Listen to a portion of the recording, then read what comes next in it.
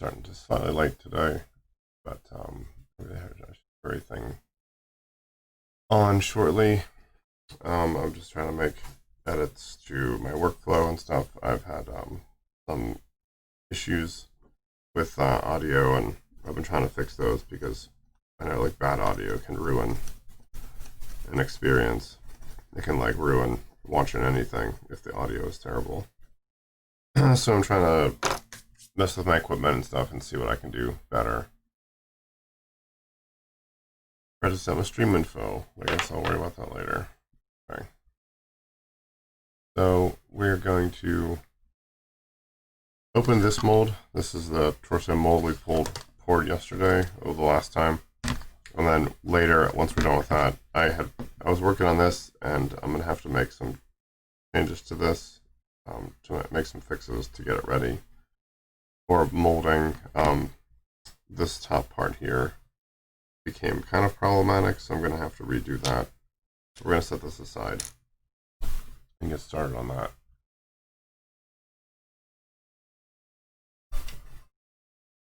Set the tone, set the music.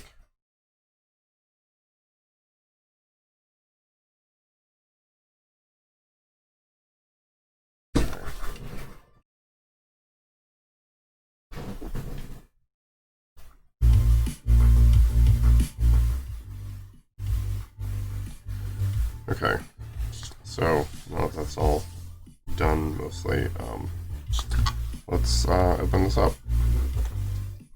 So first I'm going to cut around the bottom here to release this from this piece of acrylic.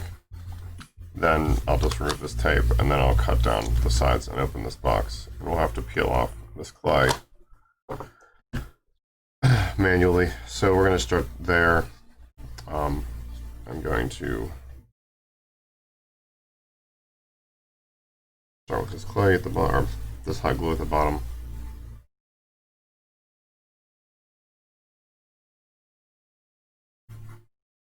I'm just gotta make sure I can view the chat. Okay. So there's a little bit of silicone leakage here, which is fine. It didn't leak out too much, so it wouldn't have affected the integrity of the mold. This is all going to get trimmed off anyway once we flip this and pull it all apart,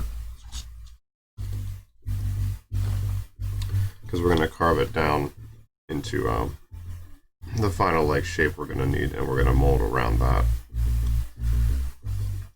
So once we have that open, we will create a new box. We'll probably use the same parts, so I don't want to destroy this box as I disassemble it. Speaking of, I should plug in my hot glue gun, which was not where it should be. That way, this way, by the time we're ready to build that, that's warmed up and there's no waiting for it.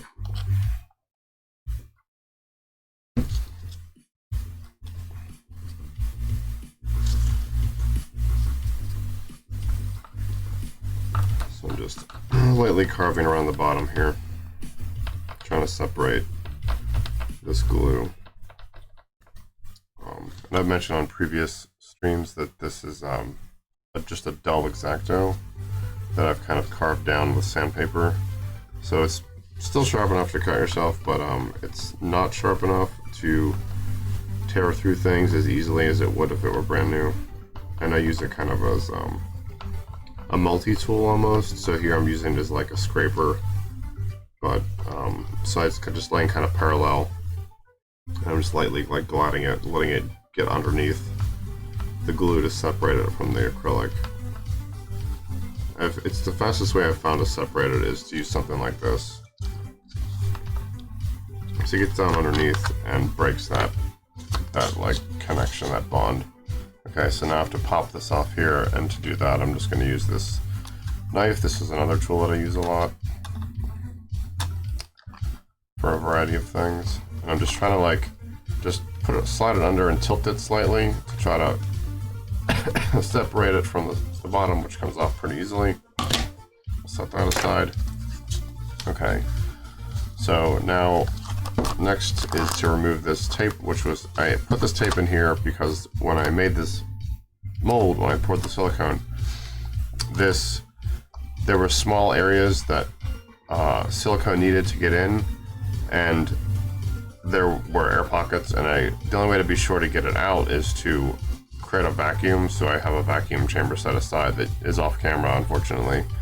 So this is just because it bubbles up, it creates like a foam almost, and this is to catch all of that to make sure none of it goes over the sides. So we'll cut this off and then just pull it off.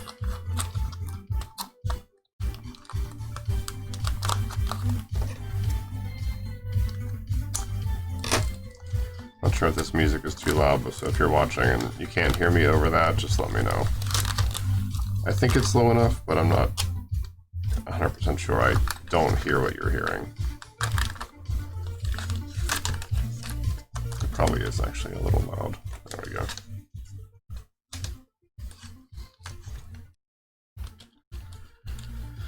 Alright, set that aside.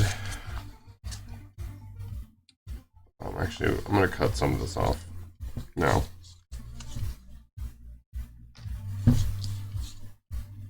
It'll just make it easier later.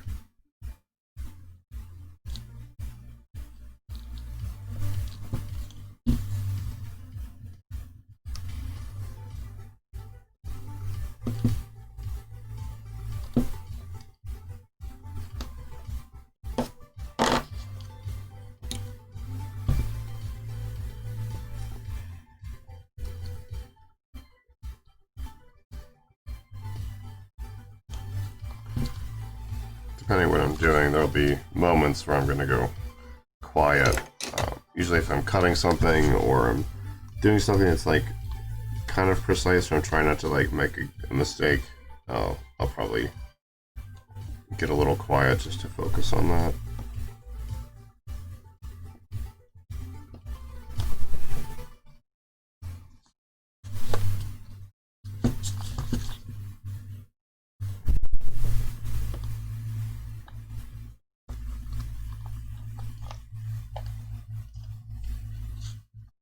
I'm not trying to get all of this, I'm just trying to clean it up a little bit so it's a little less I have to work around later. And it's easier because I can just cut down toward the mat and use that as kind of my second like hand, you know. Okay, that's more cleaned up.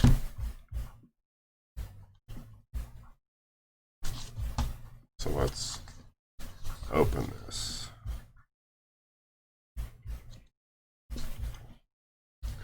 So, sorry, I'm kind of really dry throat today. So I'm just going to pick a side. I'm just going to start in this corner and then work my way around. Ideally, I won't have to like cut every one of these off. I'll just cut one and maybe this one, and I can kind of just unwrap it.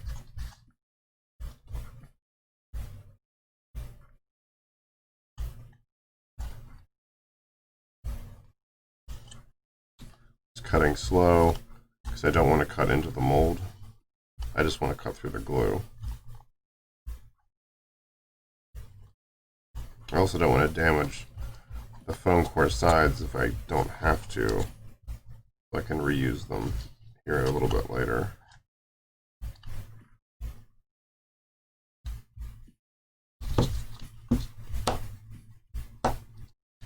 Okay. Now surely some silicone got into there, so it's going to bond to the foam part. So I'm going to try to pull that away without doing too much damage.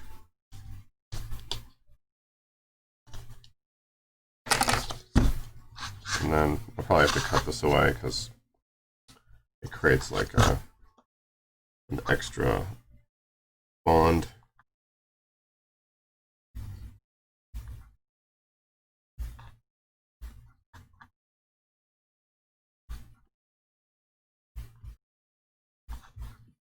See how it like bites into the foam. The silicone's going to go anywhere that it can, and you know the foam is porous, so it's going to try to fill all that space.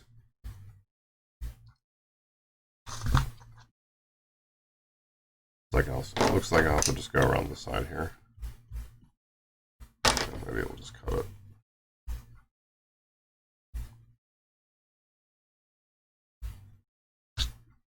Because this is all going to get carved off. Once I create like the shape I want this bottom part to be. This is excess I was pretty sure I wasn't going to be able to avoid. Need something like this. Just want to separate this here without damaging. I don't have to. So I try to get 2 uses out of these foam core boards before they have too much glue and tape and just general like residue on them where they're not really that good anymore for my needs. Alright, that's probably okay. Alright, so we're going to cut down this side, do the same thing. Try to separate it. Oops. A little too fast.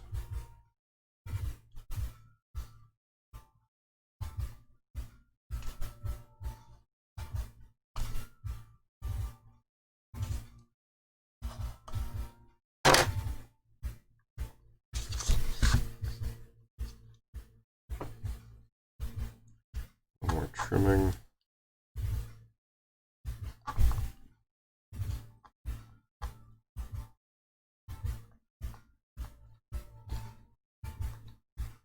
So this top part, this lip's gonna come off anyway.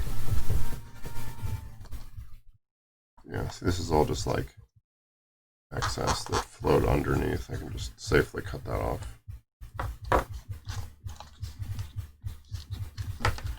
Pry this apart again.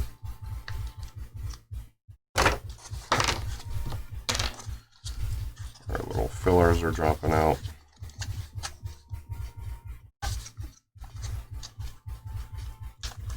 Just pull it apart slowly. Some of our keys are in there now. That'll be good for later. All right, that's the rest of the box.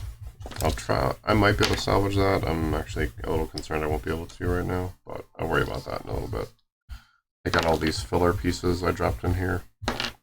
Just less clay I had to use to fill this backspace.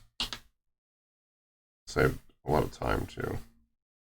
The thing is, I don't want to separate. I don't want to peel this too quickly because what I don't want is for this mold to become separated from the part inside, because then that creates like a gap, and then when you put your second half silicone, you can get down in between and you get this like, it just creates like a problem area where you have this like thin film between the parts, and that can just cause problems. It can cause issues with your halves like meeting together correctly in the future. So then maybe you then have like seams you have to like sand down or clean up, and that just creates more work for you. So if you can avoid that by just doing it slowly, it's better. So these big chunks are going to just break off pretty safely. And some of this gets mixed into the silicone, and I'll separate that later. That's not important right now. Alright, let's get rid of this glue, because we're not gonna, this is just garbage. Can't really save any of that. Alright, so I still gotta peel this off. This is still bonded here.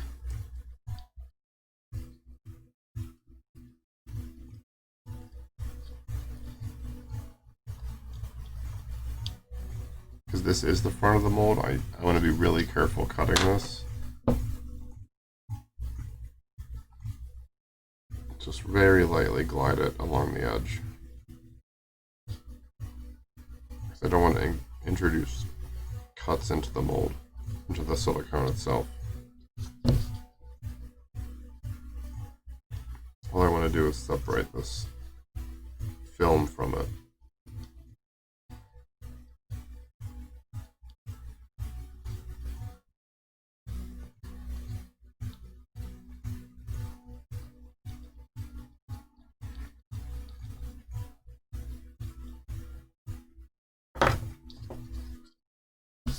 Do the same here. Actually, that part's probably fine. So once we pull this off, I can just cut it off. Now this has more of these pegs in it. There's a bunch down the side, so I want to pull this apart slowly. So I'll probably use this again. Just like slight leverage is good. I'm gonna separate this from the top.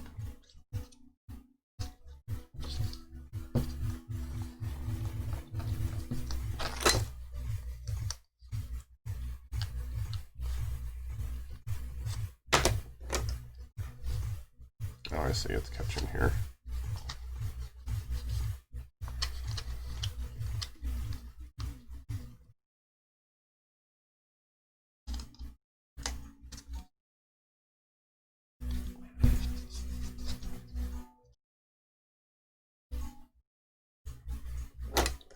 Just want to go slow here to not damage the mold. Because then, if you do, all the work you put into it is wasted.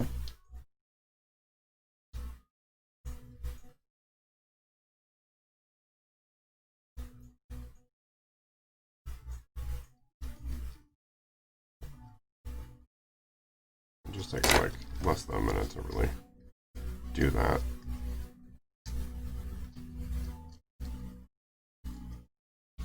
That's really all that it's holding on to is this foam. So if you can break that, it's a lot easier to remove that. Set that aside. Okay. So now we've got like this extra lip here. I'm going to cut this off later because I want to do it from the bottom side where I can control like the curve of the cut more or less. Okay. So let's see. I'll set this aside. So I'm going to get out my little bin to put this clay in. I can put it away as I remove it. Or at least give it a place to go so it's not just like piling up on the desk.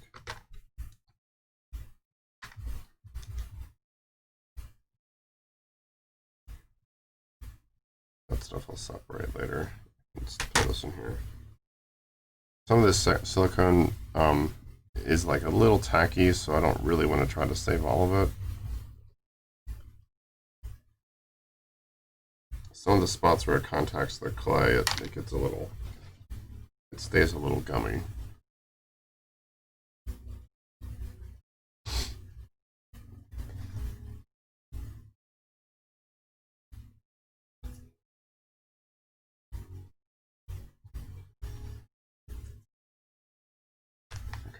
So I'll put this here.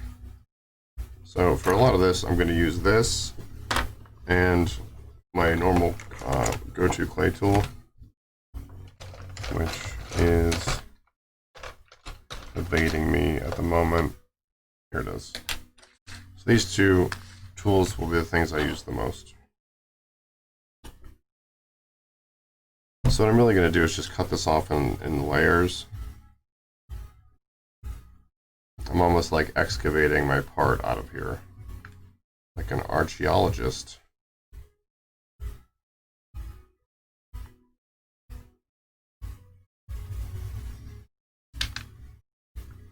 A little towel to like wipe this tacky silicone on.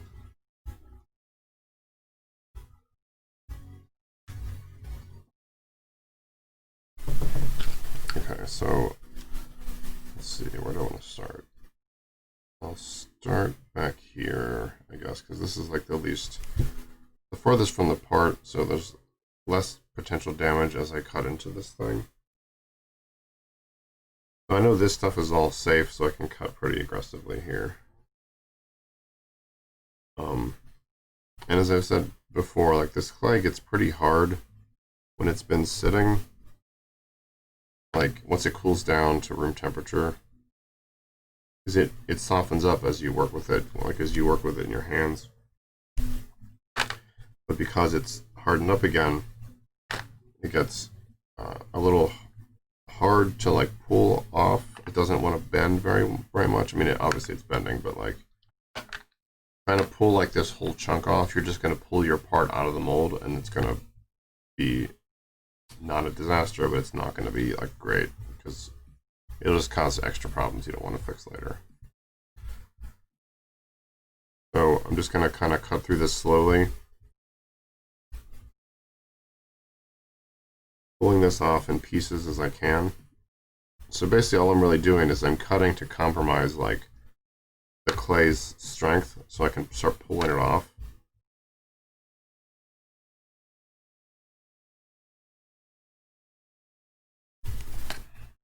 Some of that stuff I'm just cutting off.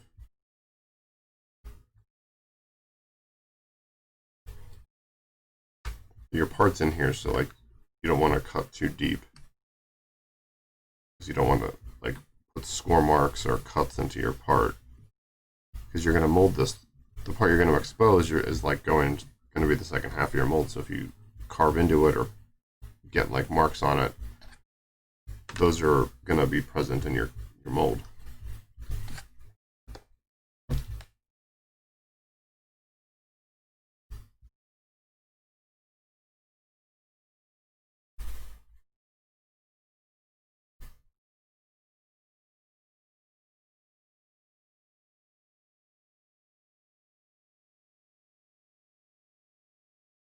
I feel like this is close to the part, so I'm going to cut kind of slow here.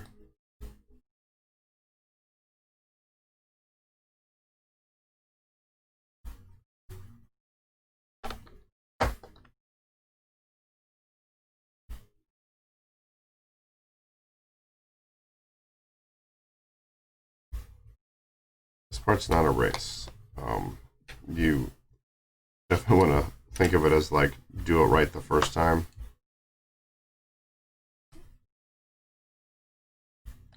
It's good to go a little slow because it gives you more control and you're less likely to damage your part or get results from your mold that you don't want.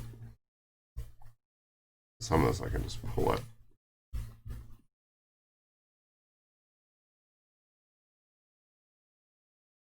Through this whole part really lightly.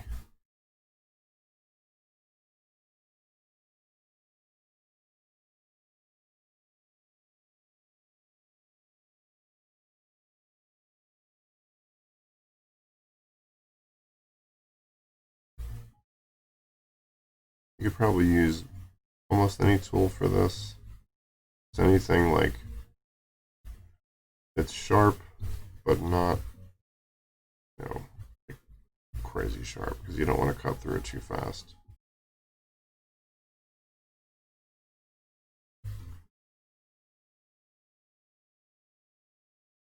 You also want to be able to cut through it while also feeling when you're bumping up against, something inside that's probably your part. You can go a little slower once you feel that. I'm just trying to pull this off. Okay, without snapping this blade, because that would suck. Yeah, there we go. And it lets me get down under here. Go a little deeper. Like I said, we're basically excavating, so you want to go slow.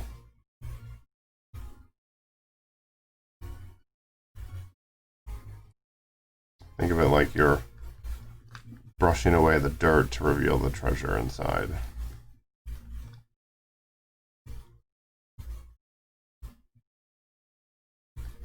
You have to just go in layers. I can see the top of the vent.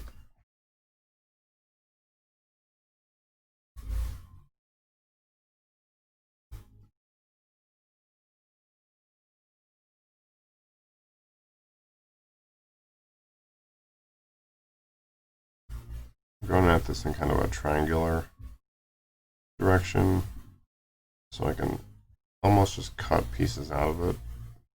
Yeah, like that.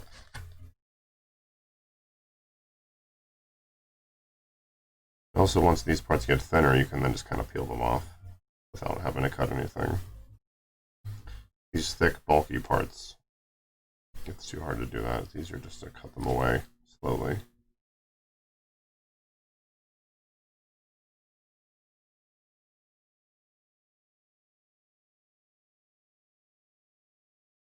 I think I cut off the end of one of the pegs right there.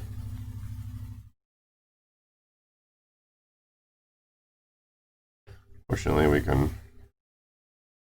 it'll still be present enough that it will do its job.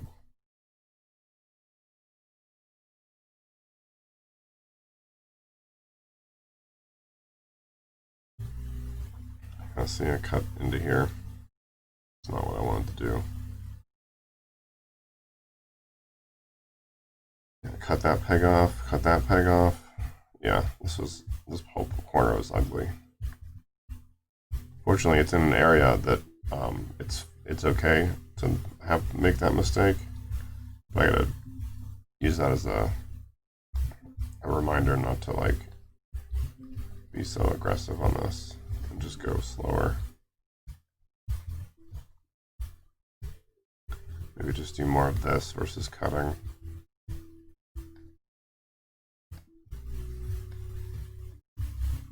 Just digging away small parts of it.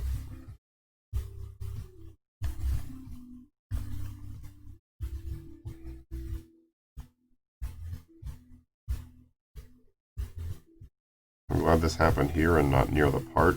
I'd be a lot more upset.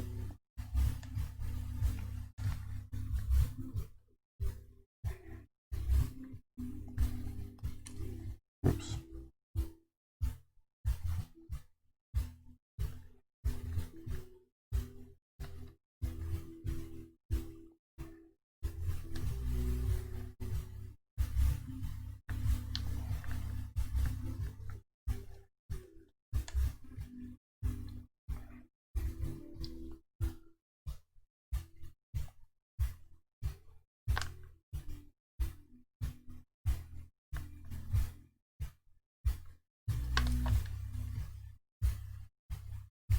Also, don't want to pull back on this too much because, again, you could separate it from the part.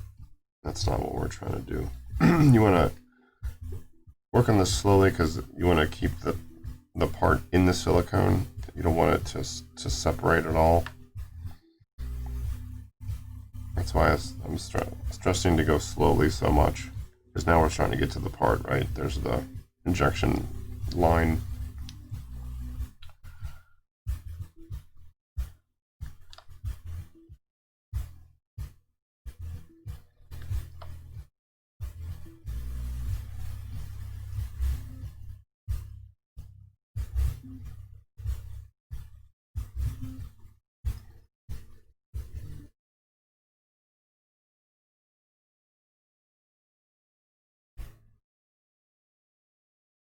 A little thick. So I'm going to carve off some of this on the back.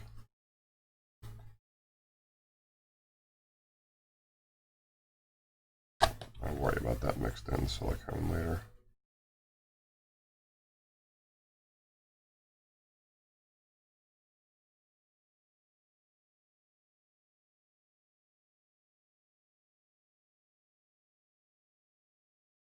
A little, because I know there are pegs under there.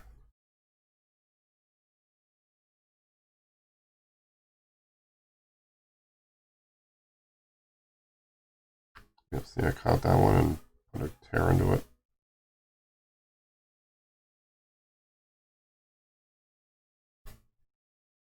Gotta be more careful.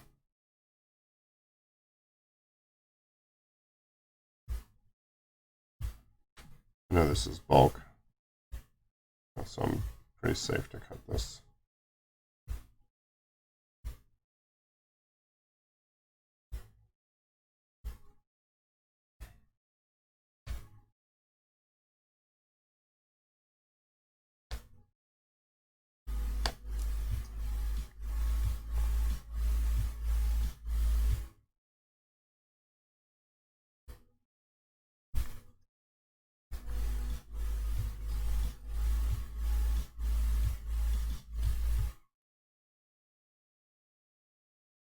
Still trying to only work in thin layers here. Making quite a mess with this stuff. I'll say this is all bulk, so I can get through here. This is the bottom part that is elevating the real part, like a pedestal almost.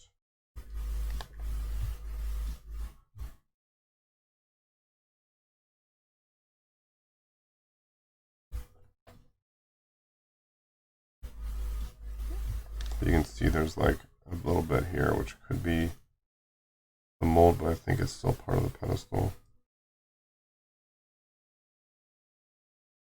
I just cut some of it off, so I need to be more careful there.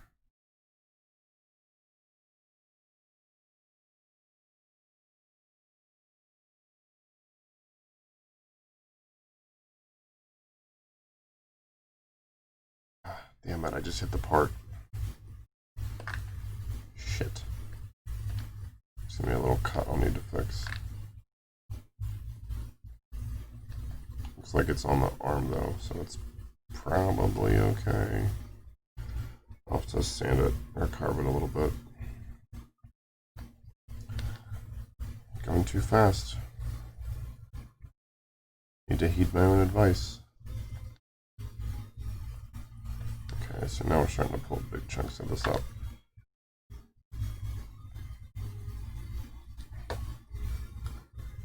You can see the cut. I'll point it out here in a second once I remove more of this clay.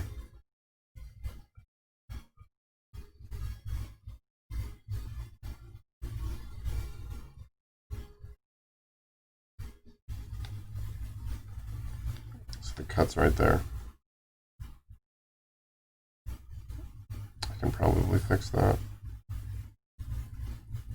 And it'd be minimal damage.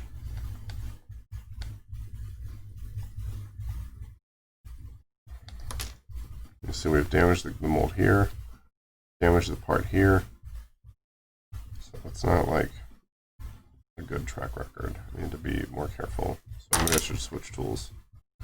Maybe I should switch to this, because I definitely will not put accidental cuts in it using this tool.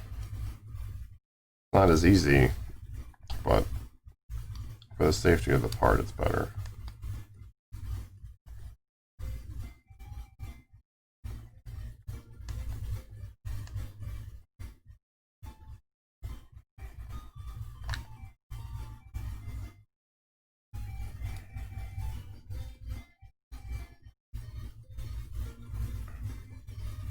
This being one, I can actually dig a little more aggressively here, because I know I'm not going to do any severe damage.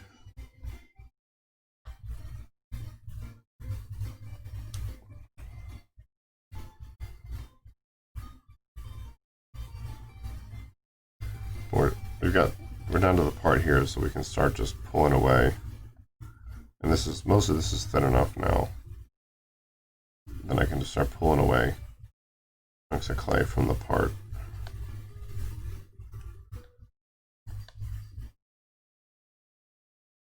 This part's a little thick, but so you gotta remember not to like pull the part. You don't want to put pressure and pop it away from the silicone. So don't use the part as leverage. You can use it as like a thing to slide your tool against, but like don't push down against it or pull against it. Just let it like kind of exist around the stuff you're doing.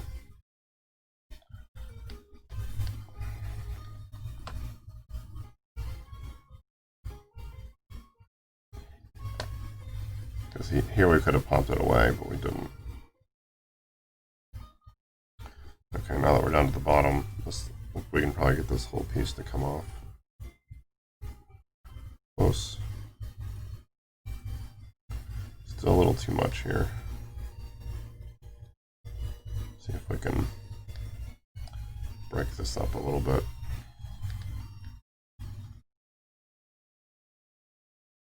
Yeah, there we go. Almost done. There's still like a little bit of cleanup to do, but we've got like most of the clay pulled away.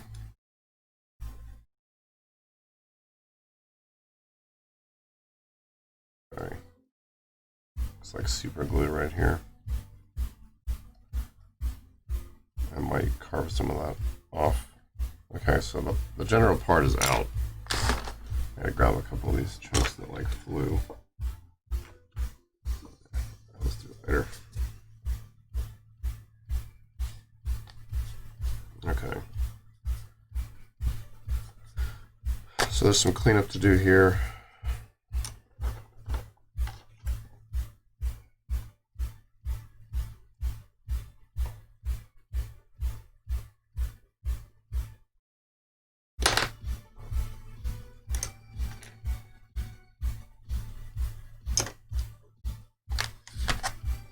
Just collecting a lot of the scrap that flew.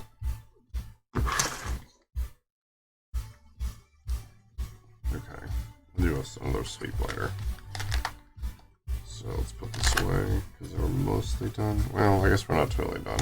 I'm gonna trim all this stuff off the outside.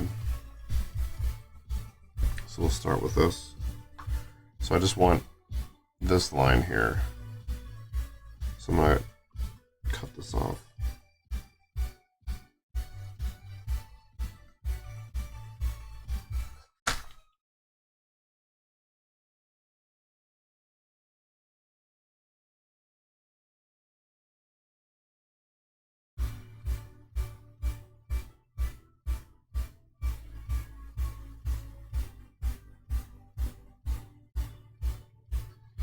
Looks like these might actually be a little too... I think I actually gotta cut this off because this is a little too flimsy. So I'm just gonna do this. I want this to be more stiff because we're gonna be putting this into the other mold. So this needs to be like kind of stiff. This is actually a little soft too. This silicone is also very soft, so that's just a symptom of the material. If I was using a more firm silicone, that's probably wouldn't be like much of an issue.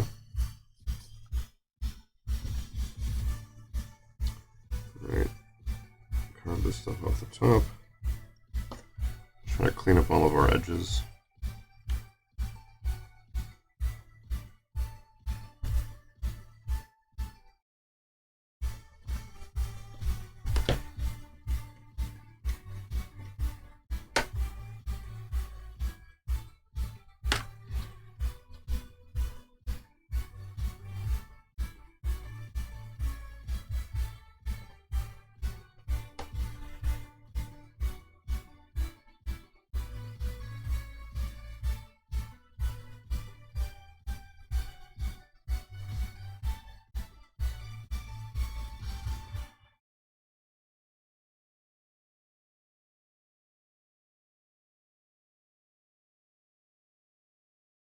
Pretty good shape. I got like a clean top too. It's going to be really easy to make the second half of this. We barely have to do anything. We may not even have to do anything as far as like building us like a pedestal for this. So that's actually really nice. They came out really well. We'll just toss this scrap stuff instead of keeping it.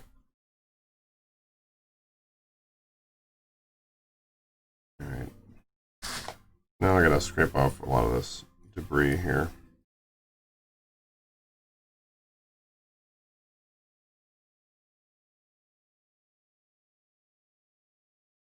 You only want to leave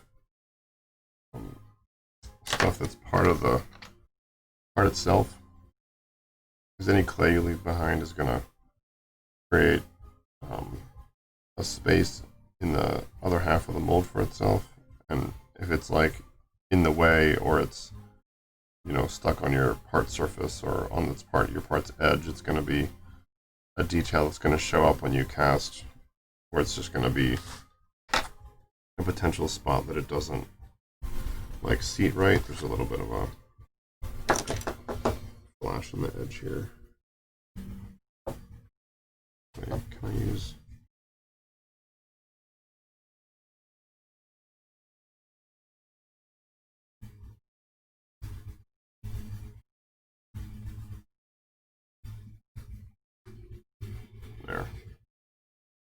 points at that edge. These all look fine.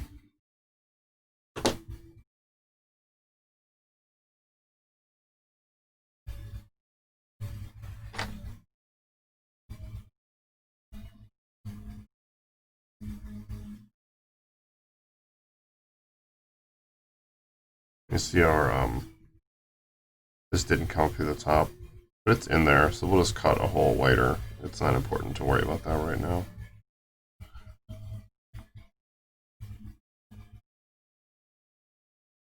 You want that opening to be about the diameter, maybe slightly smaller than the diameter of the syringe I'm going to use to inject the resin. And that way it creates like a better seal around it and prevents resin from like coming up out of the hole as you're, as you're forcing it in. So it's better that it's like more, it creates a better seal around it.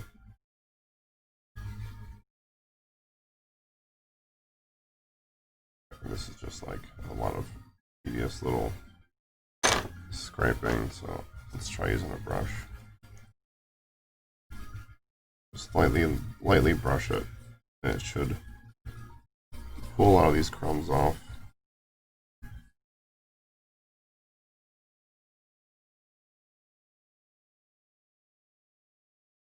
You're not trying to scrub it, you're just trying to guide these particles off the silicone surface. And both these materials are a little tacky, so they're going to want to stick to each other, so you're just trying to encourage them to go somewhere else.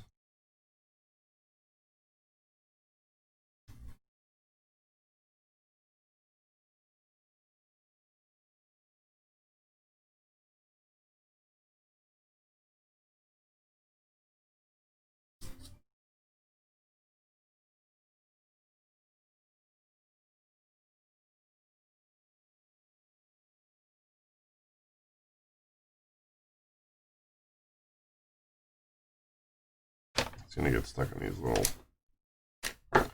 holes, so you'll want to take these out if you see them.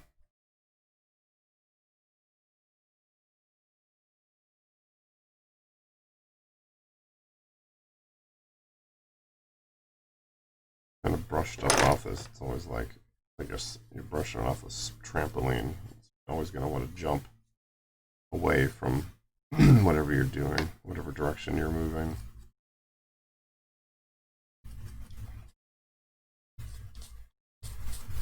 Once you get most of it off, you can brush a little more aggressively.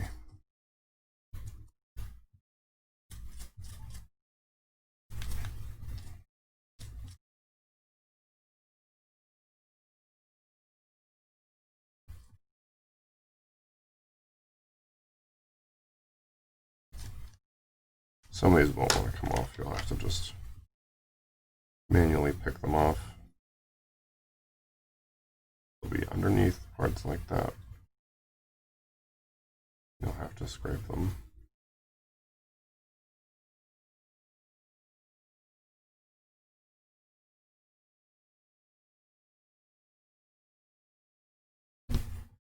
There's like glue built up on this.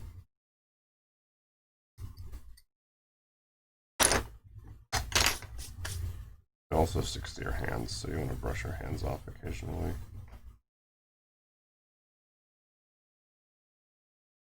Try to clip off this glue here.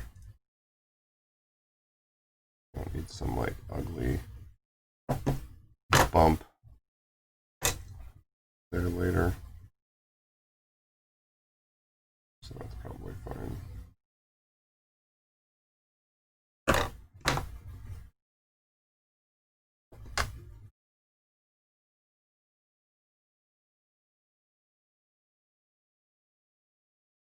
It's so ugly right here. I was being too hasty with it. At least it's in an area that it's not going to have too much of an impact on. There's more glue there.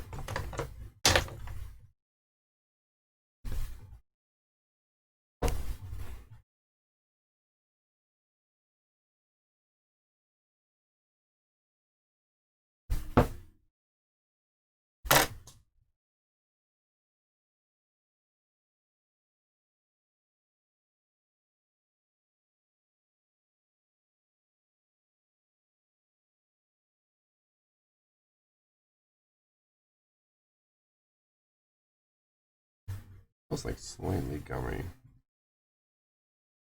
It has to just be the clay. It's not a sulfur-based clay, so it shouldn't be reacting to silicone, because like that's the thing you want to avoid. Is I don't even know honestly know where you buy sulfur-based clay. I feel like you got to go out of your way to get it.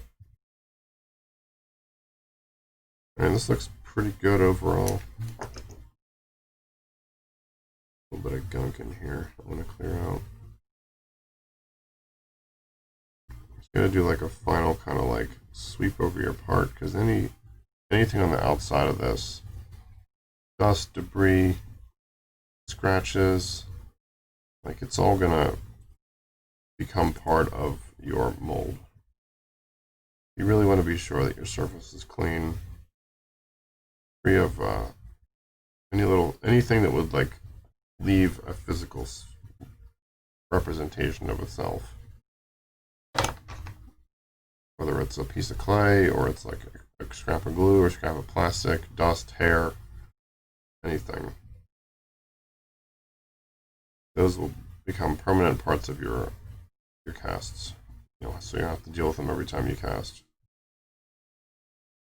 It's always good to take a little extra time to make sure the surface is fairly clear. These little socket pockets. Now, because of these, we'll have to vacuum this mold again when we cast for the second half, because the air will get trapped in here. Because like even if it fills, like it might fill okay on its own, but you want to be sure. So it's good to vacuum it.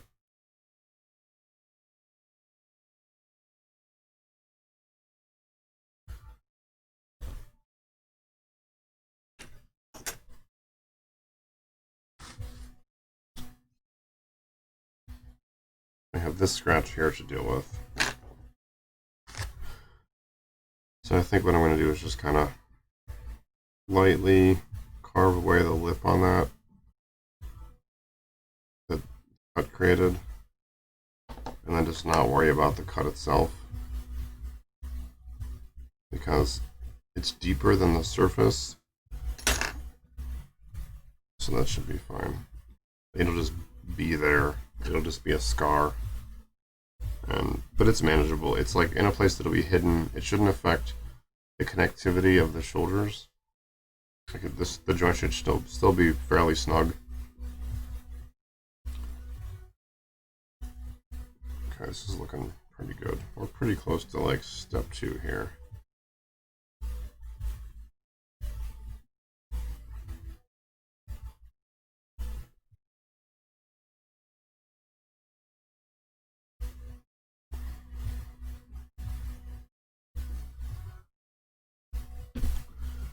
Now's the time where I go over this with like a fine-tooth comb, looking at everything, looking for anything that could be a problem, or like all these little bits of clay I'm finding, little bits of rolled up silicone. I want all this stuff to be gone. It gets stuck to my hands too, and then it like transfers to back to the mold. So I keep like brushing my hands off frequently.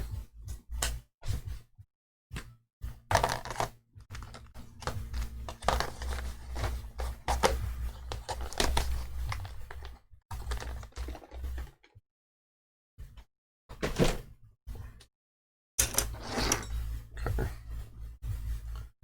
Clear off this surface.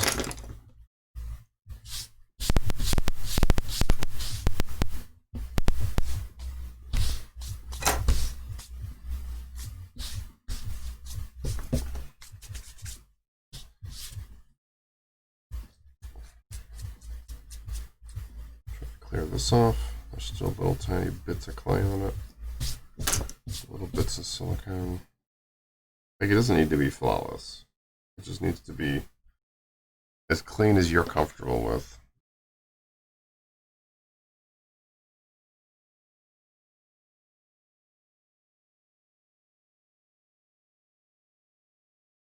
Looks pretty good. In a pretty good spot.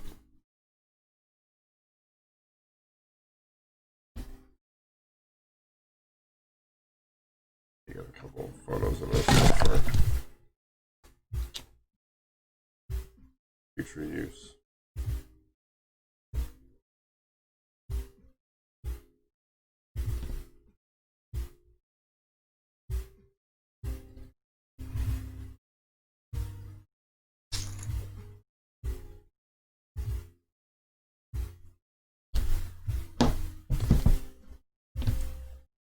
Okay, so that's good to go. So we'll have to spray all the sides of this with mold release because we're going to be completely submerging this in silicone. So we don't want any of the sides to bond to the new stuff we're pouring. There's like little bits stuck underneath the edge here. I don't want.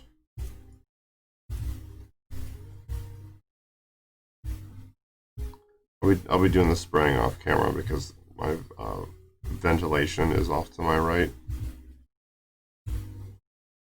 I don't want to spray like into the into the camera. I don't want mold release all over my phone and to other devices. So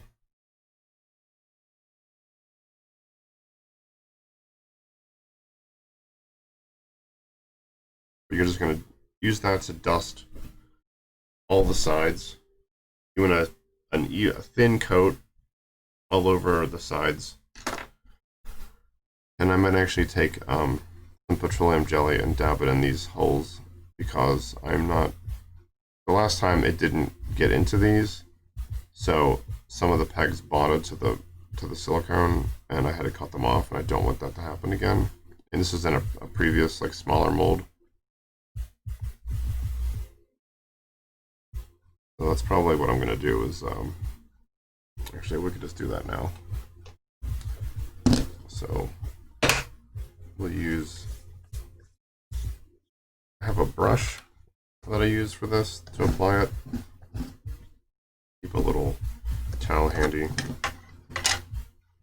So this stuff, if you don't let it evaporate, like or fully dry or whatever, obviously it's a solid, right? So it'll leave behind its own shape. So you just want like a little tiny bit and you want to spread it around evenly. This is just to keep once these fill with silicone, you want to keep it from bonding to the liquid stuff. Because if you do that, it becomes one piece, and you have to just cut it apart, and then it defeats the purpose of these pegs. Because like now they still would kind of work, but not as well as they should.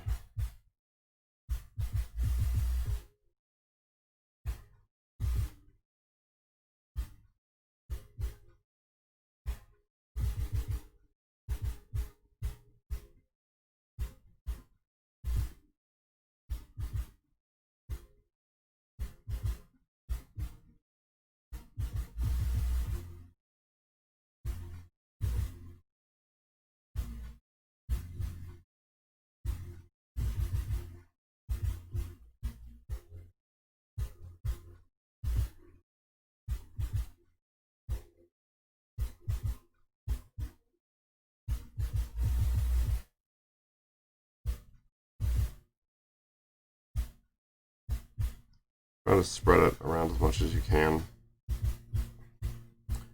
And this excess stuff, you can just brush it around. Don't brush it into the holes. You want to brush like around and out. You don't want it building up like creating like lips around the edges. And the rest of this you can just brush it around. We're going to do that for each of these sides. You really could coat the whole thing, all your silicone with this stuff. If you're ever unsure if like you're getting enough mold release on, this is the next best thing. But like I said, you have to let it dry. Unless you put it on really, really thin. If it's on really, really thin, you can get away with not waiting for it to dry. And usually you gotta wait like the whole day, whole night for the stuff to fully like evaporate. So then all the like water leaves it and it leaves behind just this like thin film, which is all you really need to keep these halves from bonding together. You usually can like push your brush down to like squeeze out some of this stuff because it sticks to everything. Just like smooth out stuff around the edges. This is just a regular old paintbrush that I cut like at an angle. It was better for kind of stuff. I also use this for brush on silicone, which I use occasionally.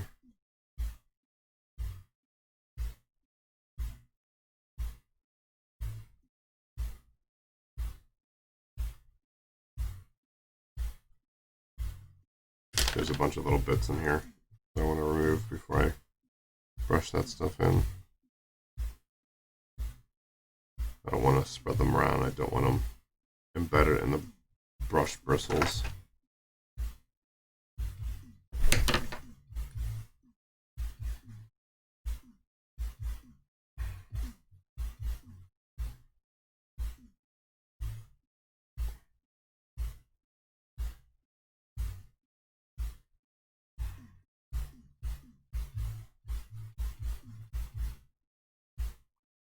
Just spreading out the excess. So we'll flip it over and do this side. We're going to do these three in the front, and then we'll be done with this.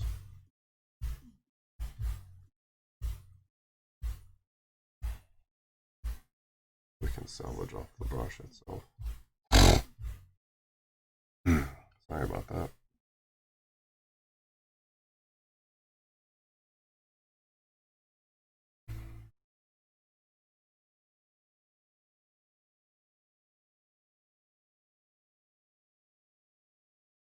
Very small amounts. You don't need a lot of this. You don't want to like glob it on. Just a very thin coating. Like if you can see a volume of this, like a mass, then spread it out with your brush.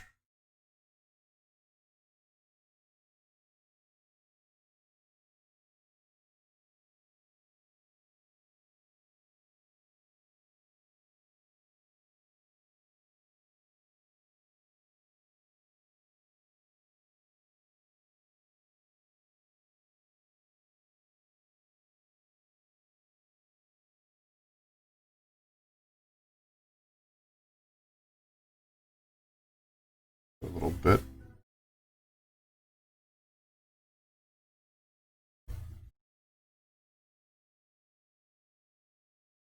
You can wash this stuff out of your brush with just soap and water.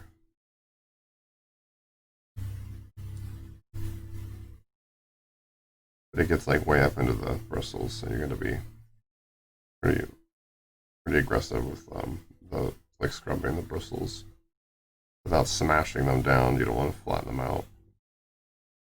Just like a paintbrush, you know, you still want to have the bristles be in good enough condition that you can get, you know, a degree of control out of where you're spreading this stuff around.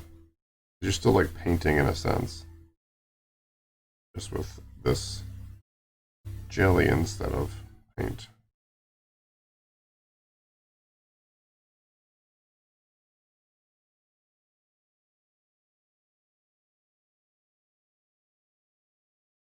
It can seem like you need to put a lot of this stuff on, but you really don't.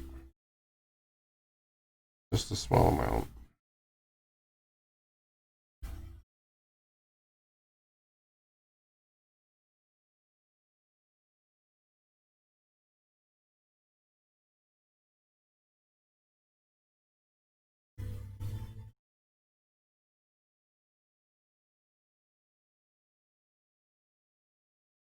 There's a lot more on the brush than it seems like there is. Even though I'm re-upping it every time.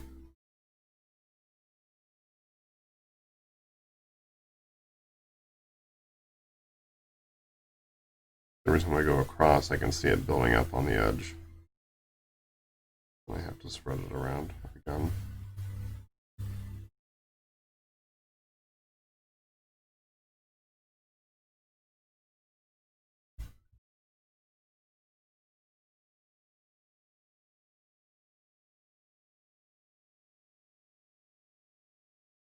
We're quite stuck in here.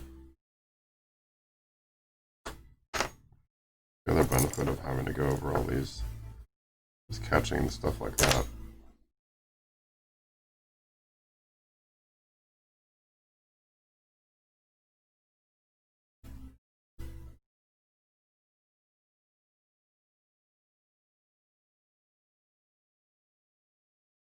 On this brush right now.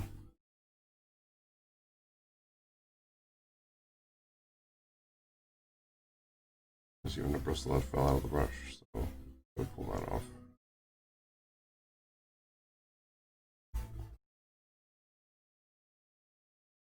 A bit there. Some of this you may not be able to see on cam, but I mean I can see it up close, so it's a little different for me. I can actually see all the little bits that don't need to be there.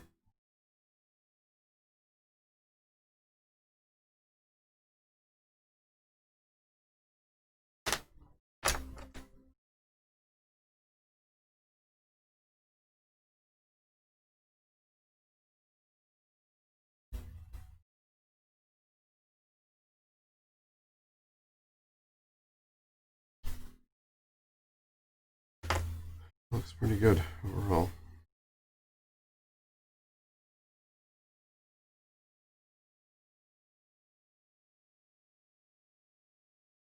There's just some debris on the bottom, clay bits I'm pulling off.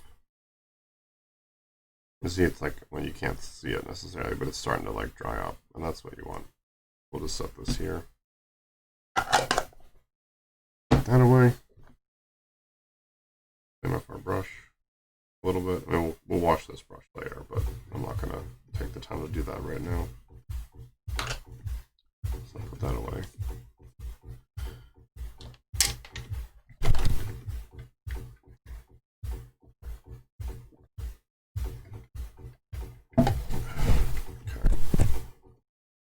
So now we're going to build the box again. So let's see how much of this we can salvage. I was hoping I could use these with, now looking at them, I'm pretty sure I can, because we've got glue on both sides, which I guess is probably fine, because like we're just doing the outside, like it doesn't need to be beautiful. And the texture this puts into the mold is like not really that important.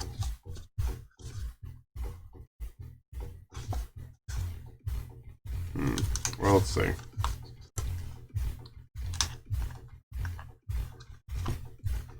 We'll give it a, we'll shape it around the part and see how it looks. If it looks like crap, then we'll just scrap this and make new ones.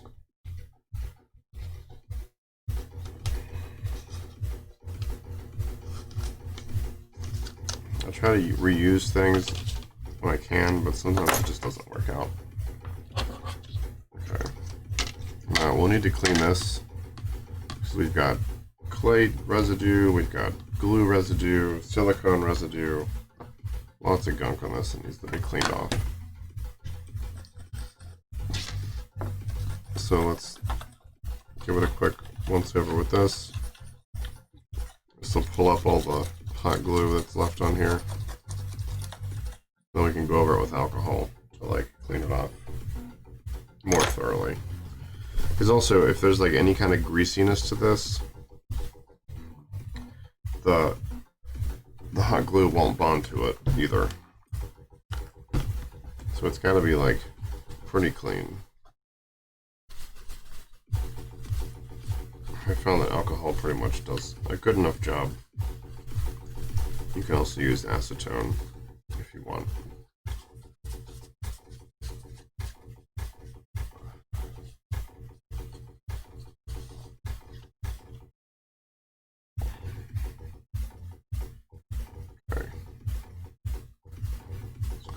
some of the bits that are left on here. I think I might go over this again. It still feels a little greasy.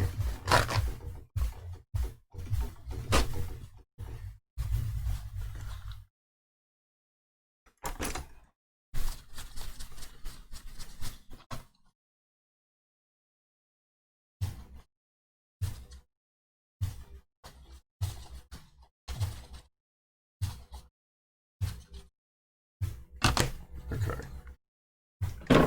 That should be good. So how big does this need to be? It looks like we do need a slight riser on this thing. I think what I'll do is just put something like this under it.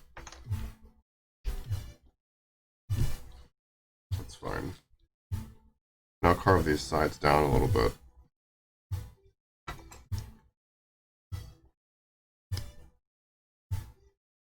To make it a little lower.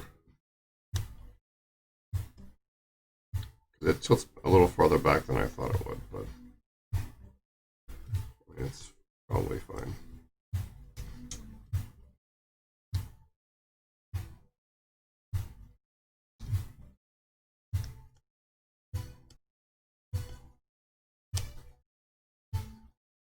Okay.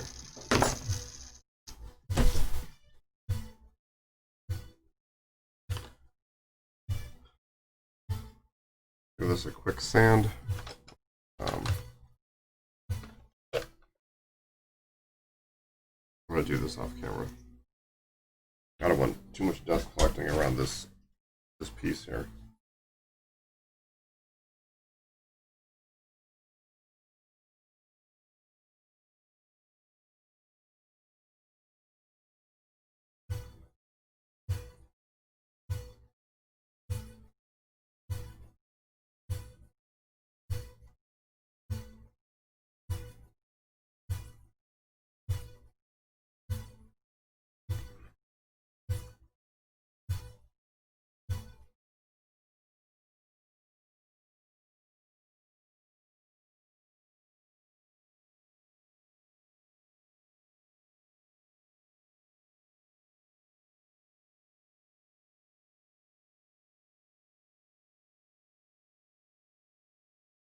Okay, that's good.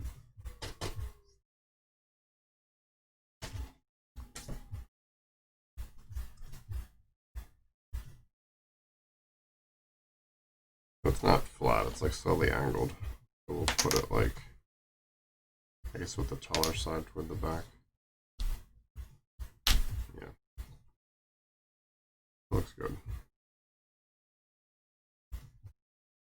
So let's take a quick look at these parts and see where we're at. If we just kind of lay them up against this, right?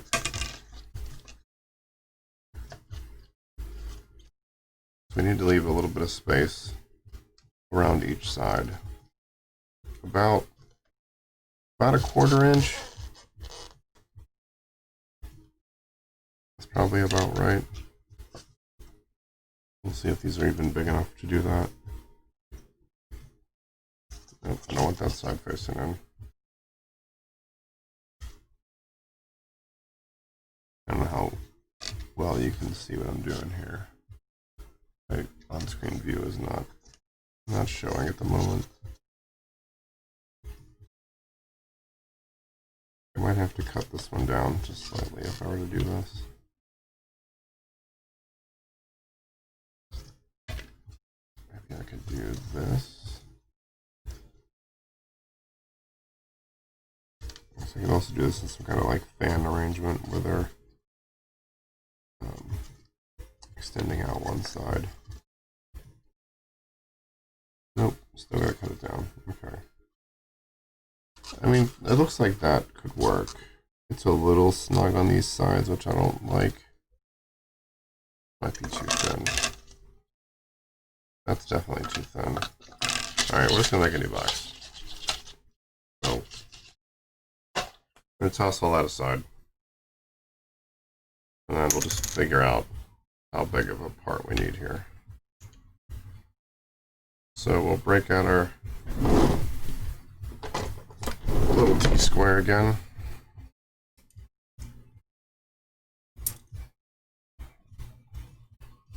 shouldn't be bigger than 10. So we're just going to measure like the width, but we want to add a quarter of an inch on each side,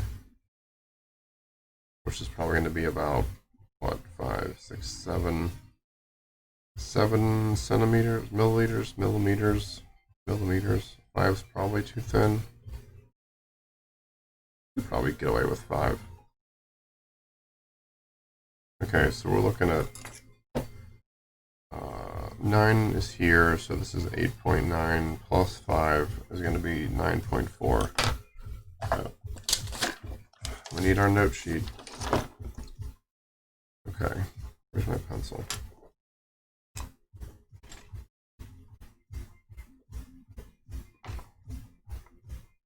On a vacation, I guess. So let's find another thing to write with.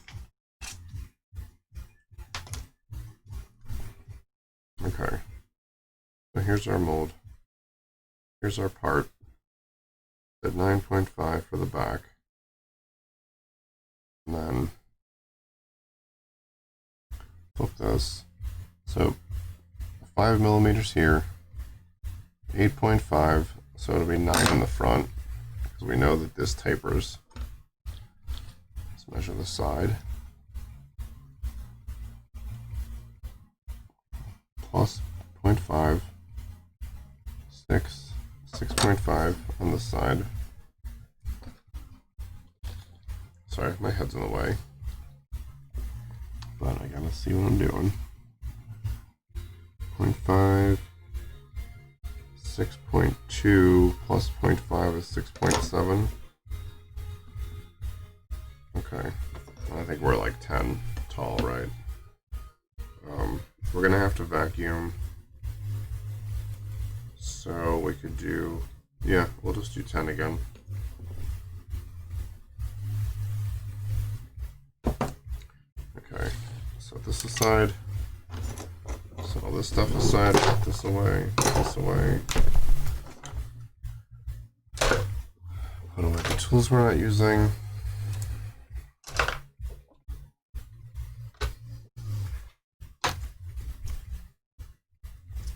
We're going to need this. Alright.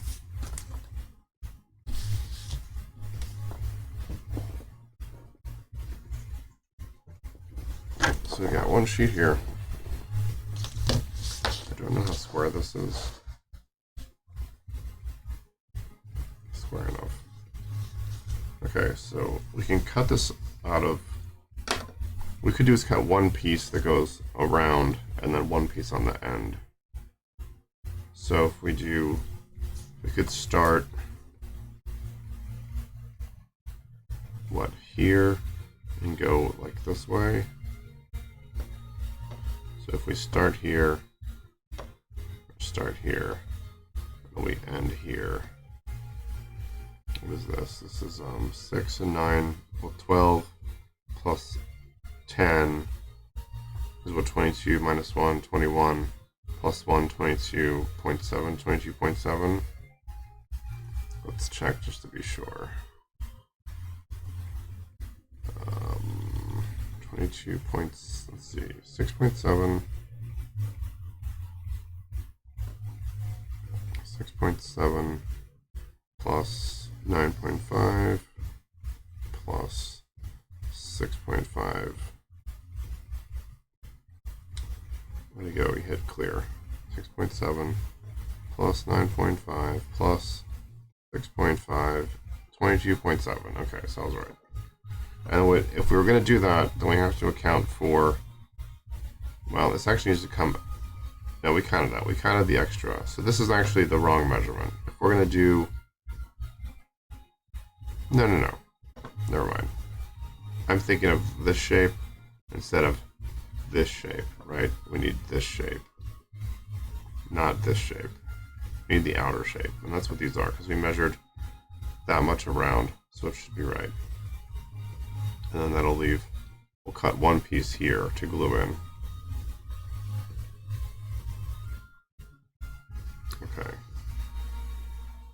So we need 22.7. Do we have 22.7? How about we do on this side? That's almost Yeah, that's slightly bigger than 10, so that's good. Right, so let's look at this. So we've got from this edge,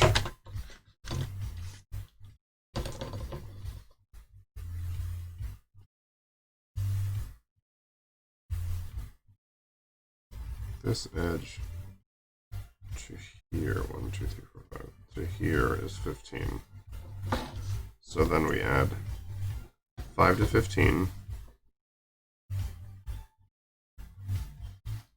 That gets us to here. And we add 2.7 to that. So then we'll start at 4 here. 12.7 is here. Okay. So then we're going to make this line. Because we're going to try to make this square, even though it never seems to come out square, even though I'm using a square.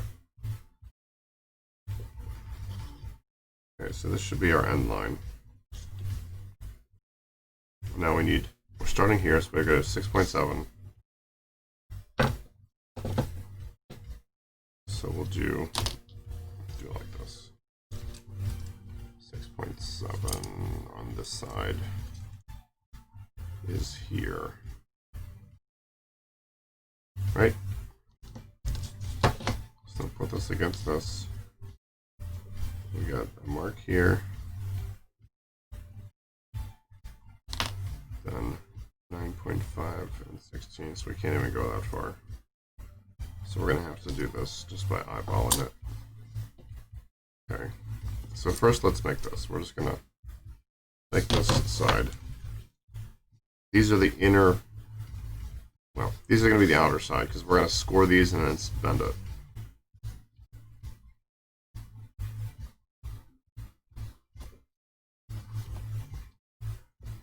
So this is 6.7 going this way. Okay, so now we're going to measure 9.5, right? 9.5. Okay, so we're relying on this part to make sure this is straight. So this is 9.5. Stop moving. So this is 9.5. So we're going to do this again. Draw up the side. Figure out where our line starts.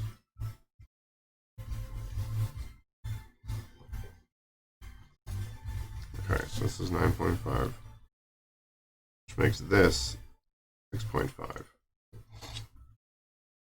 Right? So let's see this. We're just gonna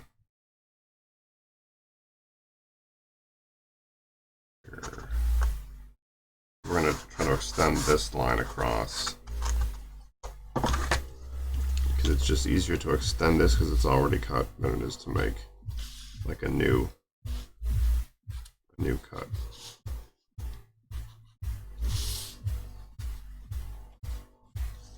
Right.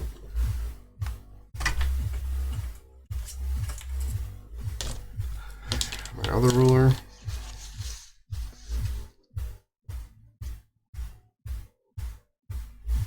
Try to line these all up.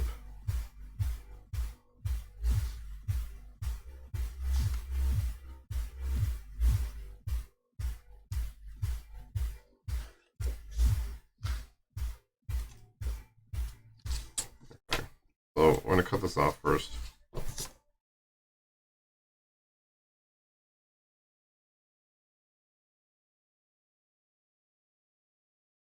I might have to make a base for this just because it moves around too easily. I need it to stay in place. You can't exactly glue stuff to silicone, it doesn't stick.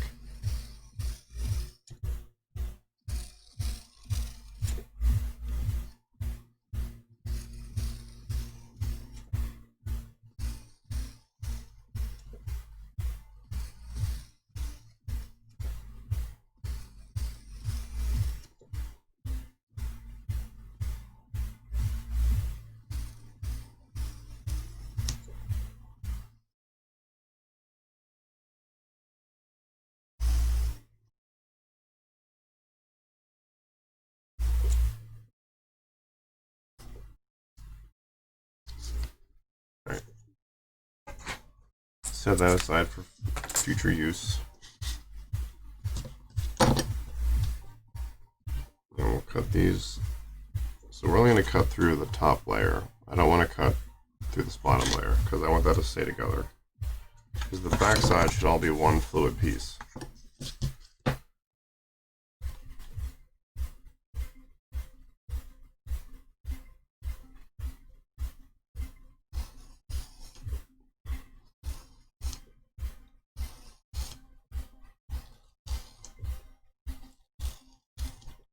I know lots of people use Legos for their mold boxes because they're reusable, which is very smart.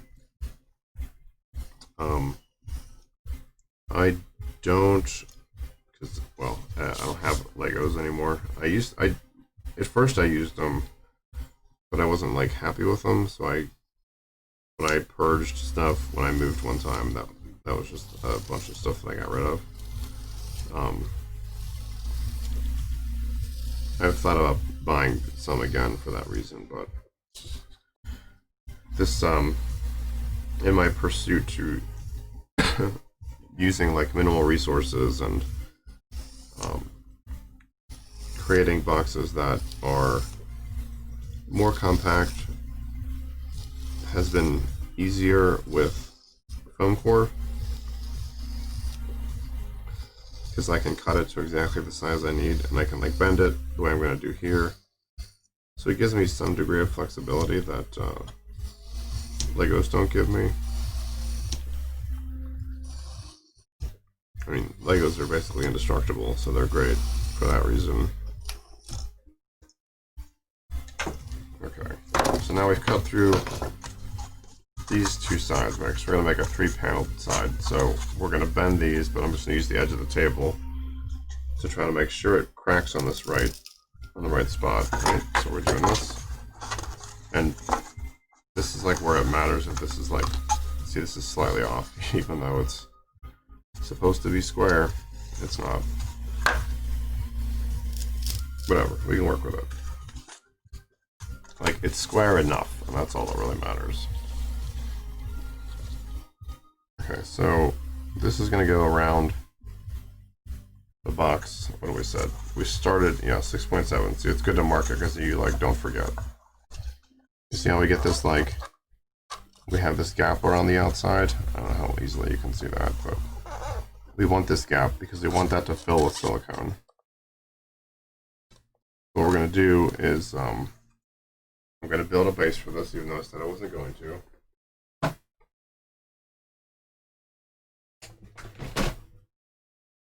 We're going to use this yellow clay because it's really good for this.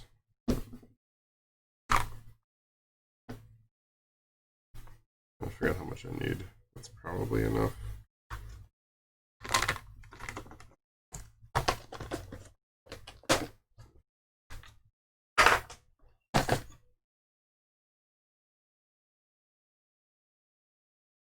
So we'll start by,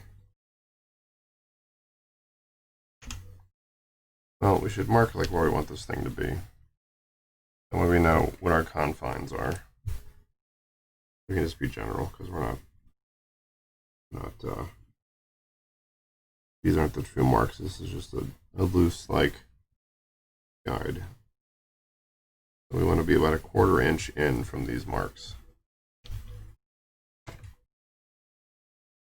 And we can just cut off like whatever's excess. Smush this down. Loop it into the sides here.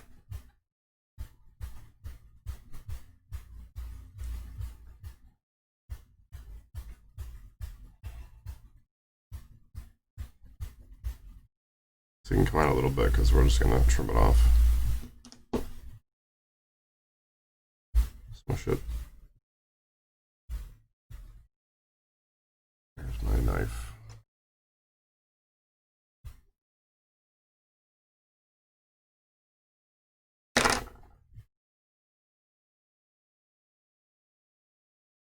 So you want the outside to be, we're going to do this, we want the outside to be like flush with the edge.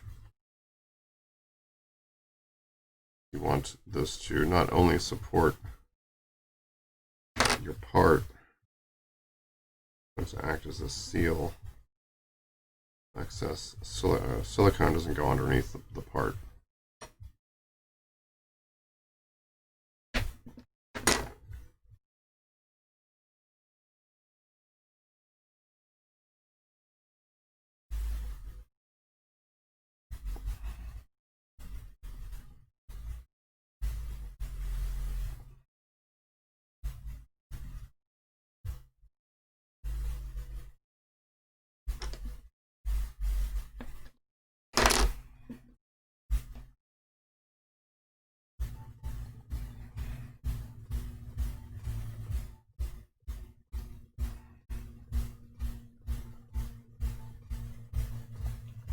Check this.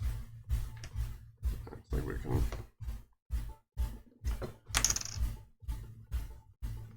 We probably don't even actually need that anymore.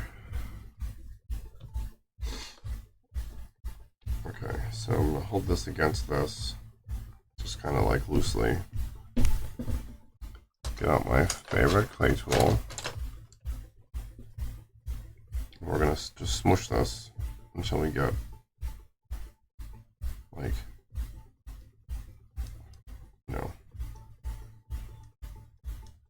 so it's like got a pretty good like seal. So you can see there it's not like sealed. So I'm gonna pull this stuff down. Try to get that like under. Didn't put enough, so let's pull this off.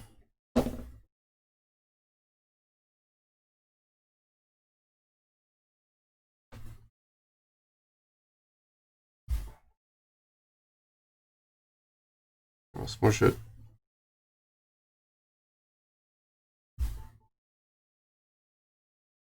That's probably good there. We'll set that off to the side. So we'll probably need it at some point.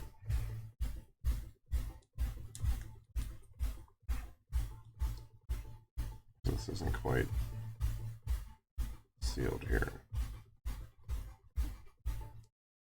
Because this clay is so soft, it's good for this reason. It like, it's almost like a putty more than a clay, where you can like shape it and it'll stick to all sorts of stuff. So basically it doesn't stick to the silicone, but it does like enough that it can prevent the new stuff from going down underneath.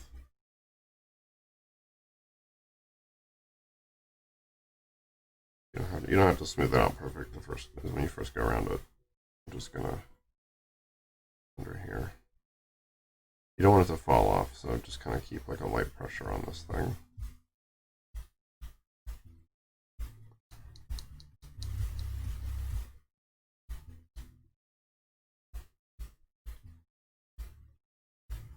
This actually sits up a little higher than I thought it would. I underestimated how much clay I would need.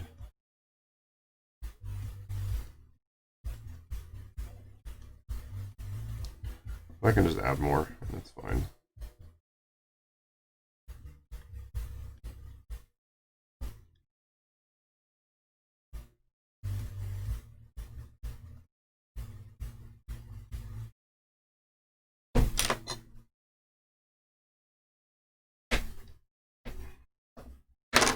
Have some handy so it's there when I need it, if I need it.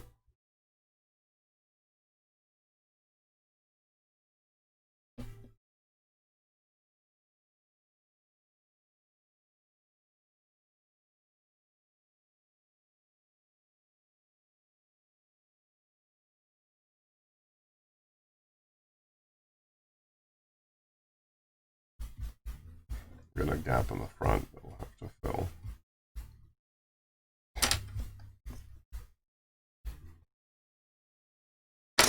The thread is so dry today. Didn't bring any water with me.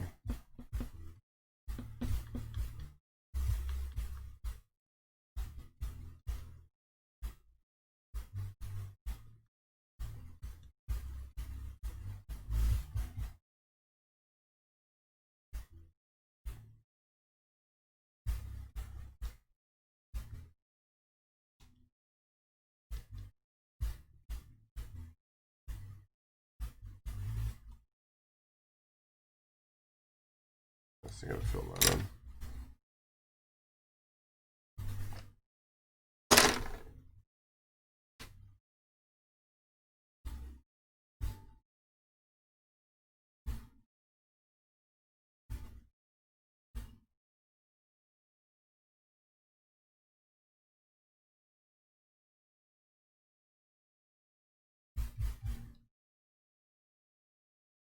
Must be a gap, a big airspace behind that because it keeps pushing back inside as I try to smooth it. A little bit on the corner there.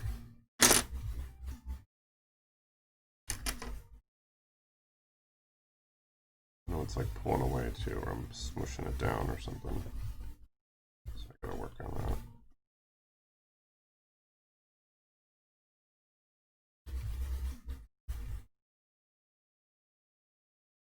Again, like this doesn't really stick to this clay, but it's soft enough that it kind of does.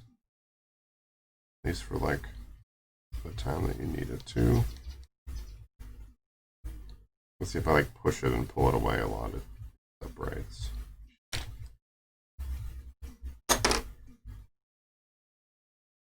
I push it down, it like displaces it. I'm putting too much pressure on this.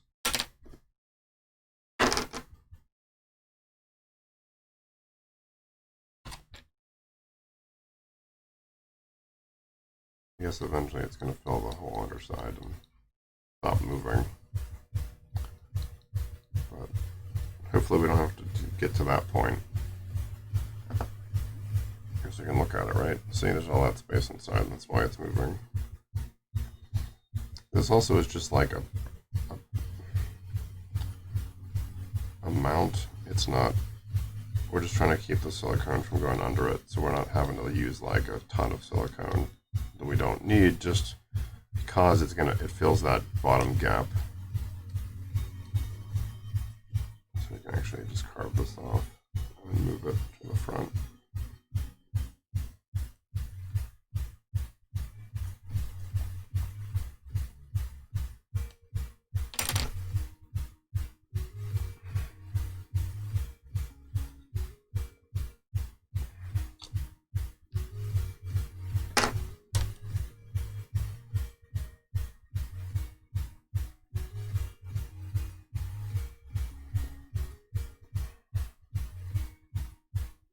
Smooth this out.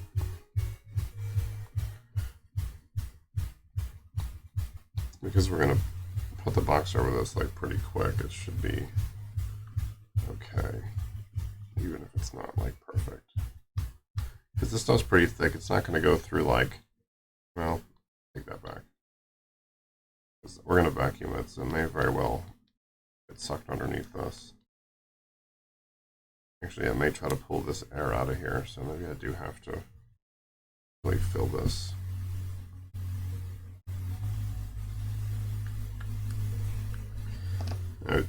It's a good thing I just thought of that, because the vacuum will try to expand this air and force it out, or it'll want to escape, so then it could potentially like cause this to tip over or tip back or something, and we don't want it to do that.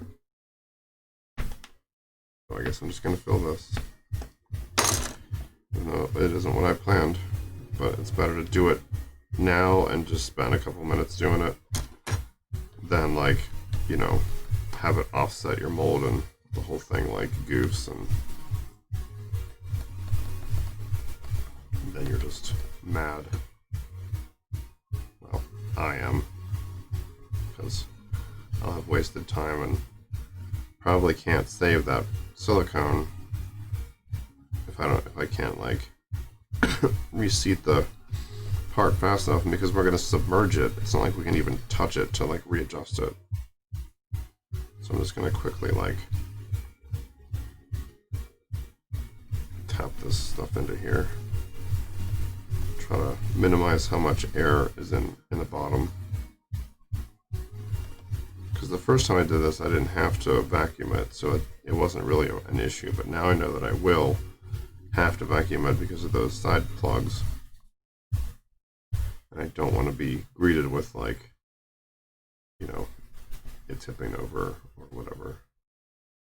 Alright, that's probably fine. Just smooth out the sides again.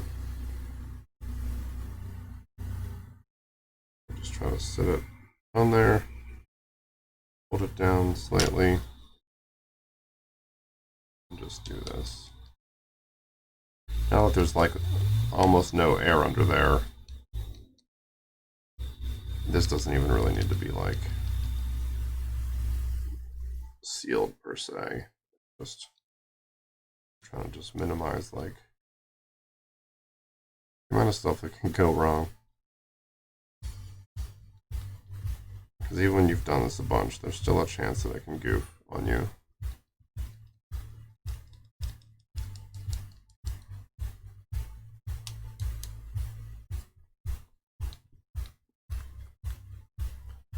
Okay.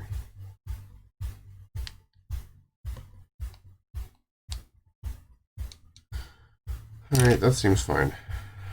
So I actually need to use a little bit of alcohol and wipe around the edge because this clay leaves a little bit of a residue.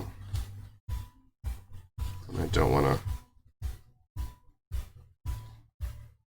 potentially prevent the glue from sticking to the acrylic. Because then it's just like, one more thing you gotta like troubleshoot instead of it just working the first time. Alright, that should be done. Put this clay away.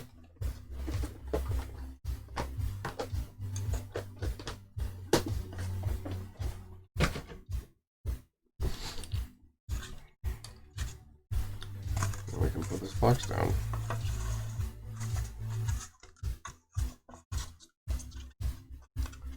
So I'll start with the back. It's easier to keep that in the right position than worrying about the front or the sides or whatever. Okay. Trying to figure out how much is about 1/4 of an inch. That's probably good. Okay.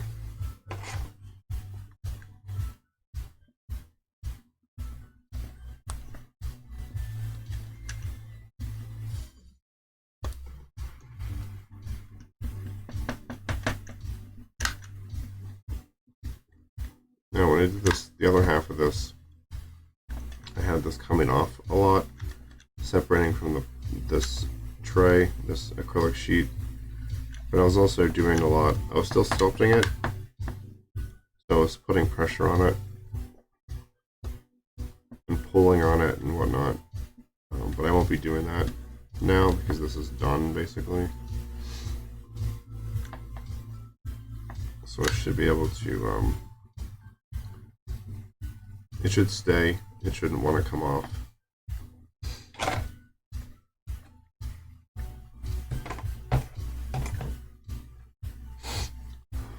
Give us a minute to cool down.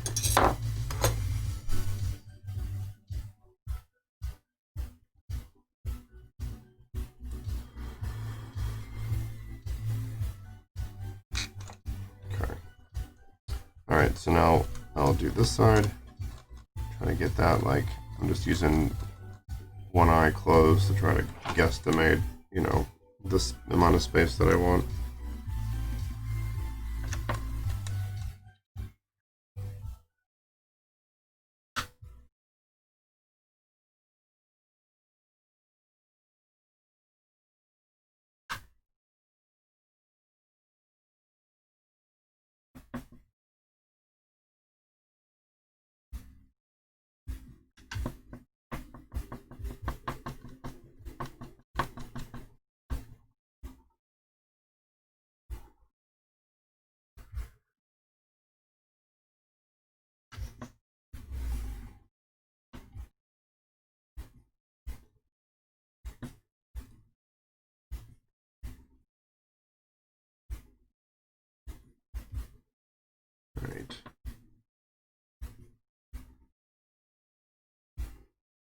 should be good there.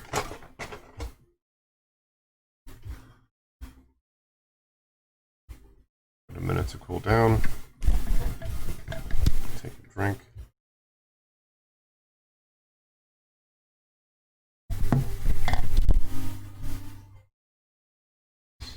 Come around to this side. I know you can't see it as well. I'll try to move it a little closer to the camera.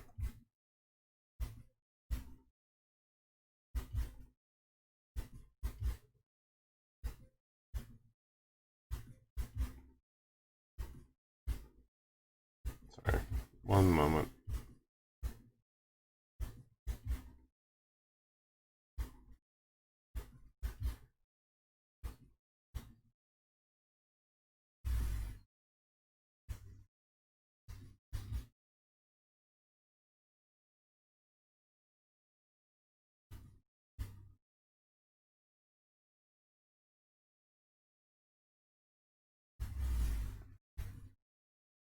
Making some adjustments to the stream here.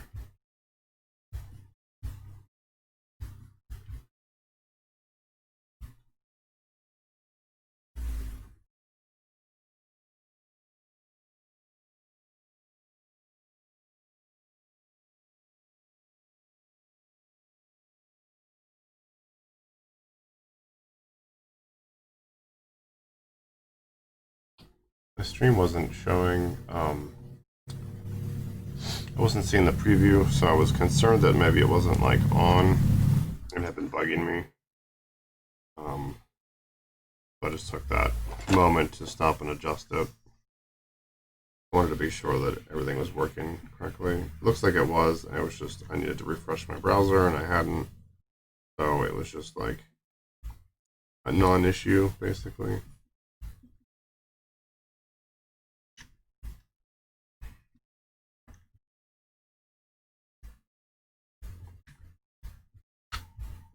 I just wanted to make sure that the video is coming through for everyone and everyone can see what's going on.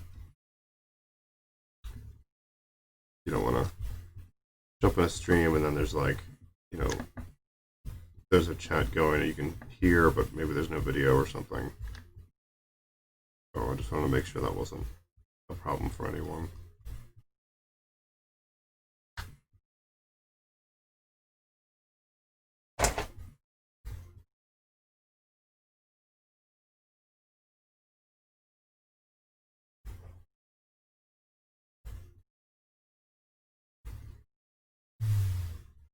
I'm always trying to like learn and improve what I'm doing here to make the viewing experience better for anyone who's watching.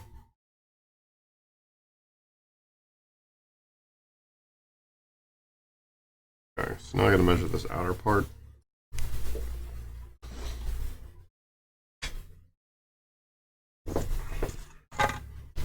And if it's like it was last time,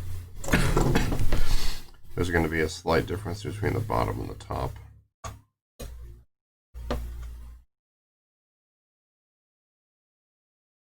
Okay, so then our bottom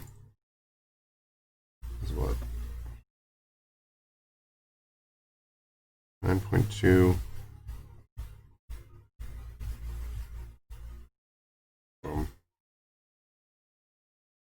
Yeah, 9.3 top, so it's actually pretty close this time.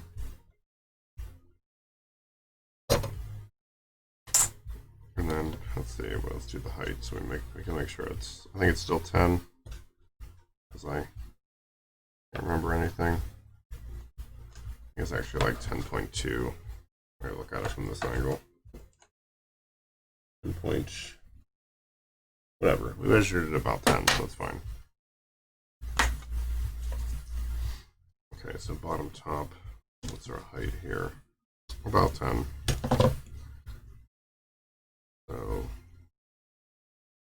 I guess we'll actually do it.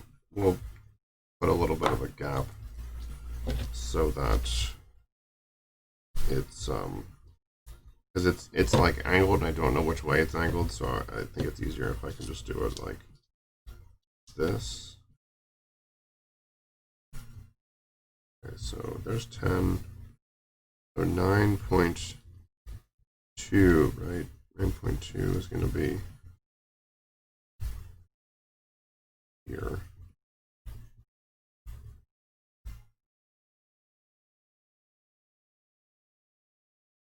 We're doing the in from 10. 9.3 here.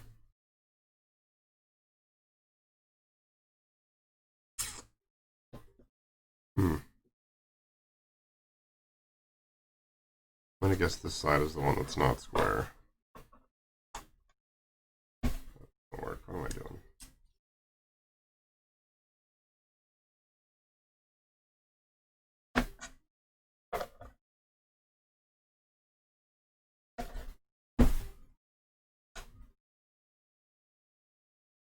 Yeah, it's this side.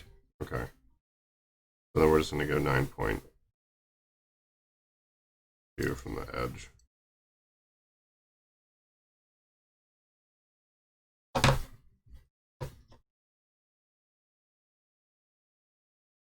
Instead of whatever we're doing here. Okay, so this is 9, right? 1, 2, 3, 4, 5, 6, 7, 8, 9.2.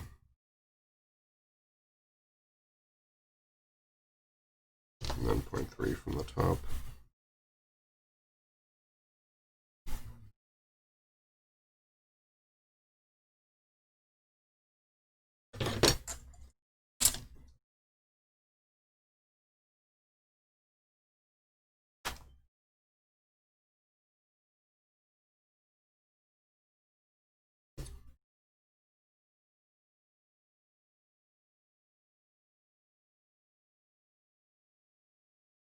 Really, it doesn't need to be a perfect fit. It just needs to be close, because I can just fill in the gaps with glue.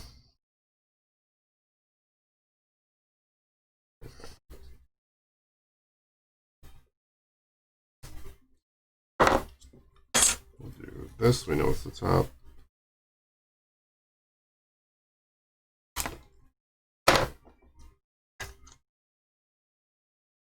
Well, does that fit? Like a fucking glove. Granted, it could be a little. Let's see how it's like. I could have made it just bigger. Whatever. So we're gonna have to be a little fancy. So we're gonna glue this out a little bit farther than I would like. I could probably taper this back.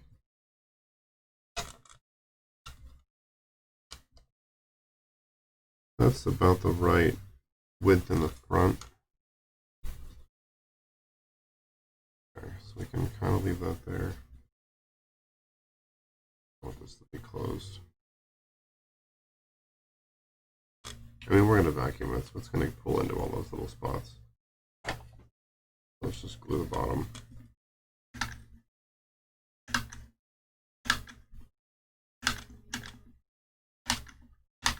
Sometimes this thing doesn't want to feed. Yes.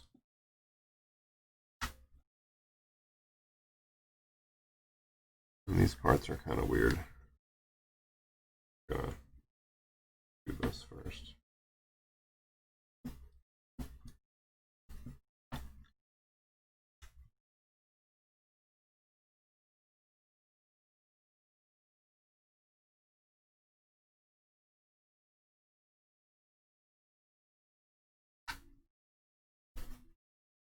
Had a moment to dry. Well, to cool.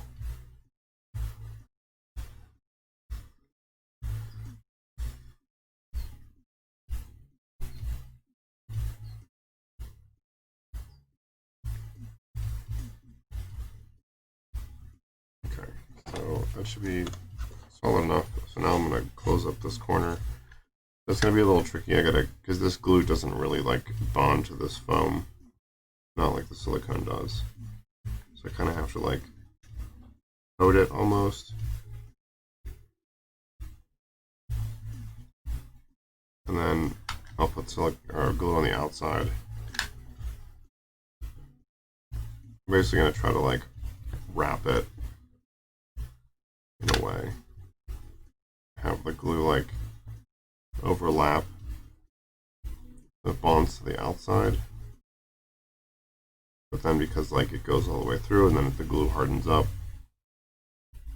then it creates a bond there. I'll do the same here. I'll just put a little down and spread it. See what I'm doing. And then I'll put like a kind of a bead down the top here. And just try to blend it into the two sides. So it becomes like a coating. And then down here I'm just going to fill it. I'm going to fill the gap here. This film also like melts when you put the gun against it. It's just like plastic. Just like a kind of plastic foam.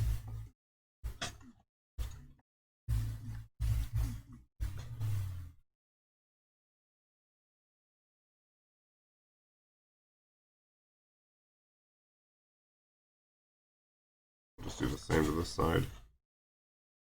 Hold this together. Put a bead down here and spread it.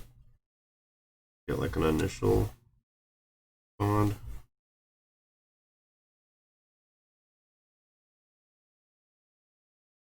I'll do the outside here.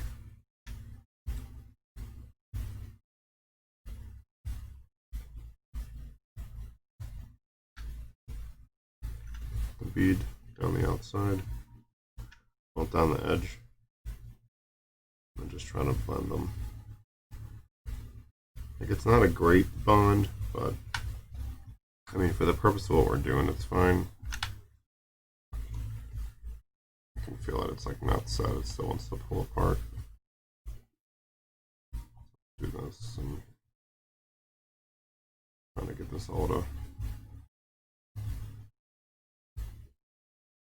become one bit.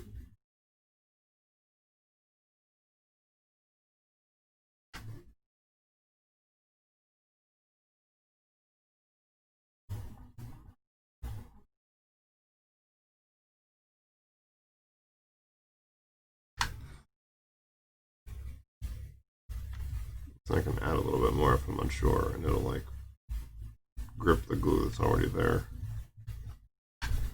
Usually don't have to do that. Gotta hold it so it actually cools down.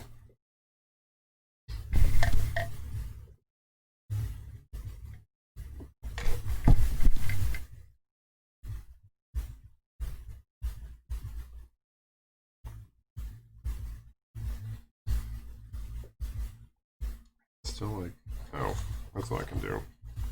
That's what I forgot. I have done this. I started doing this recently where you just put a little bit on the inside, the top here. That's what I should have done. I totally blanked on it. Oh, fuck. The part's moving a little bit, so I gotta be careful with that.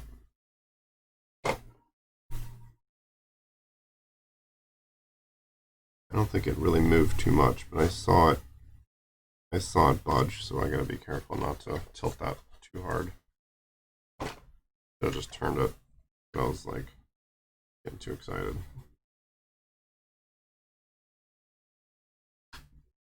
That's a good, like, you're basically doing on the inside what you do on the outside. Alright, I gotta seal this here, and then this should be ready for silicone. So we'll have to do with our math like we did last time. Get this closed up. Don't need it leaking out the bottom. There were small leaks on the other part of this, the other half. So I gotta be wary of that. Try to make sure that I have the bottom like totally sealed. It wasn't like a meaningful leak where it was going to be a problem. But like these back corners here I'll have to do to make sure that there's no... Because again, putting the vacuum on it, it's going to try to pull air by causing it to expand. So any of these spots where there's like little openings could potentially get bigger. It's better to try to seal them all up.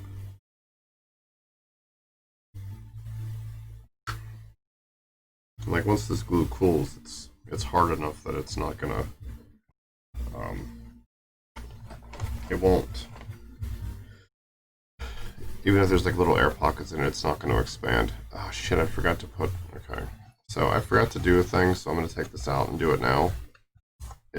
Fortunately, we can just set this back down on there and it should be okay. I got to spray the mold release on this. I get so wrapped up in this that I completely blanked. Hey, what's up? Just had a dummy moment I got to back up on, so I got to hit this with mold release real quick before I put it into this box.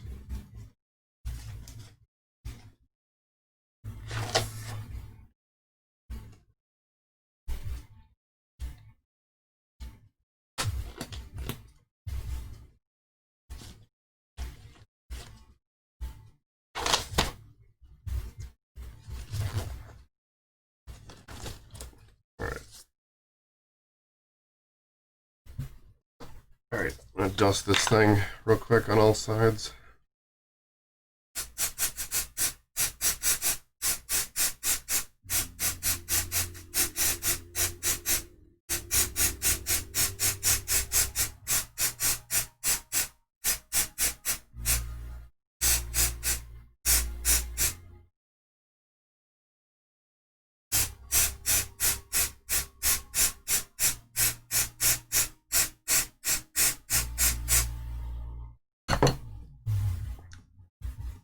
I got all wrapped up in like building this and the clay base and stuff that I like completely blanked on putting the mold release on. So I'd have been real upset later on if I hadn't.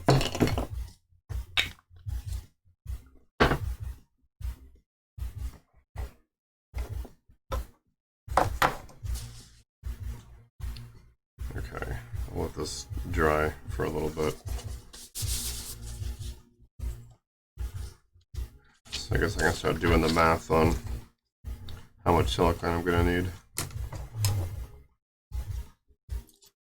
Let's see. Oh, this is the part, right? Got like a lip on the front. Goes like this.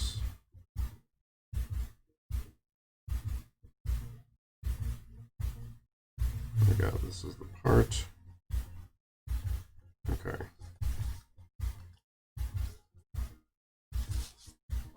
Yeah, I even like talked about it earlier. I was putting petroleum jelly in these like little holes just to make sure that like they were adequately covered, and I was like, you gotta, later I'll have to dust it with mold release, and then I like completely blanked. I'm glad I caught it now, otherwise it would have been a problem later. Let's see. Just doing my math now of how much I'm gonna use. Yeah, there's gonna be some narrow like areas. But that's, I've done that before too. I have a container of rice on the shelf for the same reason. 5.5. Anymore, I've just been doing like the math. 8.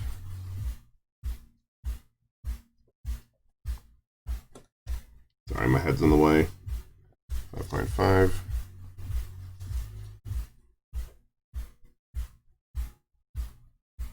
8.4.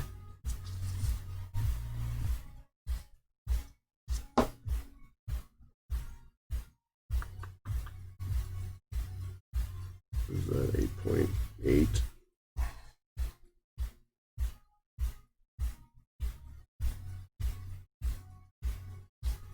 No, not this. This is the height.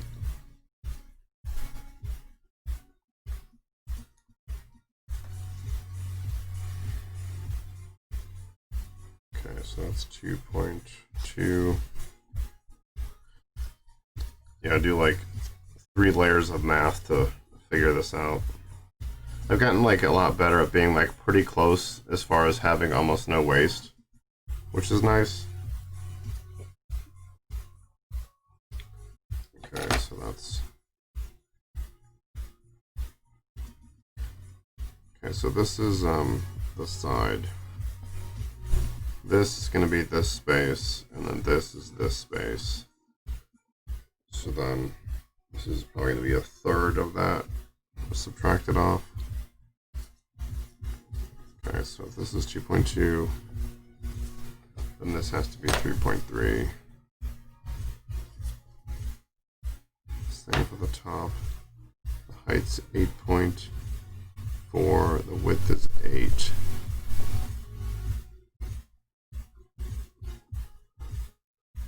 That's the same. That's the same. So let's see if we do the math.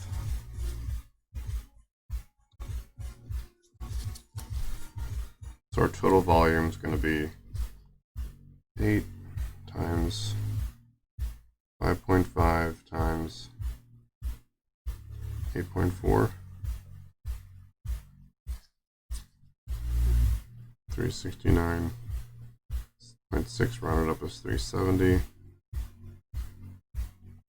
Total volume. And then we have 2 on the side here. 2.2 times 8.4 times 8. 147 rounded up is 148. 3.3 times 8.4 times 8 is 221, so 222. Okay, so we'll divide this by 3. 222 divided by 3, 74, 1/3 is 74, times 2, 148. Okay, so if 2/3 of this is 148. This is 148. Okay, and then we'll add what, half a centimeter all around. We're looking at, that's 9 wide, 9 by 6.5 by, we add 1 on top, so 9.5. So 9 times 9.5, 9 times 9.5 is 85. 6.5 times 9.5, 62. So that's 85, 62, 124, 16, 170. Okay. So 74 is what we need here. So we're adding this together. 148 plus 74 plus 124 plus, fuck, that's right over at 170 plus 124 plus 148, 74, 516. That seems like a lot. I think my math might be off a little bit. Indeed.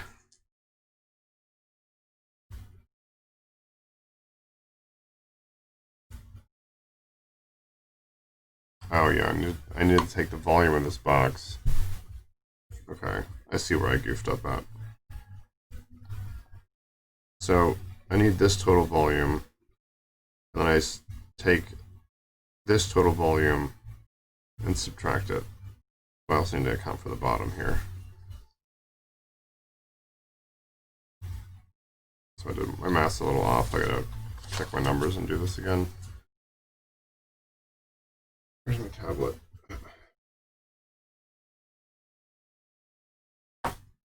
The joy of real time, seeing the goofs happen as they happen. Okay, so the numbers are mostly right here. So the mold,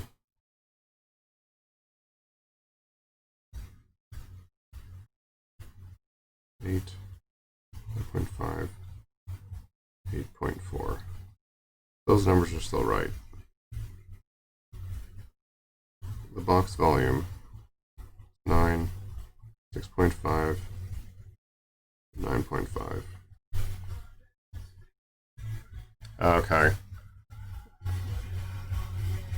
That's up a notch any better. My mic's kind of weird. I've been trying to figure out how to get it to work. I bought a USB sound card that I'm waiting for.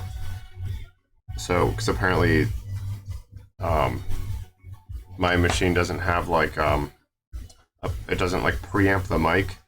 So the mic I'm using is a cheap lapel mic, and it is like a whisper, so I have like some filters on in OBS.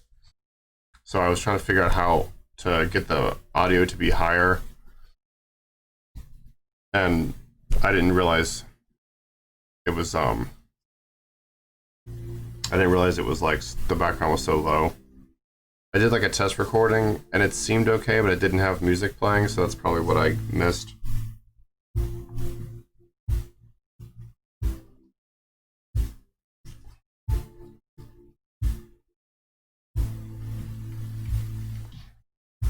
Alright, so the total volume, part volume, 9 times 6.5 times 9.5, 556. Okay, so I need to take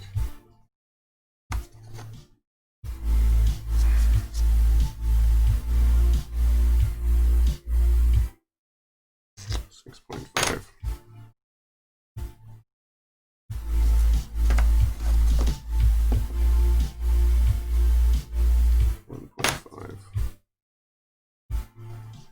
This is actually 6.5 and 1.5.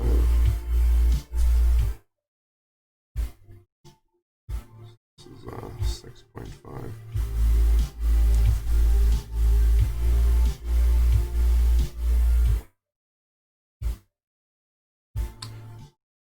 Okay.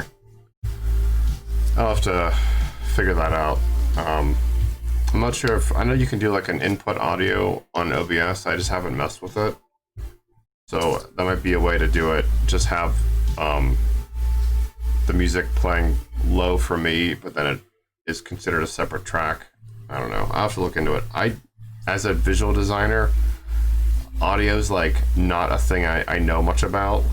So pretty much every stream I'm doing, I'm like learning something new or trying something new till I figure out like the magic amount of things that create like the best sound experience for the viewer. So I'm definitely a little daft in that area.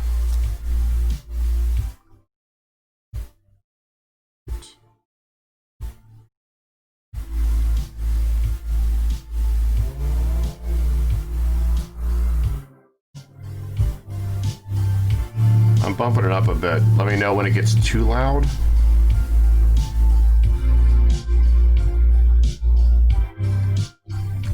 I could probably do this math off screen. I don't have a desktop PC and I can't afford to buy one or build one, unfortunately. 0.5, 8 times 5.5. 0.5. Okay, so this bottom part is 66.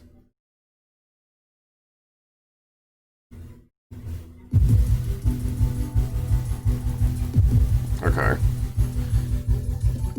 If it still seems too low, I can bump it up. I was worried about it being like, you know, heard over like my voice. And I was also worried about my pitch, like talking, if I was too high or too low. But you said it sounds good, so I won't worry about it too much. Okay, so the bottom is 66. The top. Yeah, this mic has been like difficult to work with. Hopefully when I get that USB sound card, it'll improve. So I'll mess with it over the weekend because I should have it either tonight or tomorrow.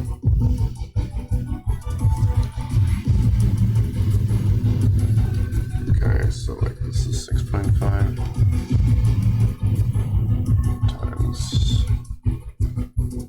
8 times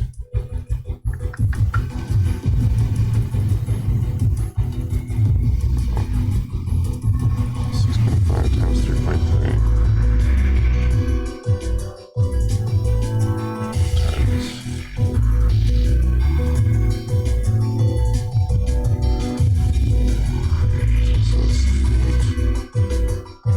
8.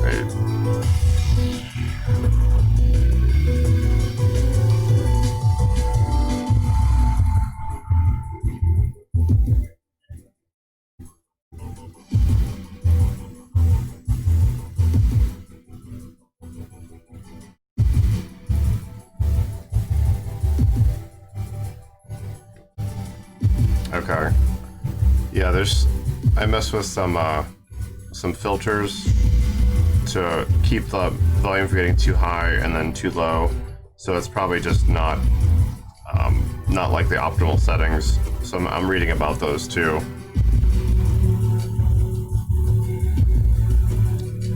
I think I've got like noise gate and suppression on, so I have to like look at those. Maybe I just have too many filters on it.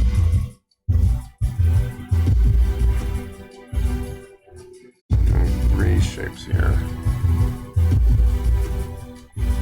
This is 6.5. Okay.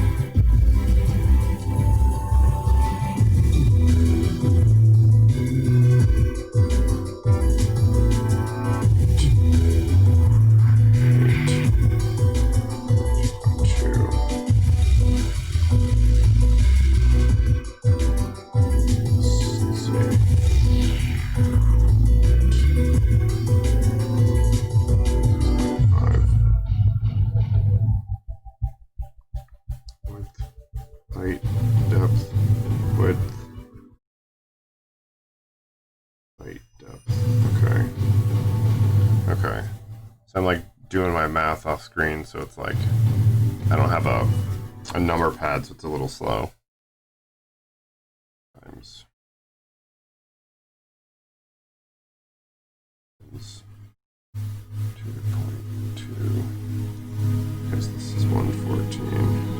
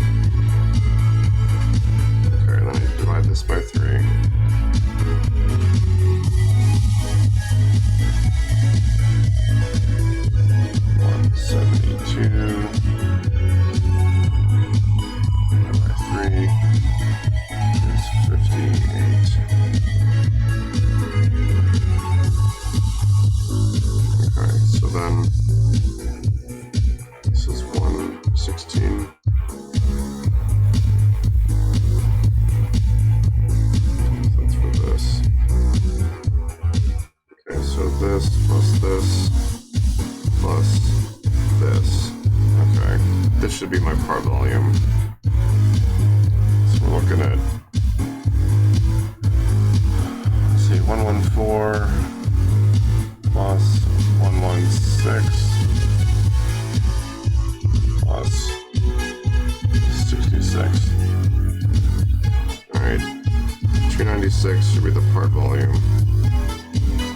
556 is the total volume.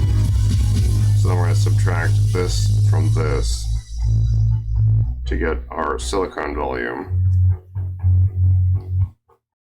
Let's see, 556 minus 296 is 260. That seems more right. Okay. So we'll divide this by 2 for our AB amounts. So it's going to be what, 130? AB. Okay. So it's 130 AB on each silicone part. This should be dry enough now. We'll drop this back in.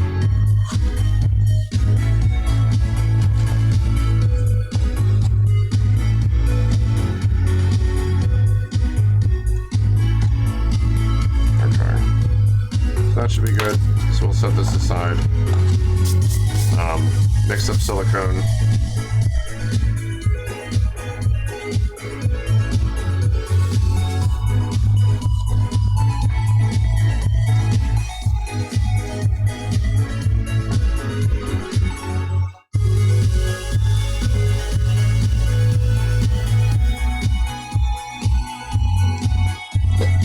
Okay, so let's see. Break out our Mold Star 15 again.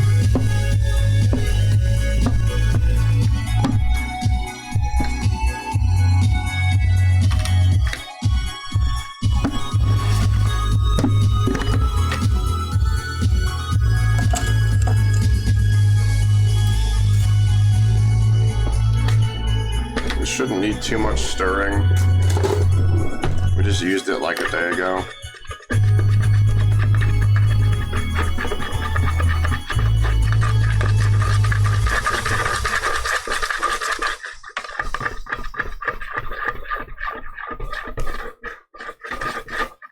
Yeah, I think it was just hitting the acrylic. I was just trying to motion this piece onto that like clay base.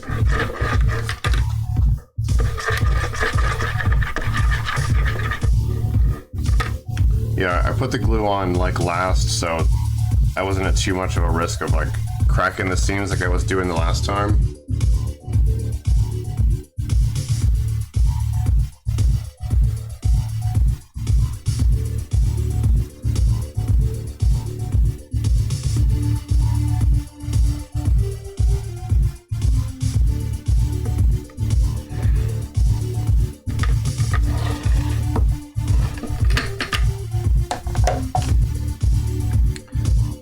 Yeah, hopefully it's not, it might just be an issue with like these filters. I'm gonna read up on them over the weekend and see if I can figure out like the more optimal way to use it. I need to do some like test recordings while I'm working on something so I can kind of see what you guys are seeing. Because I'm trying to do it, but I feel like I'm not getting an accurate representation.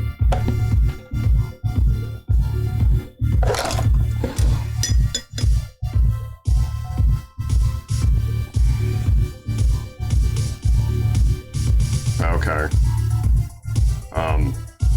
I know I have it set on a 30-second delay, or not a 30-second, I'm sorry, a 10-second delay.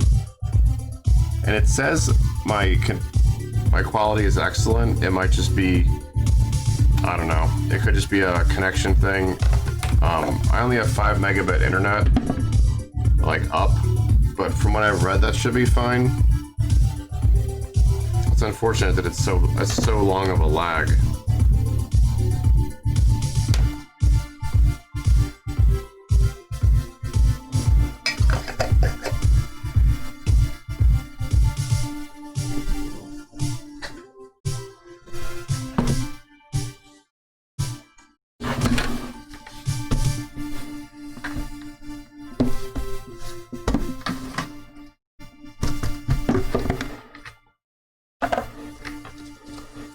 So now I'm just doing the part B, part A. I don't know. Part B.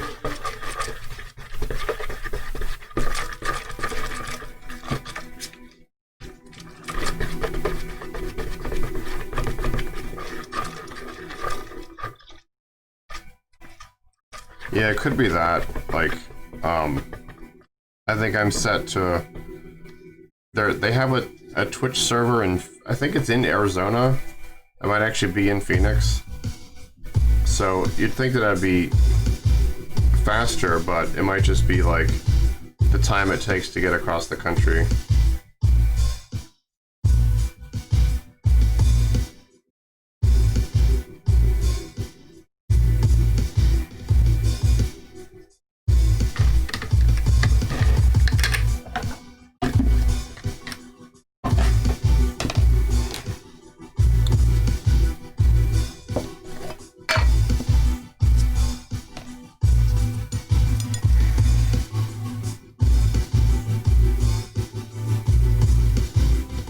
Cleaning with tools, like I do a lot.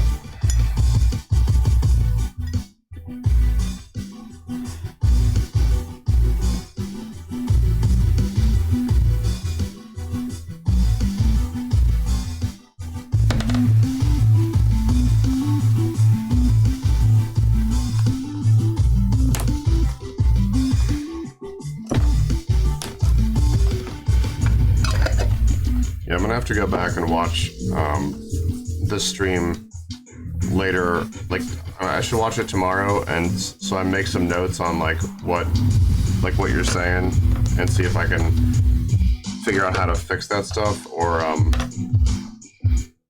just improve the audio overall. All right, so we need 130. That's too small. We need larger containers.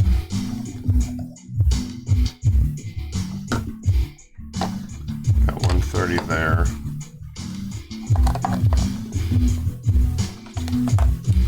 Alright, I gotta clean this thing out.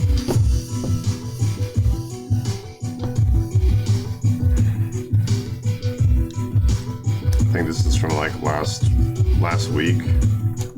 Not even sure.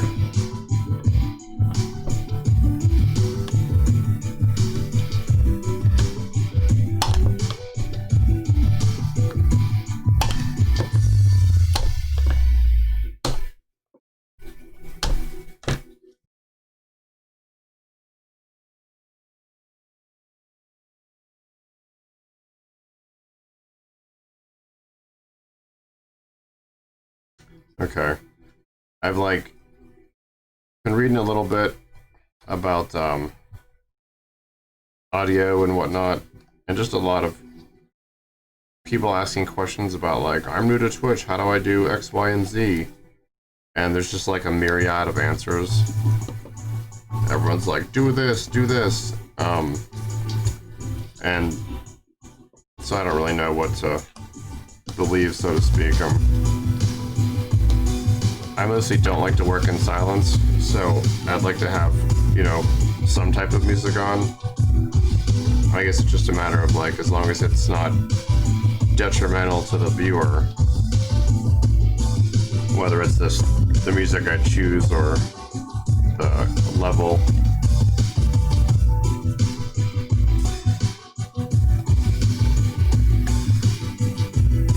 Should have cleaned this thing out. I just didn't realize I was going to need it today.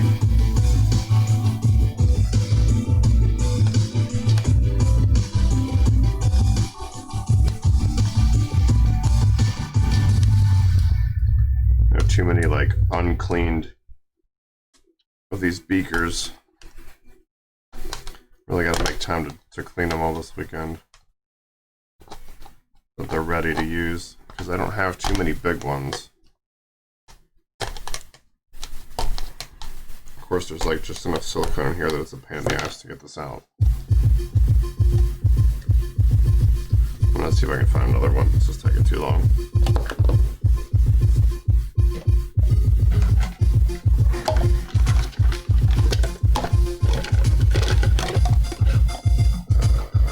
That's not precise enough.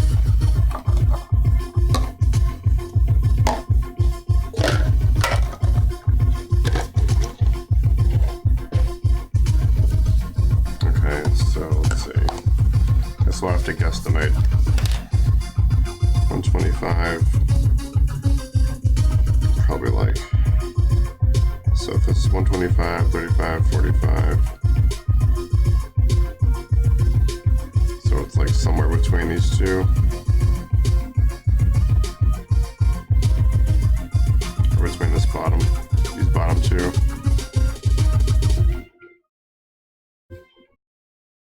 Should be close enough.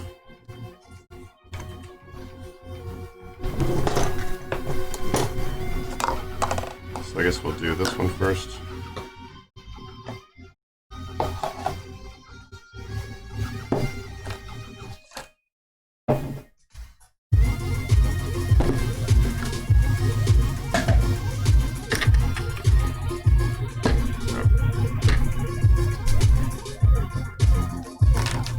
Forgot to mark it.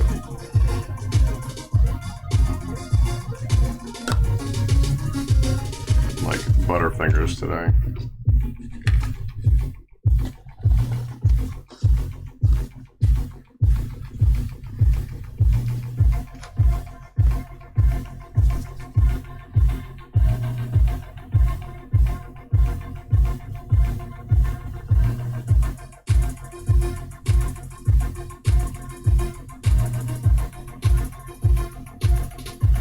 That high pour. Pull out all your air bubbles.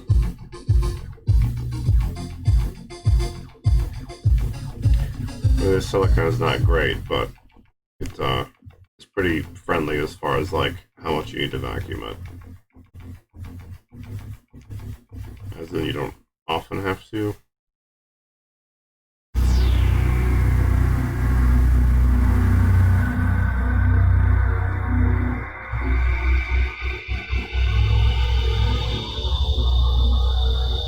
I'll be happy when these torso molds are done. These are like the most complicated of all the ones that I do. They have the most like little bits and things that can go wrong.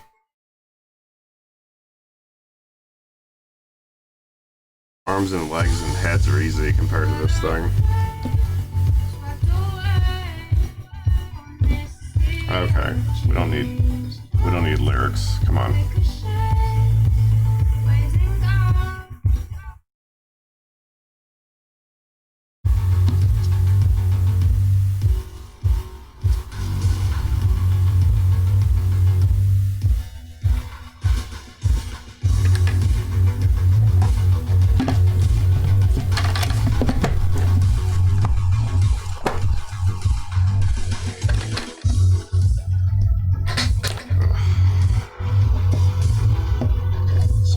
Stuff's a little messy.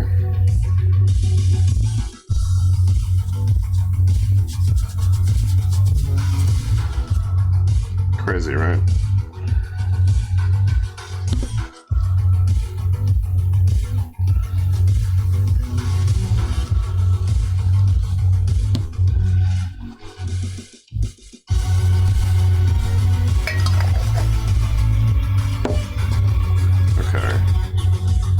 Clean this real quick.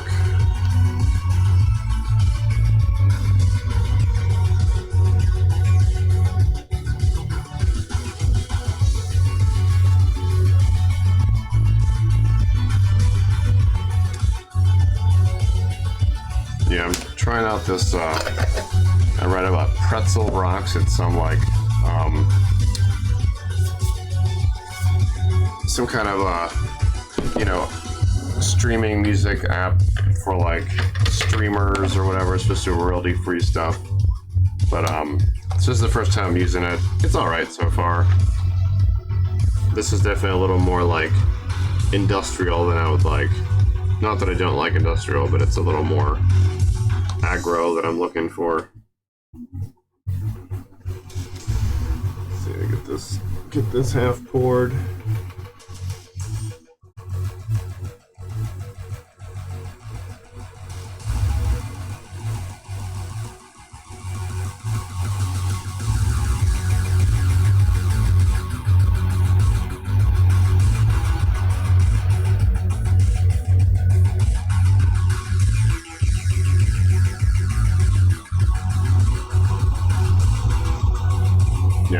listen to like all sorts of stuff when I'm working in my space. I like metal and stuff. I just don't know that it's like too much for like people to listen to on a stream.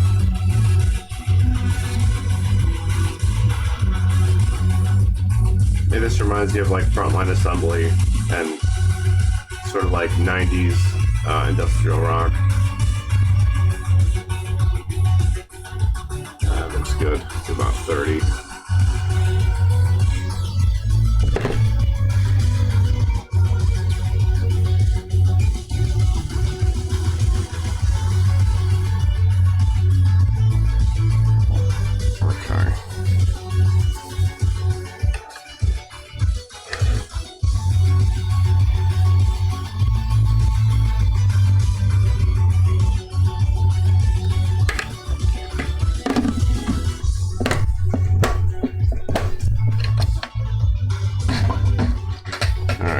Now that our silicone's all...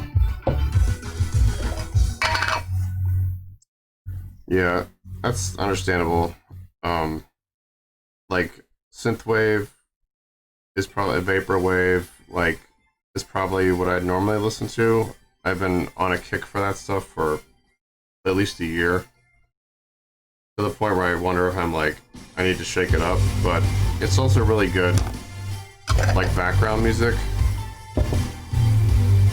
I did like lo-fi, like chill hop stuff for a long time, and I still do occasionally, but lately it just hasn't been like my first go-to.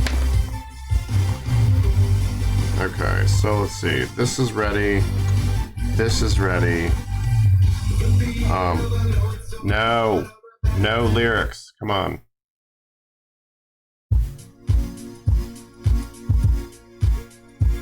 Okay. I just had to turn a setting on, apparently. There's a filter in this Pretzel Rocks for like, yeah, I do 8-bit stuff too. Apparently this app has a filter for like no lyrics, which is kind of nice.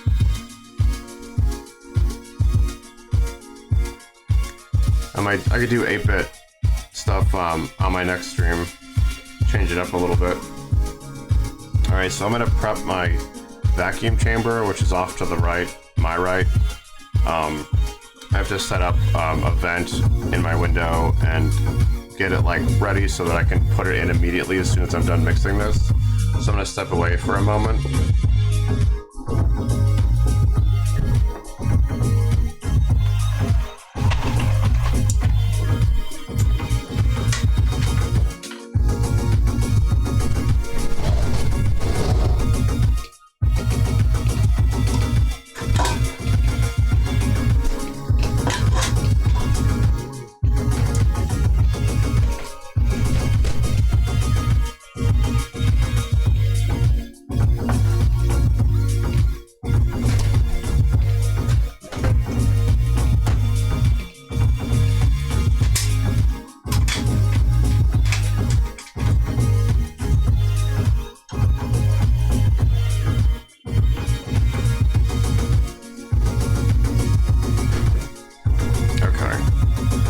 So that's ready. This stuff's not too time sensitive. It's pretty forgiving. It's got like a 45-minute pot life, but it's just like a good habit because there's a lot of materials that work real fast. Like if I was using like 20T, that stuff's got like a 5-minute pot life before it starts to like gel and you can't like pour it anymore. So I try to always like imagine I'm going to work on something fast, so I'm going to be ready. As soon as I get this all ready, it can just go straight into the tank without me having to like mess around with it too much. So let's see, this is going to expand when we vacuum it, and we're at about, what is this, 130 a piece, so it's like a little under 300, which means it's going to expand at least twice its size. So we're going to go probably up to more than 500, so this is actually probably too small of a vessel.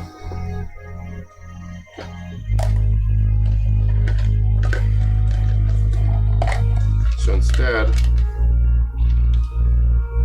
I'm going to use this.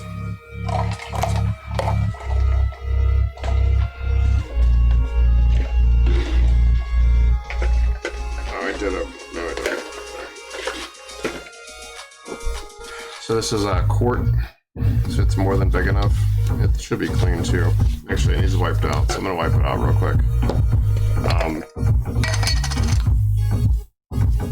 So this fits in my vacuum chamber, and it's big enough that it should let this expand without any risk of it like spilling over.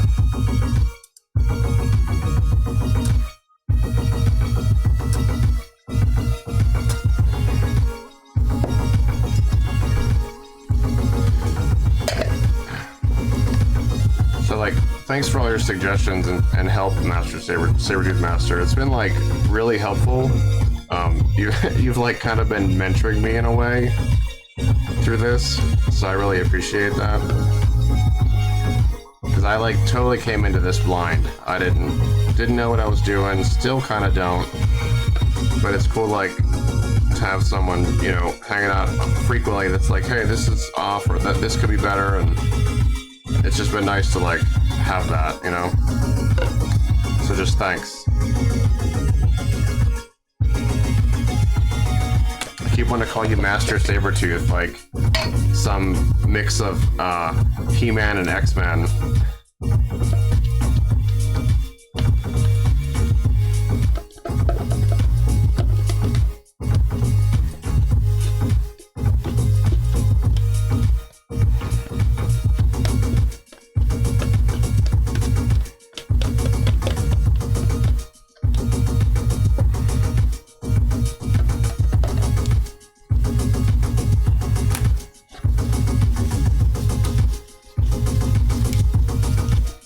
This should be just about ready.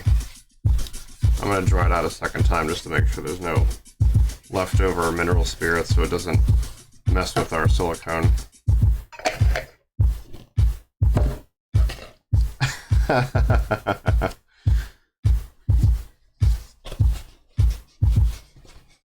I can relate to that.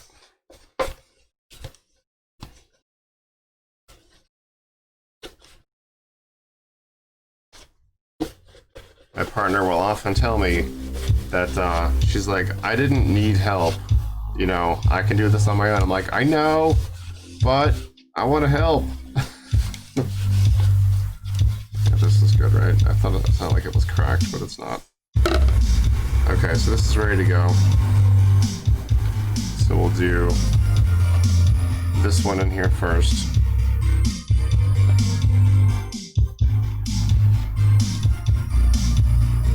So I'm going to vac this twice. I'm going to mix these two together and then vacuum it to get the initial air out of it. And then I will pour it in this and then vacuum it again because I want to make sure it gets like into all the edges around here and into all the little holes around the sides that are little crate keys. And when vacuuming it, blah, will ensure that that happens. Like, they're probably okay on their own, but it's like, you know, a minute or less to vacuum it, so it might as well just do it. If your silicone will, like, allow you, and your space allows you. My vac chamber is just literally a kitchen pressure cooker pot, so it's only so tall.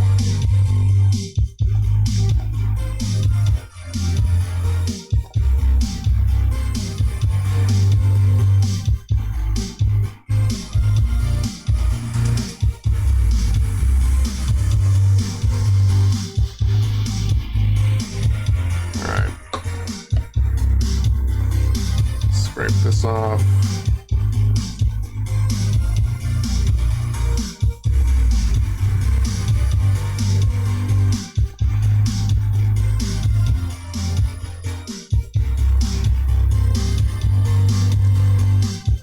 I have occasionally. Every now and then it'll happen. And it's usually like I didn't secure something, or I didn't like check to make sure that, you know, there weren't any like big air pockets anywhere. Like the clay that's at the bottom of this this part, there's like yellow clay at the bottom, and initially it was like kind of a perimeter And then the more I thought about it, I was like, oh wait, I should actually like vacuum that or fill that whole bottom, because if I don't, when that air tries to expand, it could like tip the thing. I mean, it could tip it over, but it's not going to really go anywhere. But like, you still don't want to have it like lopsided or, you know, goofing up from what you wanted it to be. So I decided to cover the whole bottom of that in clay, or make that clay solid, to reduce the chance that it could, like, you know, tip the thing over or whatever. So yeah, that's definitely something I have to think about if I'm going to vacuum a thing twice. So it's like a good point to bring up too. But like, you definitely have to like plan for it if you're going to do it. I mean, if I can get away with not doing it, I don't.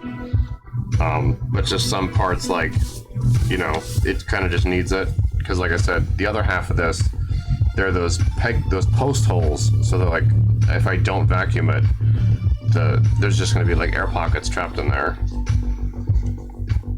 What am I doing? I gotta clean this thing first. So I'm hoping that it worked out on the back of this, but I guess we'll find out, you know, when I pull this thing apart. I think it'll be fine. All right, time to double check everything. Mold box is ready, right? This is got mold release spray on it. Got the clay base, adequate space. The box is sealed. The vac chamber is set up and ready. Yeah, so I'll have to mute the mic when I turn the vacuum pump on, because it's kind of loud. But I have that sign around here somewhere. Yeah, so I have this. So I'll put this up whenever the vac thing is on, which is going to be in a minute or so. So let's see, one more check. I got to use this one because it's better for this. All right, so now I think everything's good to go. So let's take the road that can't be turned back from.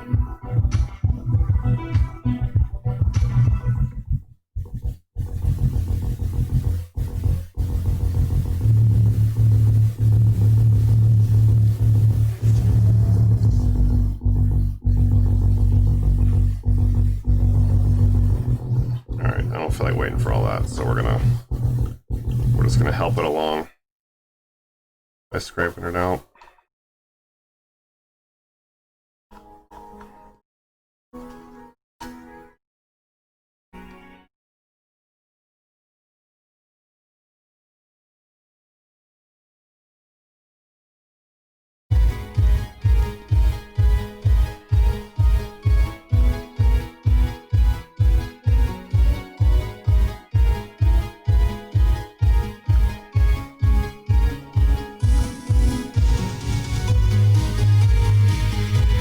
I'll have to come back and scrape the rest of that out.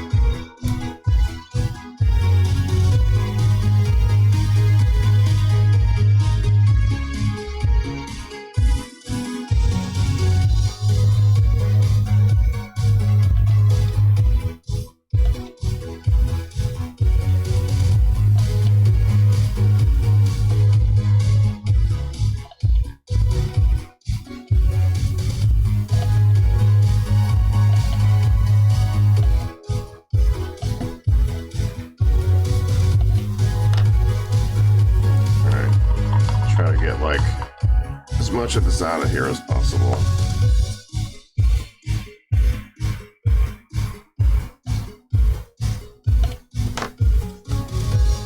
Fortunately, we have enough time with this stuff. Sometimes you don't.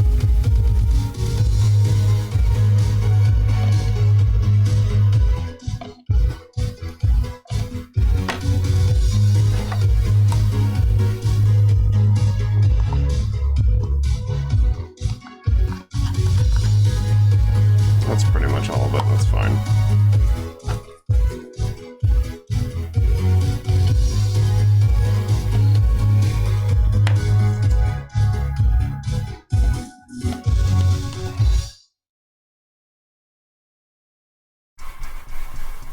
I'm gonna mix this stuff really well. It always seems like I miss just a little bit on the sides. So I'm trying to be more thorough.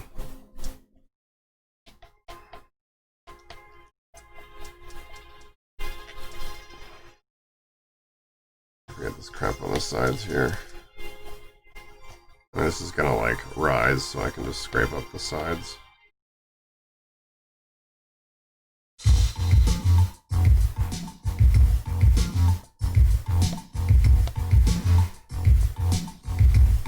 I know it's gonna rise up here.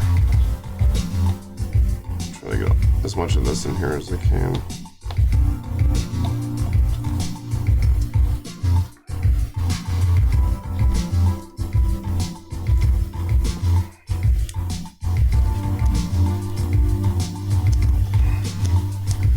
Get the sides.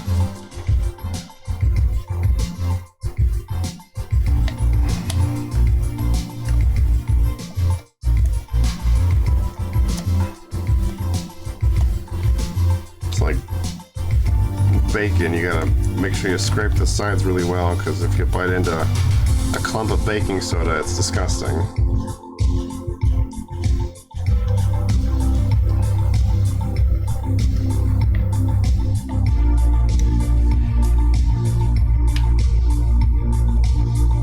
Get the bottom. Yeah, I found these like all silicone spatulas to be really useful for this stuff.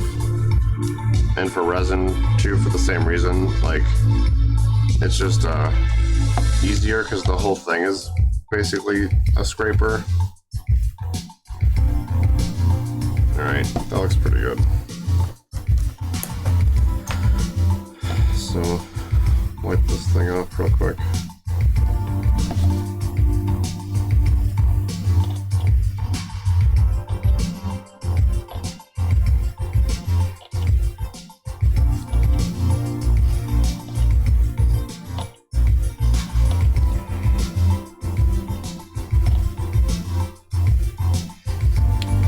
Yeah, they're decent.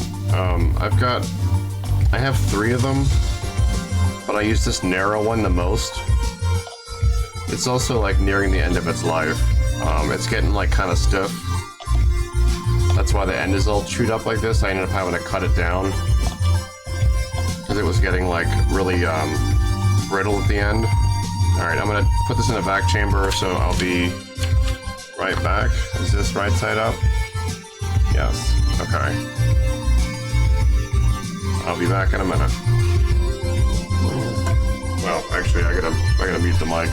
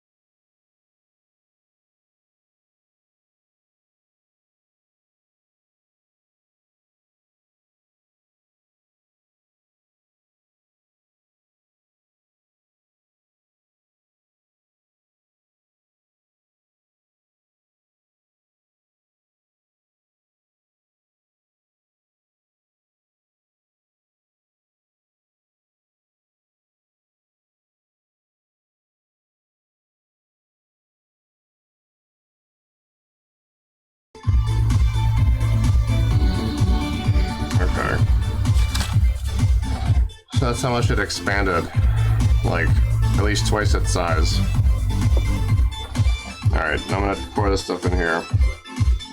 You're supposed to just go to like the lowest point you can, but I'm just gonna have to try to hit a corner since like there's this moat around here. Like, this is back here is like the lowest corner, but I'm just gonna target this like front one.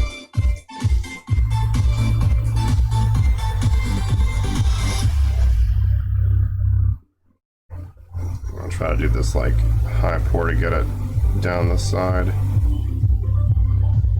I feel like my aim is really off here. Alright, well, we hit the side. So we're just gonna slow it down and let it go down there.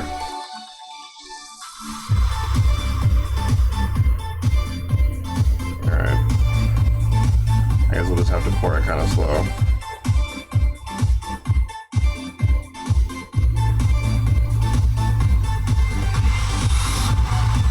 Alright, that should be good. I mean, I'm gonna back it, so it's probably fine. Can't really see what's going on in there, so I'm just gonna hope for the best.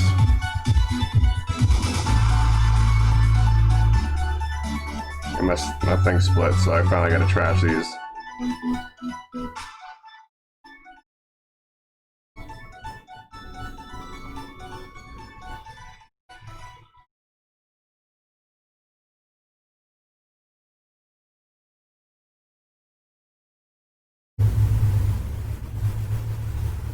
I always try to you're supposed to pour it high to stretch out the stream and break air bubbles that might have formed.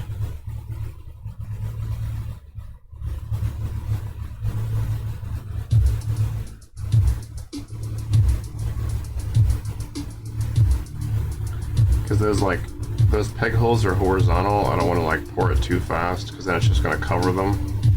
I know I'm gonna vac it, so it's whatever.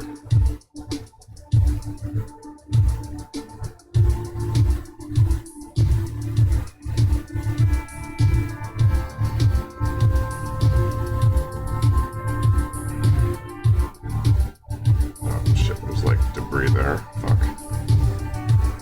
There's a little bit of debris on the back.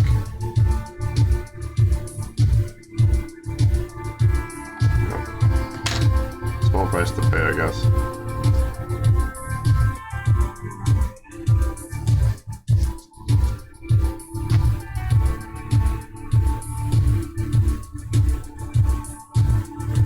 Might actually be a little bit low on silicone, so unfortunately I got a bunch of scrap I can stuff in here to displace it if I need to.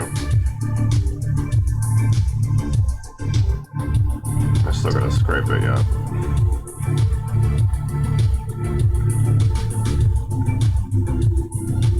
We're looking really short, so it looks like my math is a little off.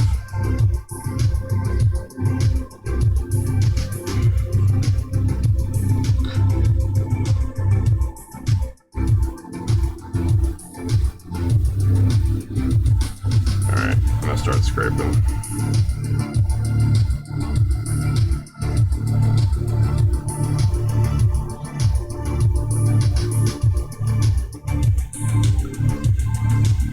Not to block the camera too much.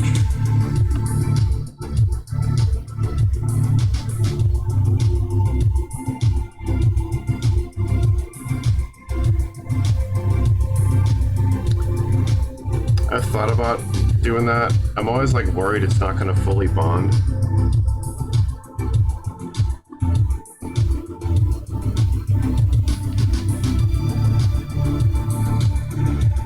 Alright. Now I gotta get aggressive.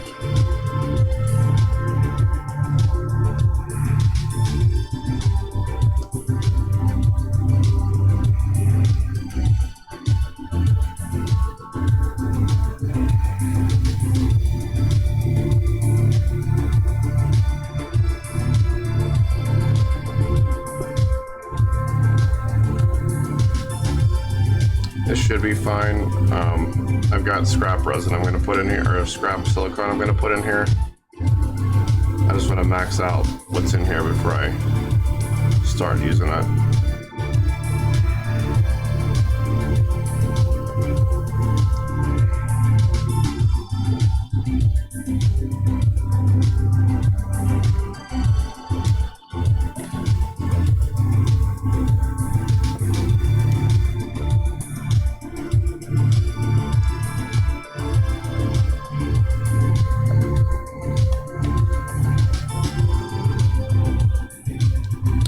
Yeah, I've thought too about using actual bolts, buying metal what's I'm looking for? Just like metal pegs, and then sticking them in so that they like never stick and never get stuck, I guess.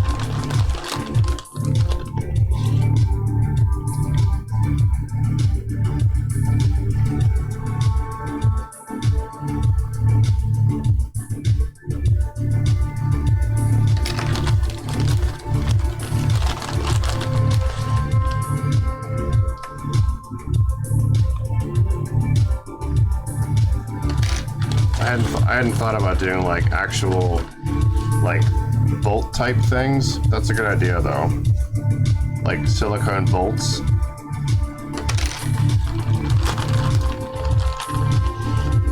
I like that idea.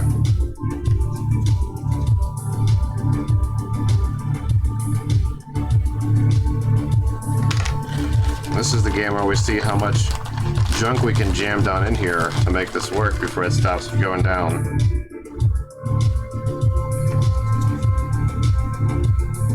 It usually seems to work. We've got to go up like another centimeter.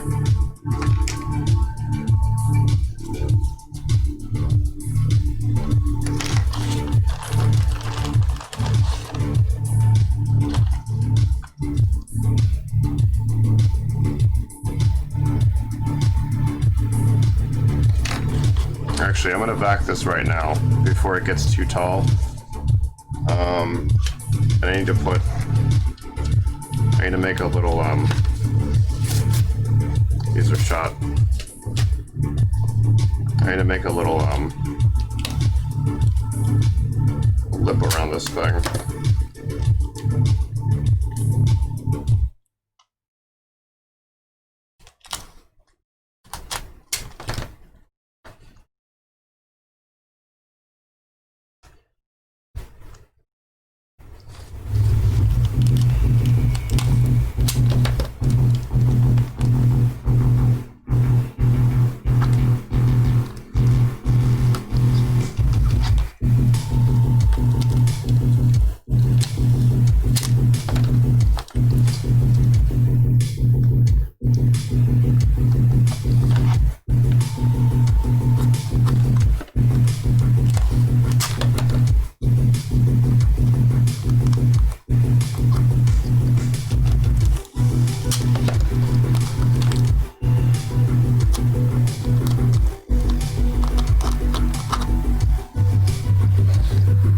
Oh yeah.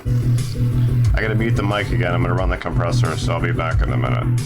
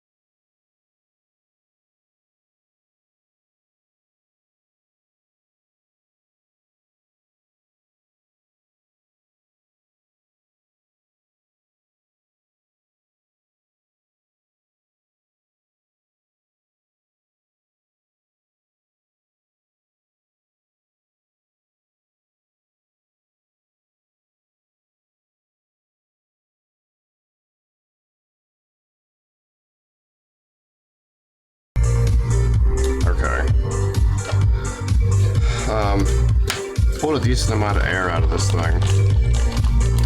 I still got more. I gotta get this level up over that vent. So I gotta keep shoving stuff down.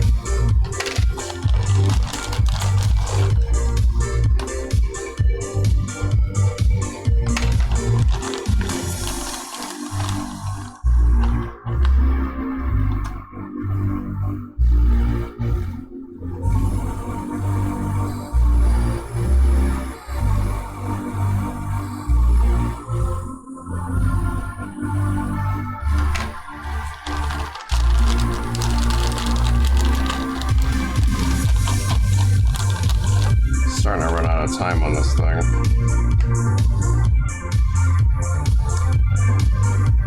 Shit, that's not where I want that to go.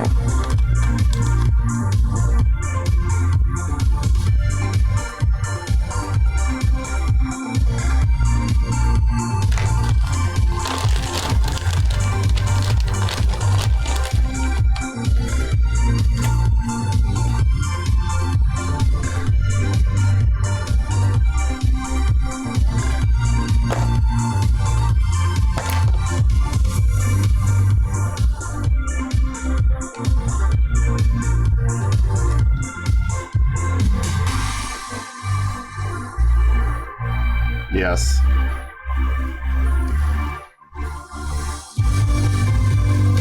Yeah, there's always like scrap left over.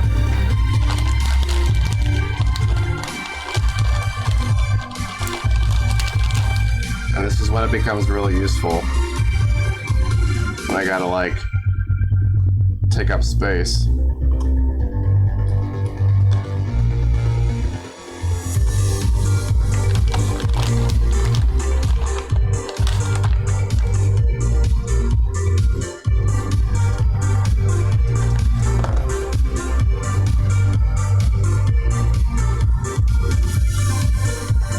I was pretty sure I had enough silicone, but I guess not.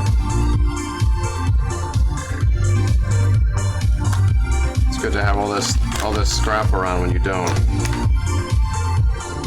have enough.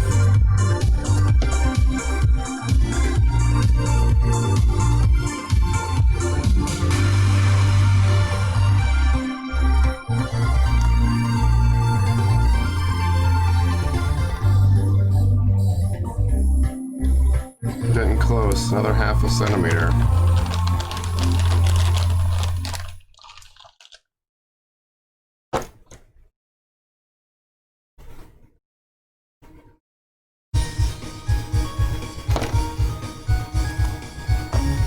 As long as I cover that bottom, it should be fine.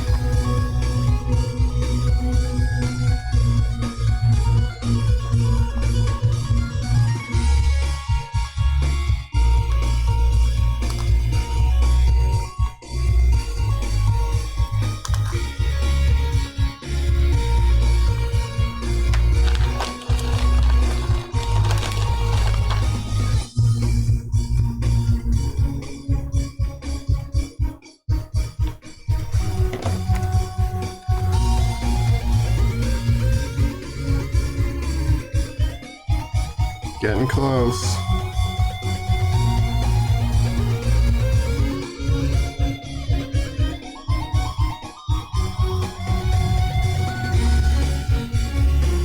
It's getting a little thick.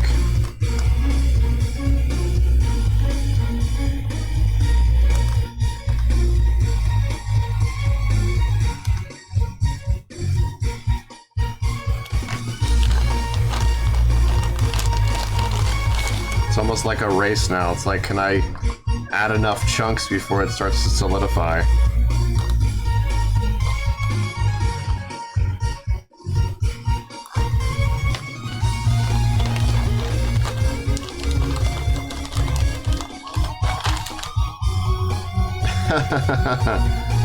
That's right.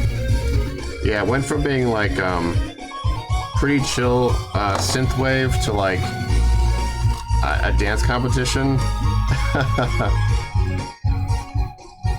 Or is this like the end? This is like the end credits theme to like a cheesy action movie.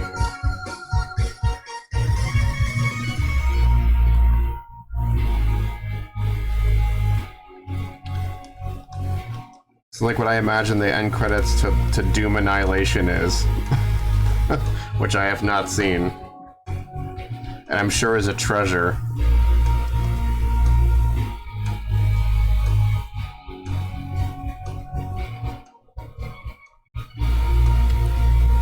I'm sure I'm gonna watch it at some point.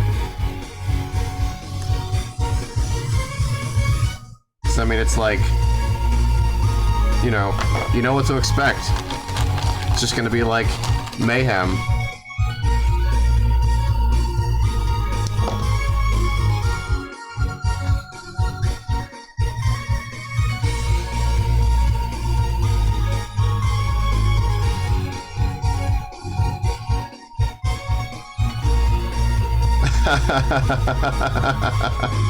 Yes.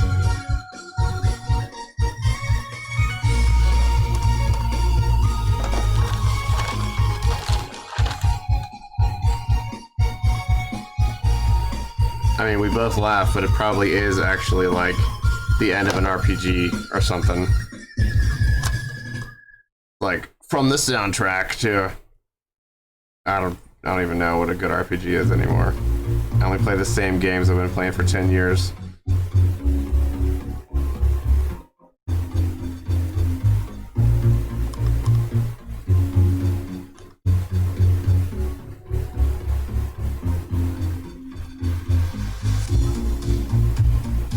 Alright, I think we're good. I think I've like jammed enough junk down and done enough dead body parts into here that it's good. So I'm gonna dust it with some mold release. Well, it didn't leak, so that's good.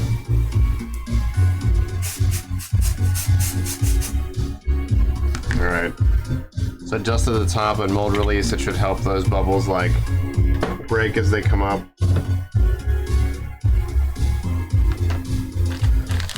Oh boy. Didn't expect there was gonna be a race during this one.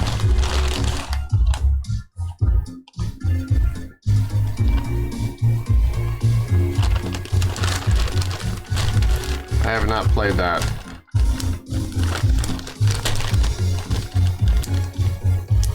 That's the old manies. That's right. The slick gentleman. What am I looking for? A new pair of gloves, that's what. Deploy new gloves. We destroyed the old ones.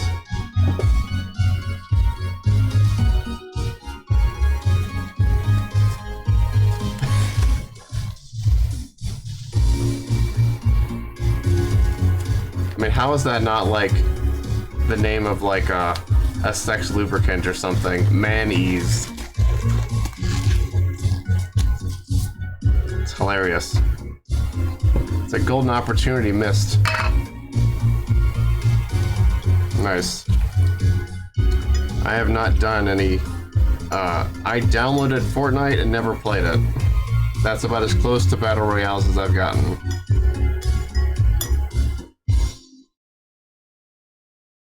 I'm like, I'll play this, and then I never did.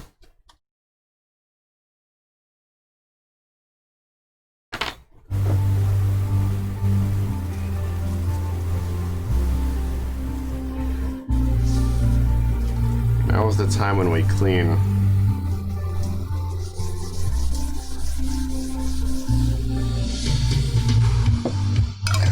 Try not to breathe in too much mineral spirit smells.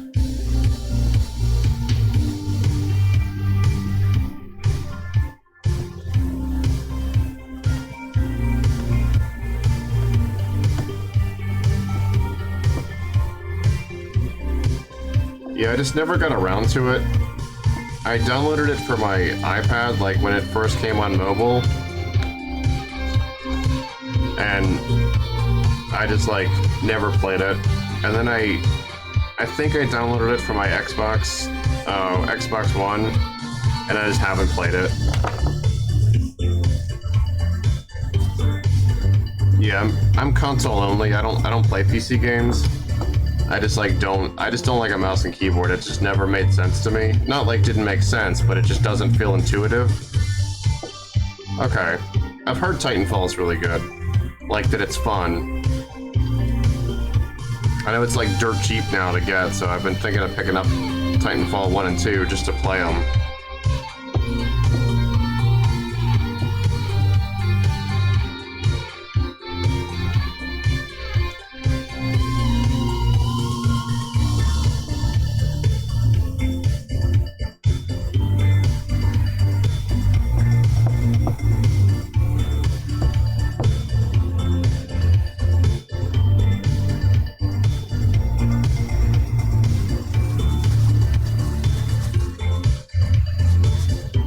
Nice. Was it like PC only originally?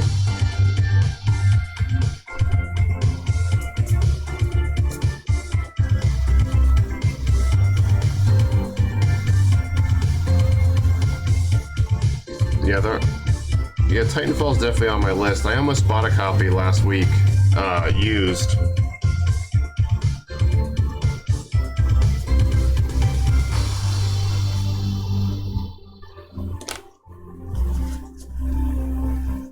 I tried so hard for years to get into PC shooters, like Unreal Tournament and things like that, and I just like, it was fun, but I just like always was like terrible at it.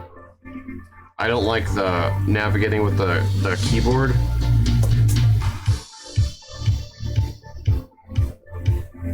I mean, I grew up playing, you know, Nintendo and Genesis and all that, so it's like, I didn't start playing PC games until I was like in my 20s. So it just never felt like intuitive.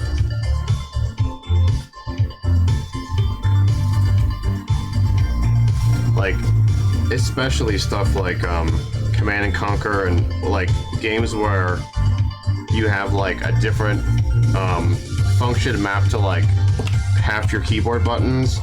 If I have to keep looking at the keyboard to like navigate, then I'm always like behind, like I can't, you know, respond fast enough or whatever. I think that's mostly what turned me off from it. Whereas like with a controller, I don't have to like look down at the controller.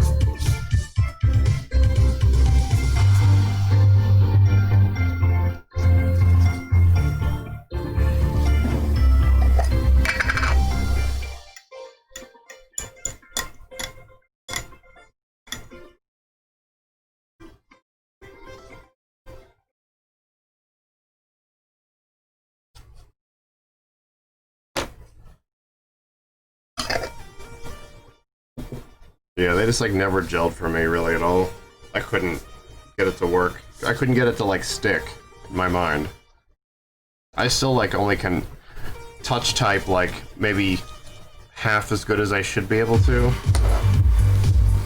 I can like type, you know, sentences, but if I'm using like any of the other keys, I have to like look around, and so it's basically the same with PC games. Alright, so this is as done as it's gonna get, I guess. So I guess we're just gonna set that aside to cure, which can go off camera over here, because it's not gonna do anything exciting for a day.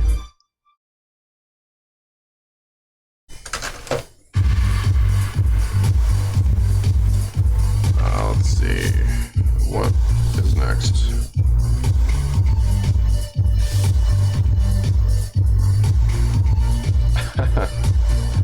That's funny. It's funny that like that's how it worked out.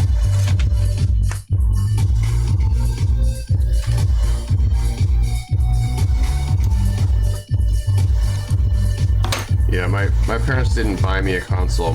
We got one as a gift. So that was how I got that, and just playing at friends' houses.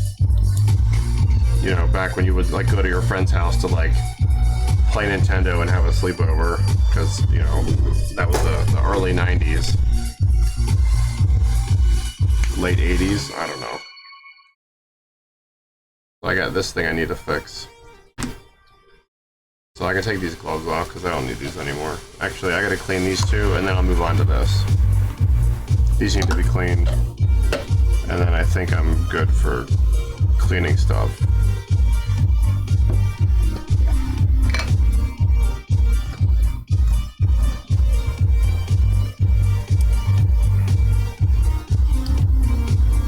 closest I got to having Ethernet parties was like just having roommates and then having people over and playing.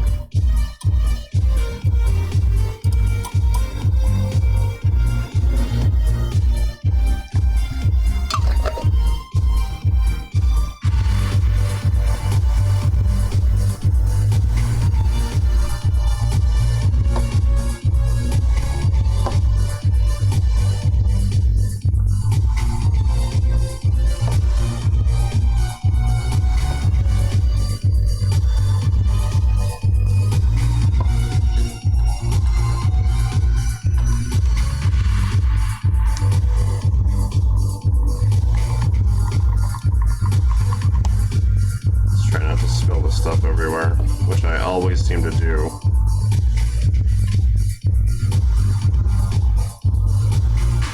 This is an isopropyl alcohol. I always splash and spill everywhere. I feel like it just has a lower surface tension than water or something. So it just goes everywhere.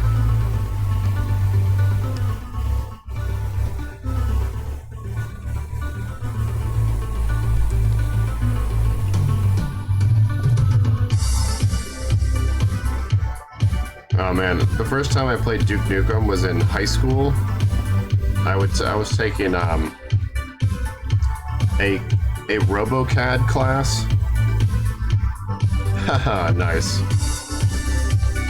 I played in this class, like the teacher had copies of Duke Nukem, and this was like the 2D, like, you know, 2D version of that.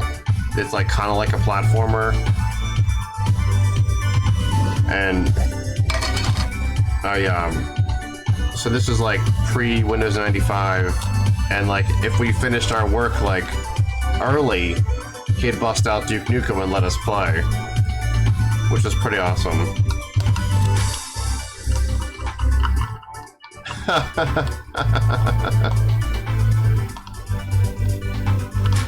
Yikes. That's an expensive ass bulb.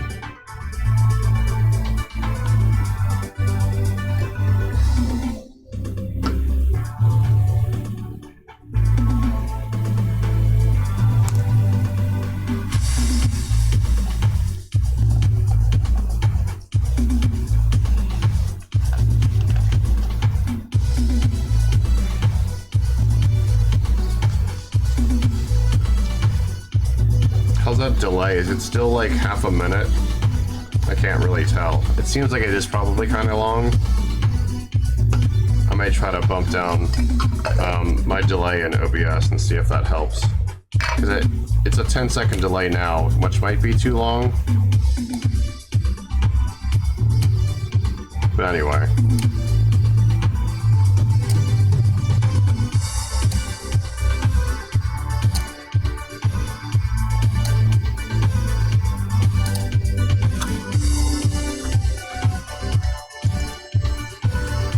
Yeah, I'm not really sure what I can do to fix that. You guys are both on the East Coast, so like maybe that's a thing.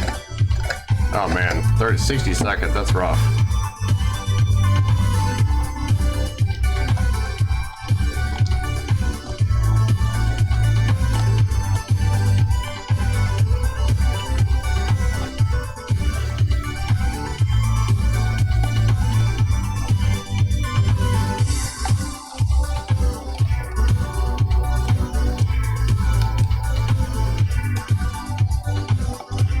Could be. It sucks it's so long though for you guys. Because there was a guy the other night, he like jumped on toward the end, and it was he was in Sweden or Norway, and he said like the same thing, that the delay was pretty long.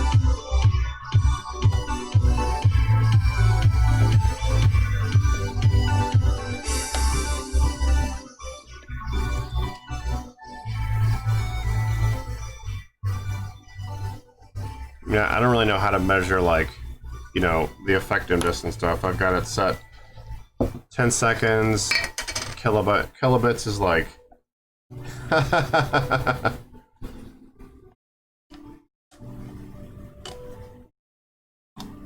Fine, guys. Whatever. I'll just stay out here in the desert by myself. I go hang out with the scorpions and cockroaches.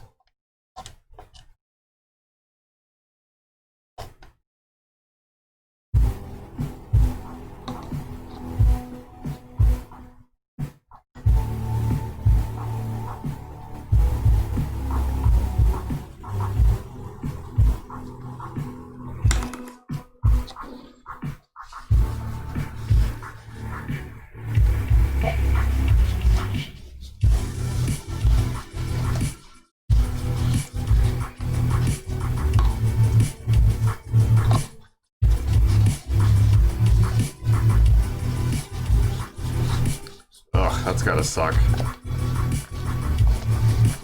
I guess it's not just me then, so I guess I shouldn't worry too much about it. I've seen, like, I was saying earlier that I've been reading some stuff the last couple of days about, like, I was looking into how to learn more about audio, and people were making all kinds of suggestions, and, like, one was, you know, people were like, oh, you could have people suggest this and that in the chat, and I was like, what about the delay though? So I guess that's like no joke. Okay, let's see. So that's all cleaned up. That mold's just gonna sit till tomorrow. I guess I'll open that on cam, it'll be more interesting.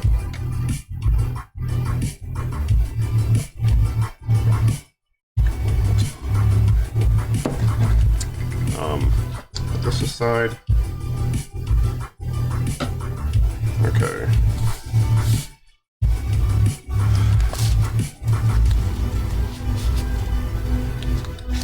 So I had some issues I was working on with this other mold here. I refactored this because it was like too angled, so I tried to make it more narrow. And then this all kind of fell apart, so I have to rebuild this stuff.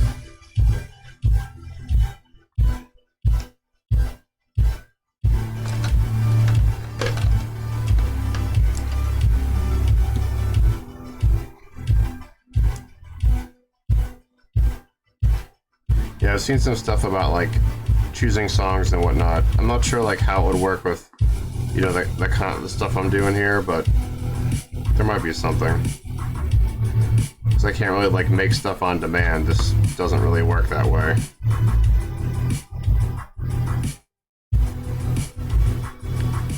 Because I've watched a couple other artists and they're like, oh, tell me what you want me to make. And yeah, this takes like, I'm like working, you know, weeks in advance on something. Alright, so this was the part I was starting with. Take this.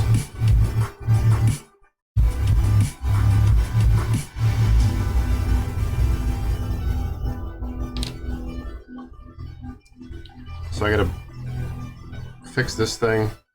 This is gonna go here, and I need to make like I gotta finish the rest of these fins, and this one's being kind of an asshole, so I gotta take this off and fix it. I did kind of like put this thing on last minute when I was reworking this thing. So I'm gonna try to do it a little more like planned now.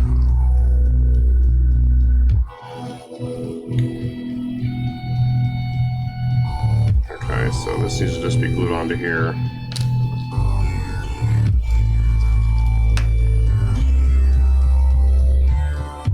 What I should have done was made this thing in advance instead of goofing around trying to do it as I'm like setting it.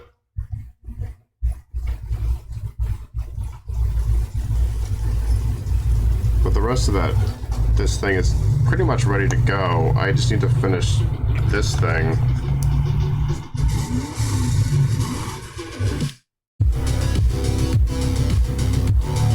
And then this will be ready to be put into a box and have the silicone put in around it. The this will be a little different than the other one I was just working on, because this is like isn't as complicated and it doesn't need like vacuuming and whatnot. I can pretty much just pour it and go.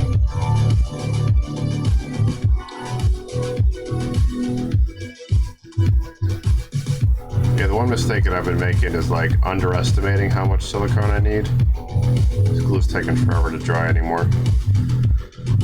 So like today, I end up coming up short because I'm trying to be conservative on like material usage. So I end up like with not enough, but at least I have like those chunks that I can use up. And the beaker I was trying to pull out earlier, that's like more scrap I'll have.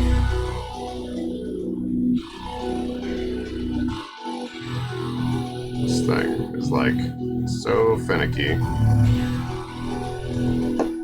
Does not want to cure.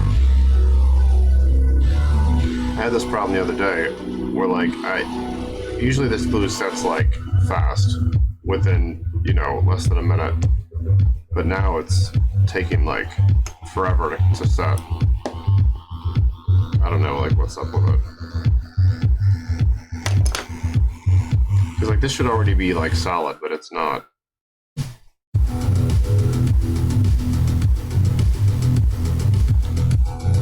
I don't really have anything that sets any faster either.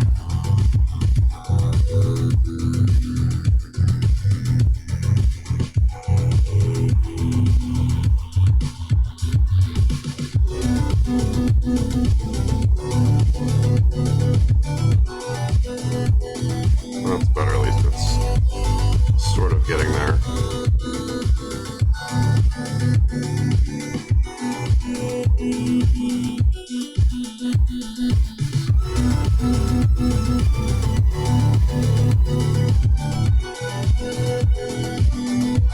So this will be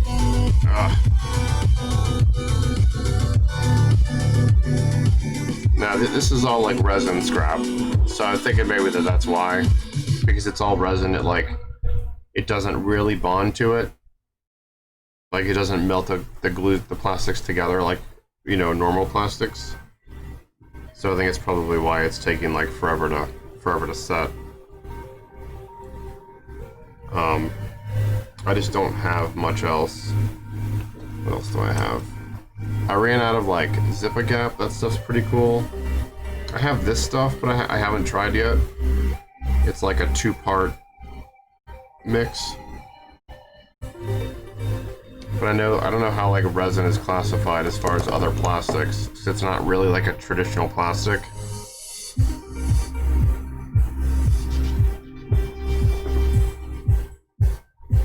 Yeah, there's definitely residue on here. I thought about that, like sanding it down more.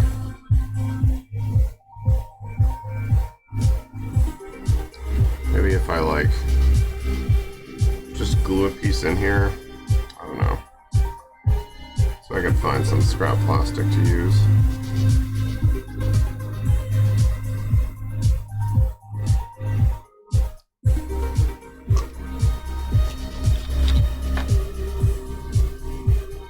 Because like now it's a little bit better. Yeah, I've got this. I'm not sure how well it'll work. I mean, this stuff is great for like some things. That Tamiya cement on like polystyrene is great, because it basically melts the polystyrene and they just bond together. It like fuses them into one piece, which is great.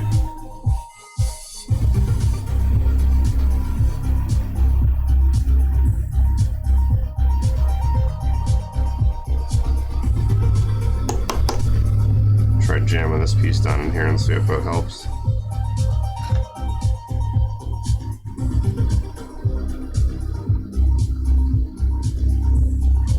Oh, like the Warhammer type stuff?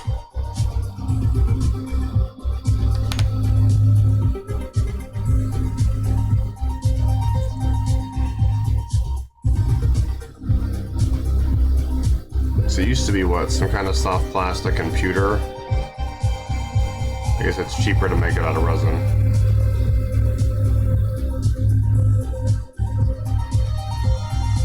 See, that shit bonded right to that piece, like immediately.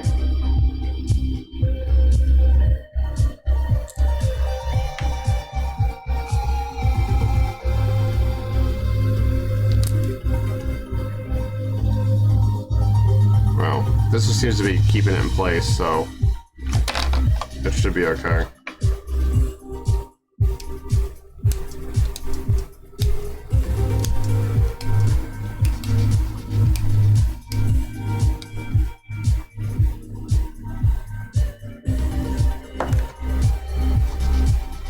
Oh yeah, I should be doing more tests.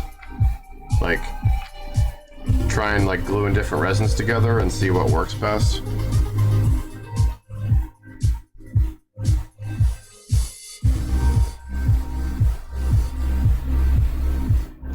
It's like sometimes it's great, like now it's fine, right? It must have just been too much residue here.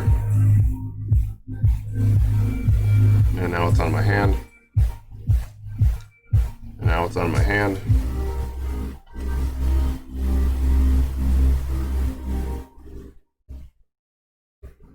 Yeah. Because this is supposed to go like, well, see now it's all like, yeah. So it, on those two fingers, but then, so then I gotta put the rest of them on here. So it looks like I need one between, one like in here, and then a small one here.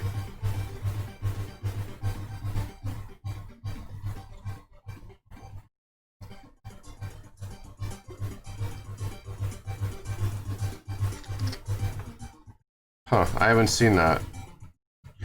I'll have to look for it.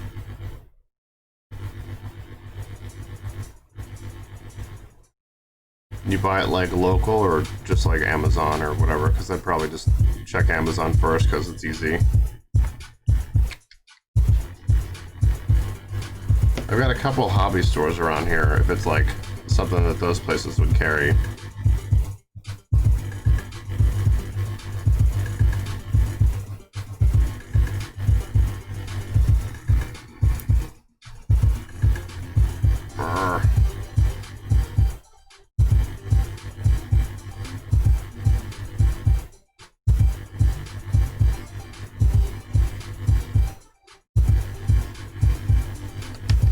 Okay.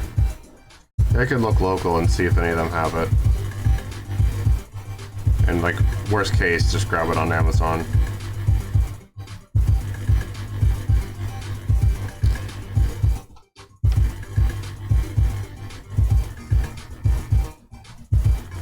See, the thing is still like, still being a bitch. You guys need to glue like another piece on here, because this is like pretty solid and I just glued it on. So it's something with that piece that's being weird.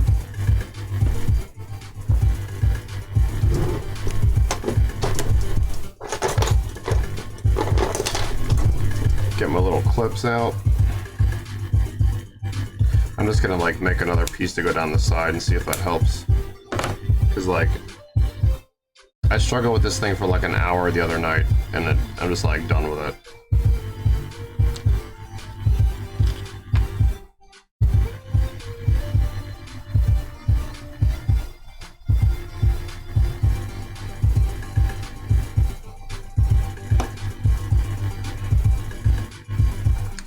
Yeah, I think I'll do that on the next piece. I just need to secure this. It's like pissing me off.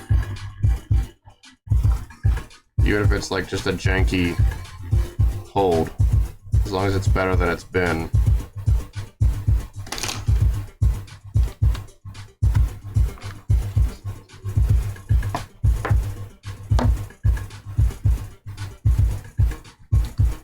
Alright, so there's that. Let's see. I got some scrap stuff here. I'm just gonna try gluing this to the back of this and see how easy it like sticks.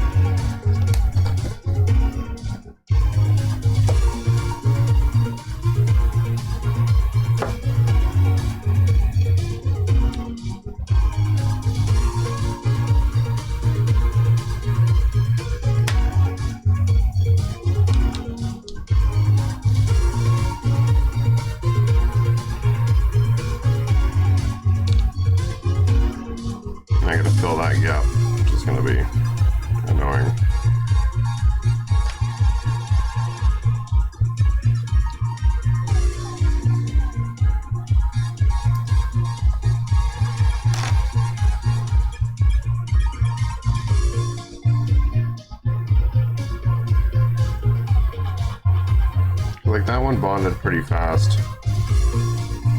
That seems like it bonded pretty fast. It must be a residue issue. That, like, I had already glued this, and I tried to glue it again, and it, like, wouldn't, you know, it wouldn't give, or it wouldn't stick. Because it was just, like, bonding to itself, and it wasn't doing a very good job of that. The Tamiya's, like, not really sticking. Yeah, this stuff doesn't seem to work very well on resin, which is unfortunate because it's I love it for like non-resin stuff. I have like regular Gorilla Glue, but that stuff takes like 24 hours to set, so I can't work very fast with it. Guess we're just gonna stick with this stuff.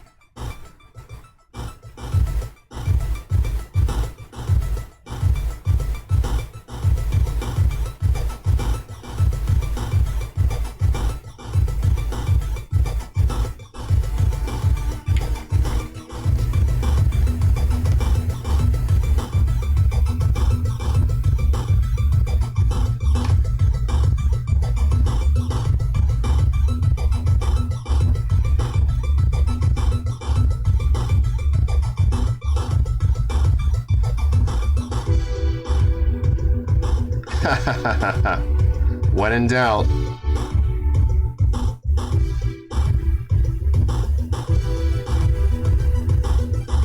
Yeah, it's gotta be the glue, the residue, like you said. Because like now it seems like it's fine, or it's just taunting me because, you know, things can't be easy.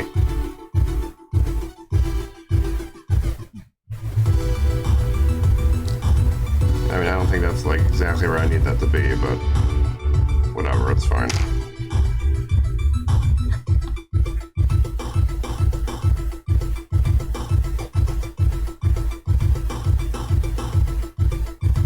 Still not quite where it needs to be. I'm gonna have to add something to this. But at least it's like sturdy now, because before it just wasn't. I'm fine with like extending that, but as long as it stays on. Alright, now this one needs to go like there where that little notch is. So we're looking at what? I need a marker.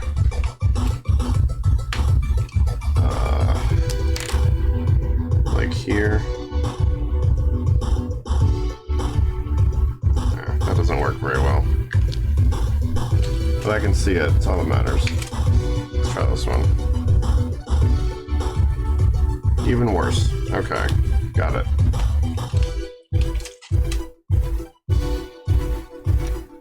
So like there, roughly. Okay.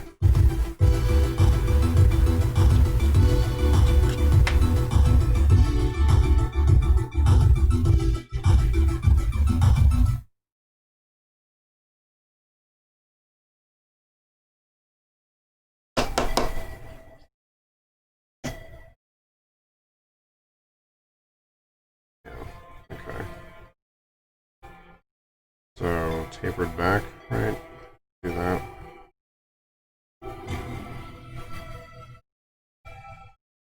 Yeah, like right there.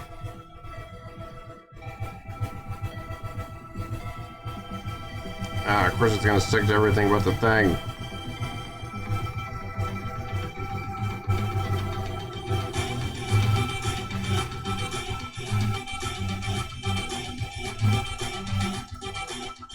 Yep, that's what was happening the other day. Kept sticking to everything else. I couldn't like let it go.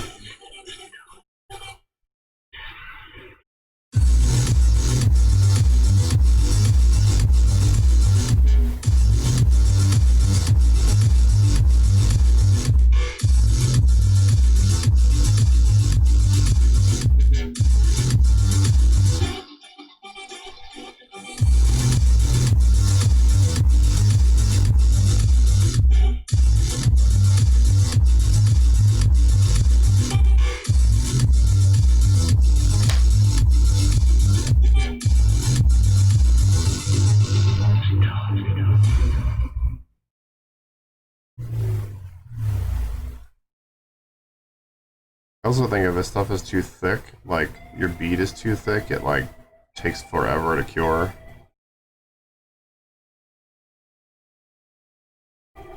Yep, glued my fingers together.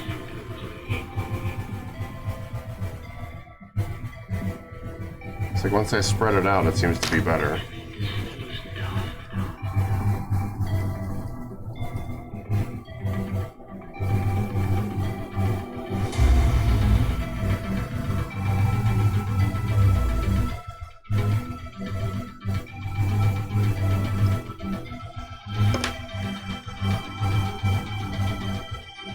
Better.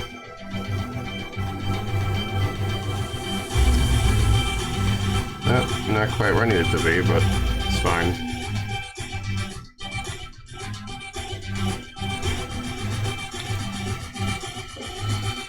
That's what scrap material's for.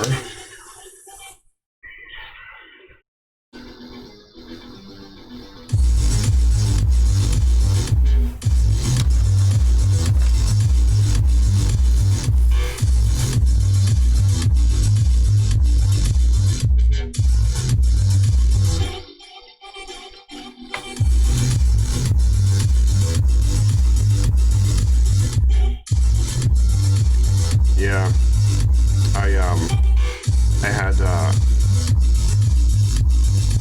when I made an earlier mold, that head mold, there was some CA glue that wasn't, the Gorilla Glue that wasn't quite dry yet, and it definitely like kept the silicone from curing. It was like a jelly. I had to like scrape it out.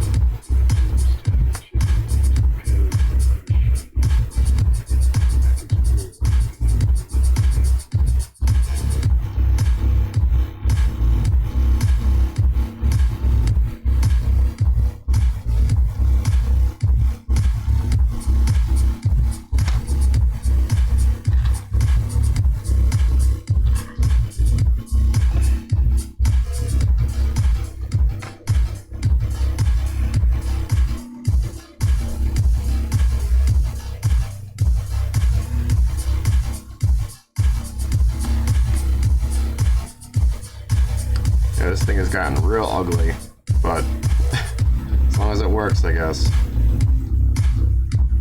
I'm just gonna jam clay in there. So I gotta extend this a little bit now, and then maybe it'll be done. I don't know. Yeah, that should work.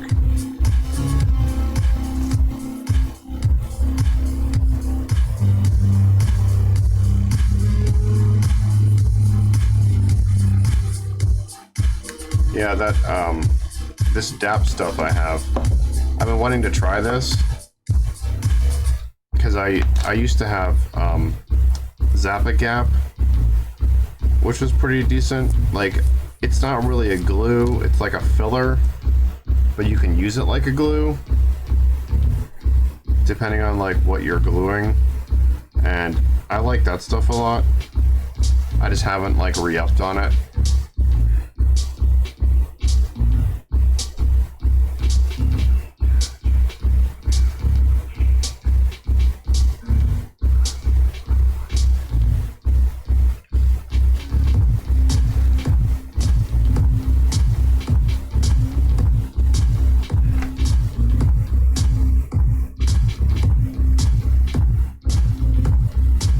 Yeah, I was hoping to have like time to get this thing done and then get it into silicone, but it just didn't happen today.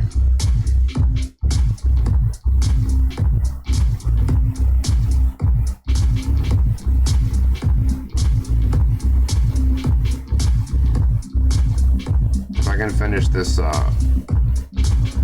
this Frankenstein vent assembly thing, then of course it's stuck on. Then I might try to do it over the weekend.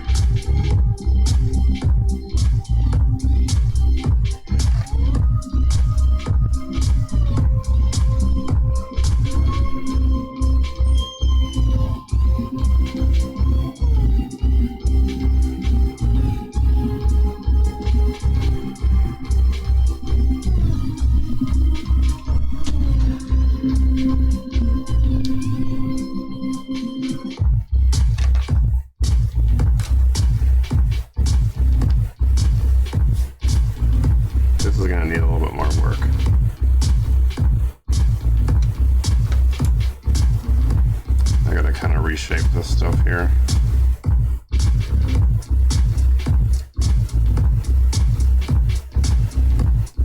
Pretty sure I won't be able to finish this tonight, like get this this piece done and mount it on here. Might have to consign this to just doing it over the weekend. I also gotta like investigate my audio issues and see if I can solve that stuff too.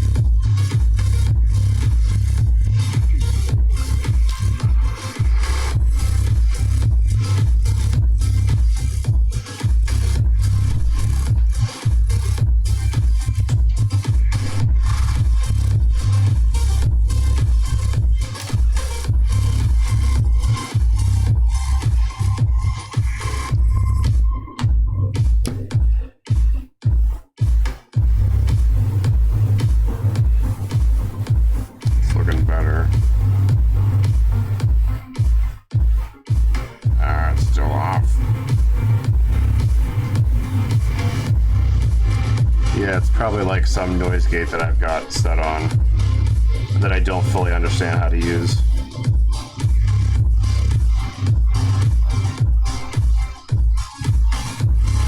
For knowing nothing about audio, I like probably did way too much.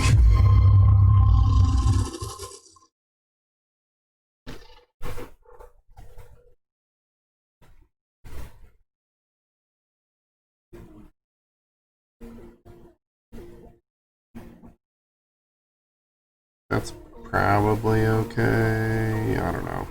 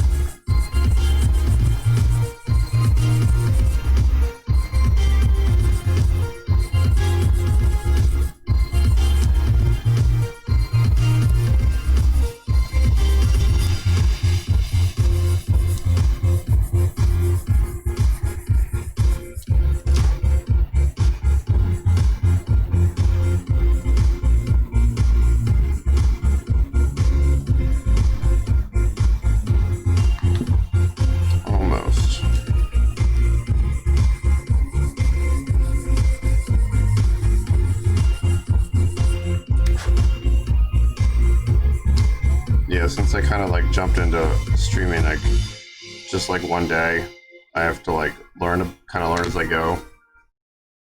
That just broke. Okay, that's better. That's like kind of where I want these vents to be. I can just cut through that later.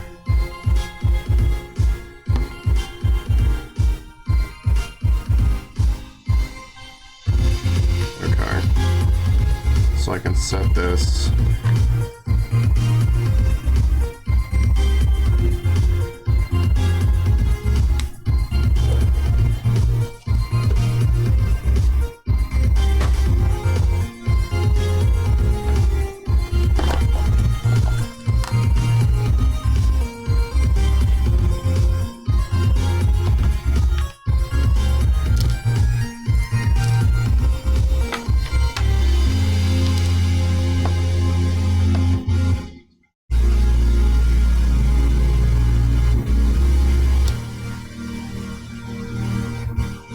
Oh yeah.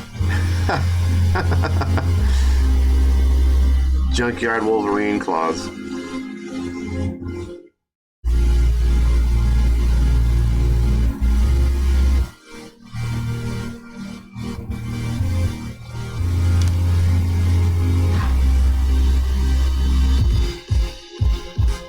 This is like Wolverine once he sold all of his possessions for crack. He's like, well, I gotta replace my claws with something. Guess I'll use all these leftover kitchen utensils I found. Rusty thrift store forks.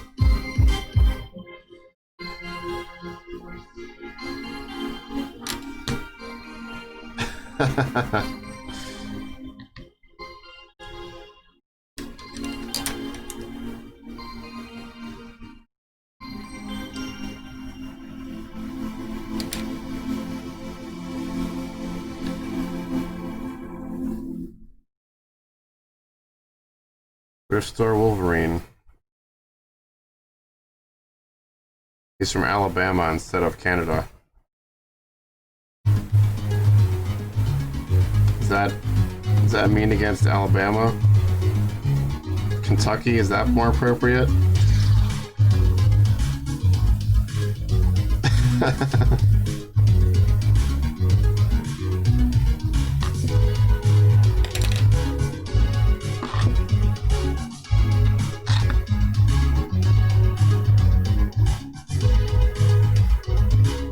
Let go of my hand.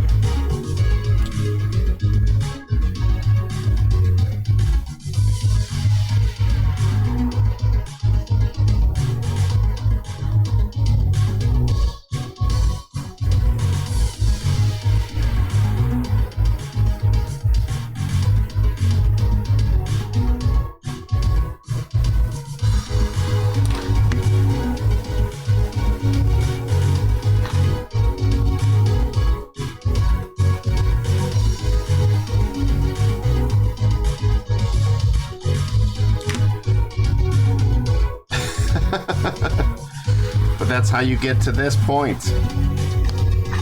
You sell your claws for your next opioid hit.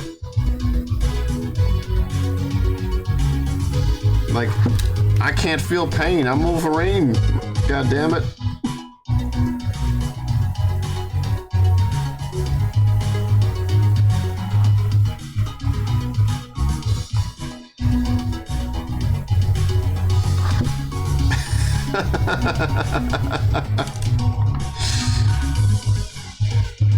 Why does this version of Wolverine not exist yet? And how do we remedy that?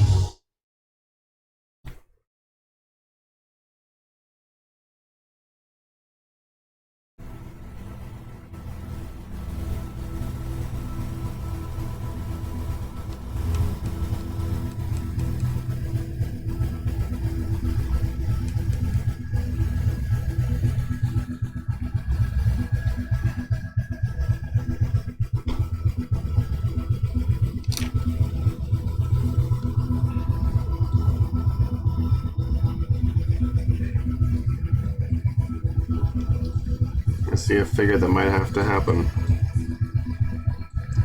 Crackhead Wolverine. Opioid Wolverine.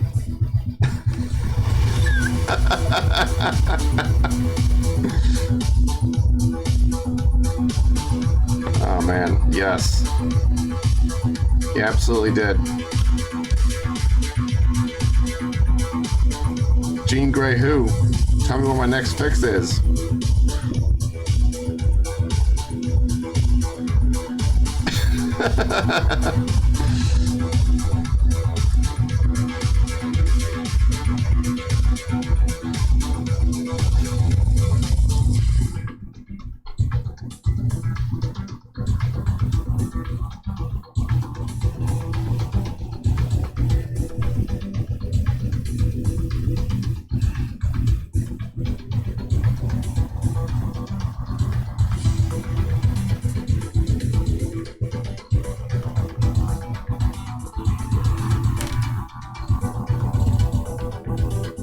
That's great. Gotta make that Wolverine happen.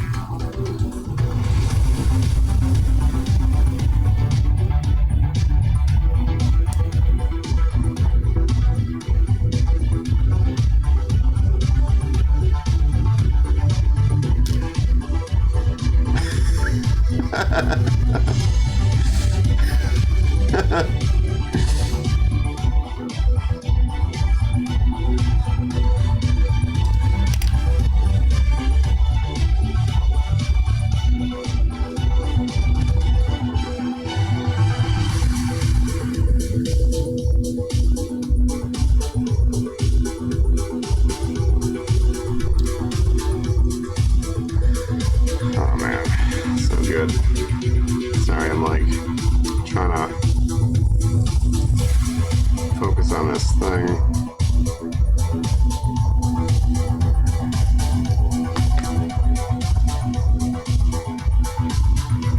I gotta make a note of this conversation because I feel like this Wolverine needs to happen.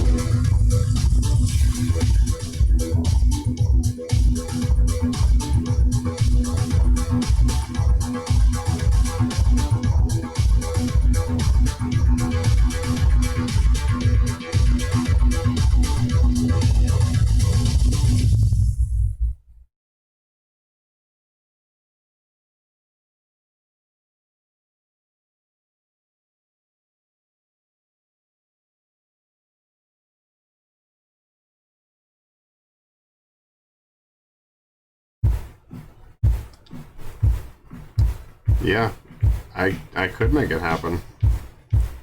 It's within my abilities.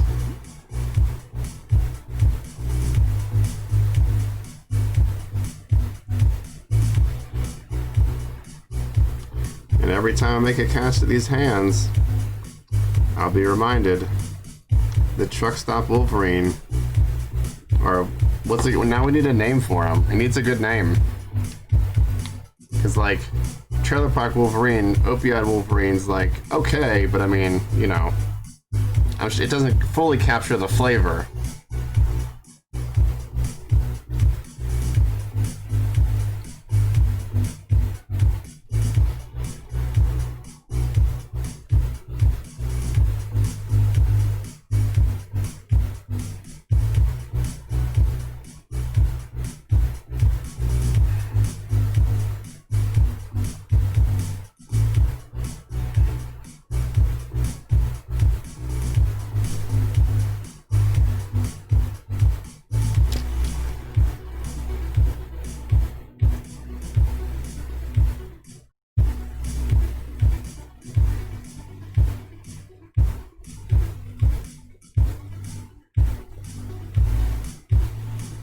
Gotta figure out his name, then we're good. Everything else kind of makes itself.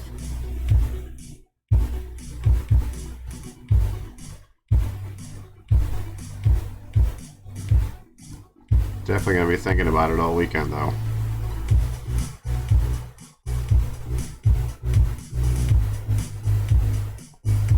So hopefully next time I'm on here, I'll have something to report if we don't come up with some amazing gem tonight.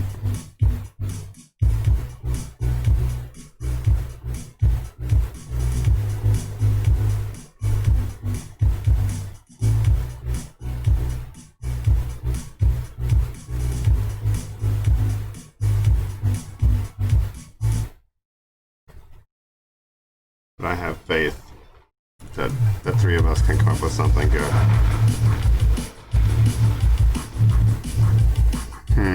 That's a good point.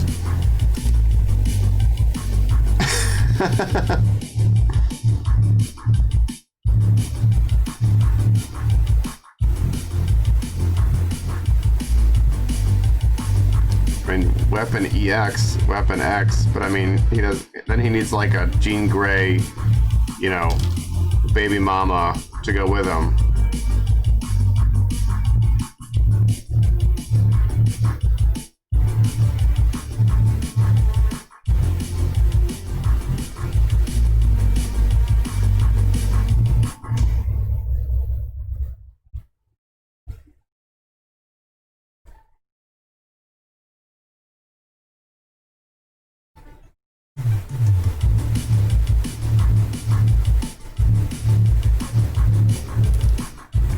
weapon OP8.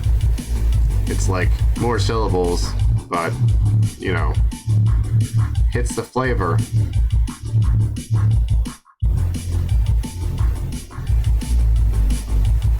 OP-8, come on.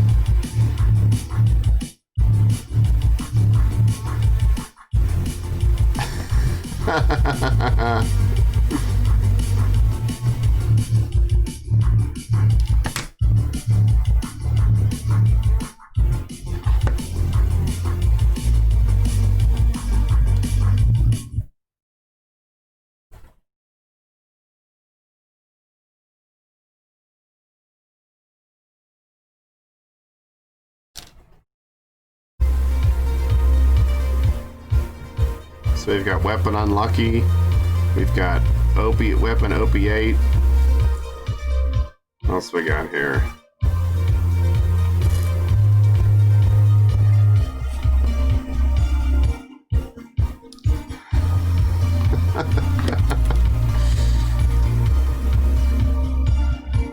Gold. We're refining gold here, guys.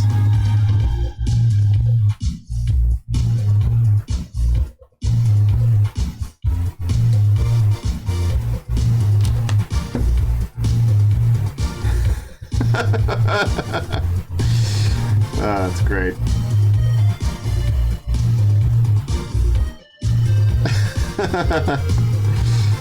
I like Weapon X, the Raver.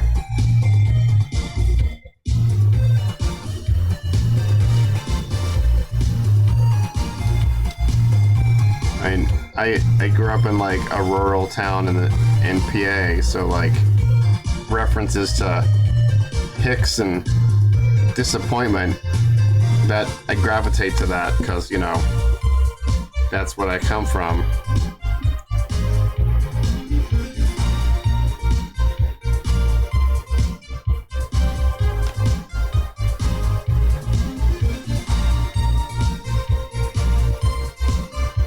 Though I did know I was friends with a bunch of raver guys for a while, and they were absurd, as one would imagine. So there's also that.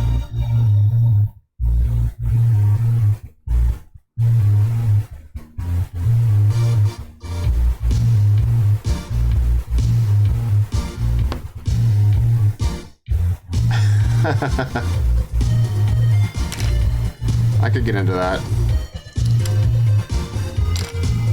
I don't want to do this. I'm gonna just take this out, right?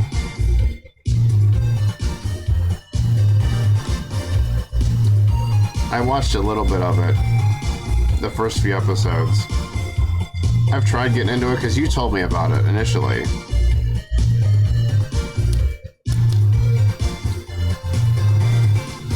Every now and then I watch another episode.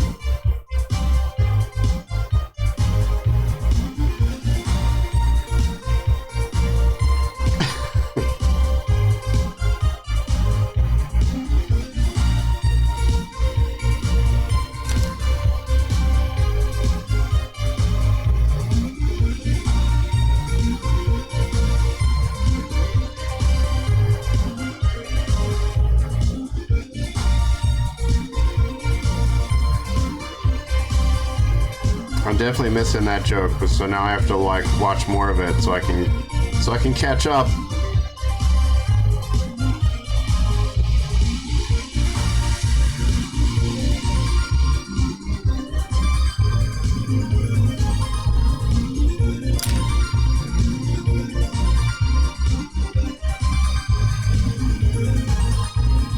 Is this supposed to be? This is the back half.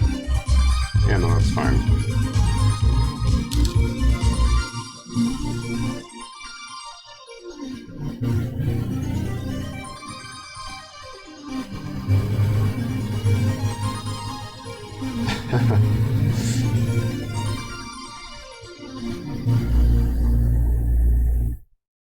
Alright, I guess my mission for the weekend is now to watch more Letterkenny, so I can be part of the group.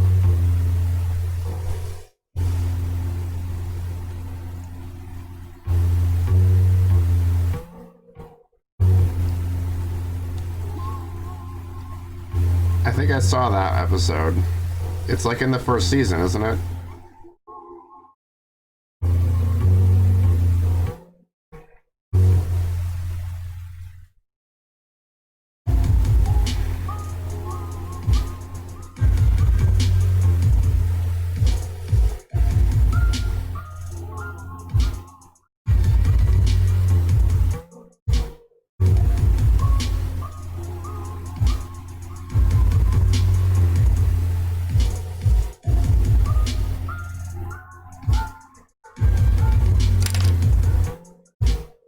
Yeah, I definitely saw it then. Okay. So I do remember that.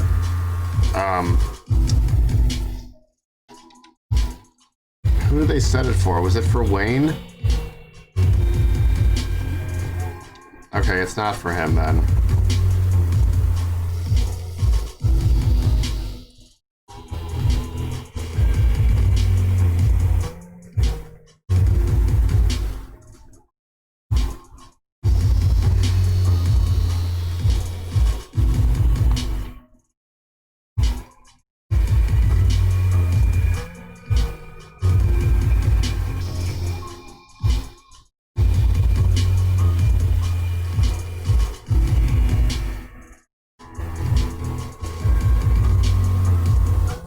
That's much better than it was. It was quite the hot mess earlier.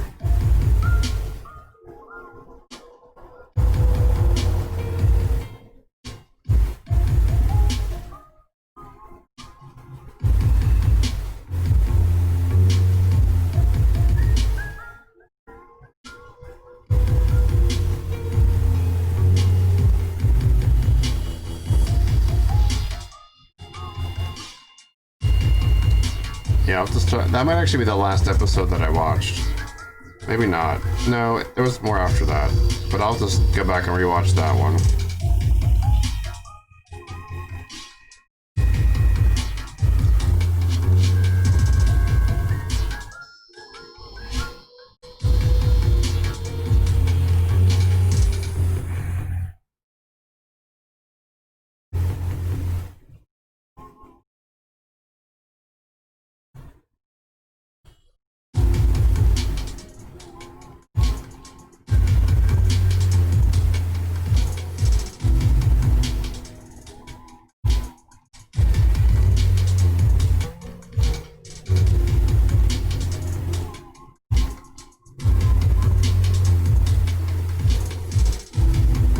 Nice.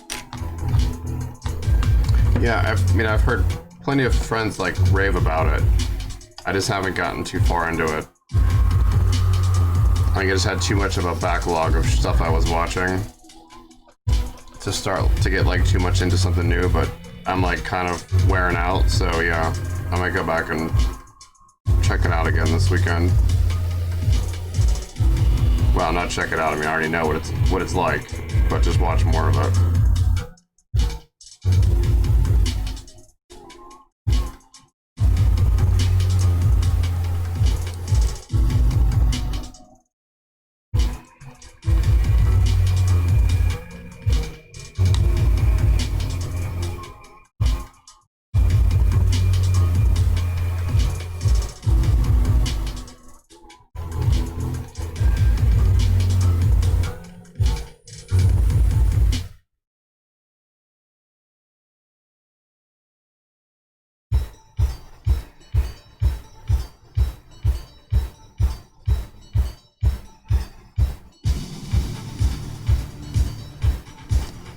I get a little quiet every time I'm like focusing on something.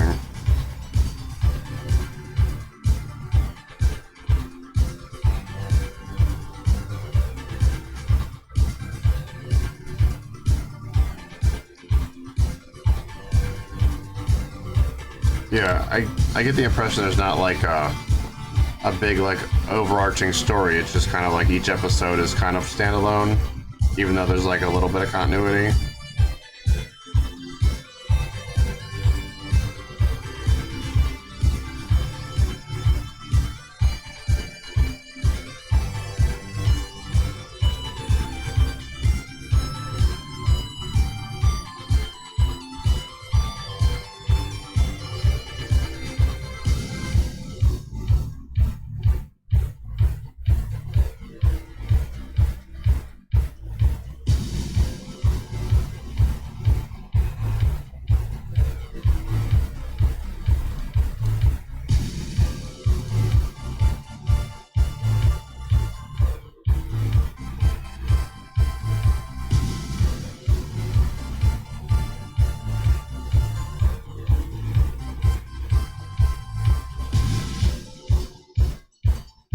Okay, that's kind of what I figured.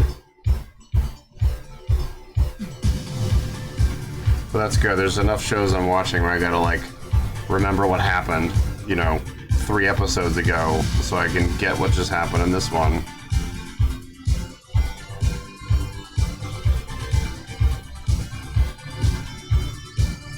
I mean, I love a good narrative, but sometimes like it's just too much. So it's cool like that it's loose enough.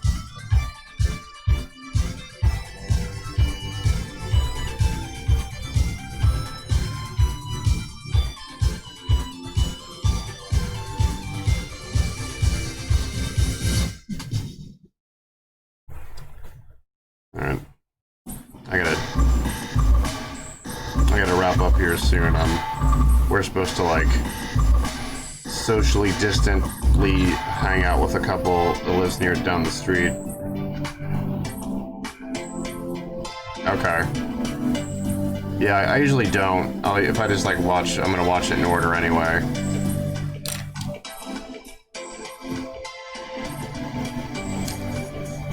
That's good to know that, like, you know, there's enough continuity to not skip around.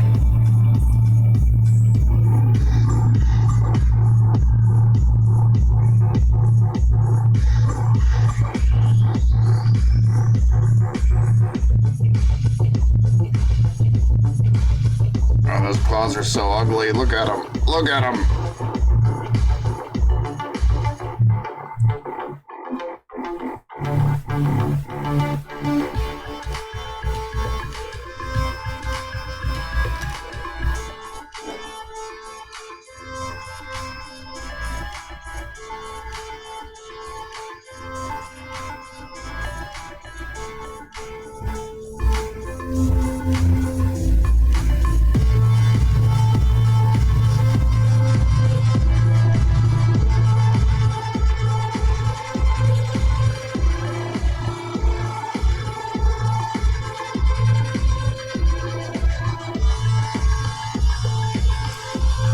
I guess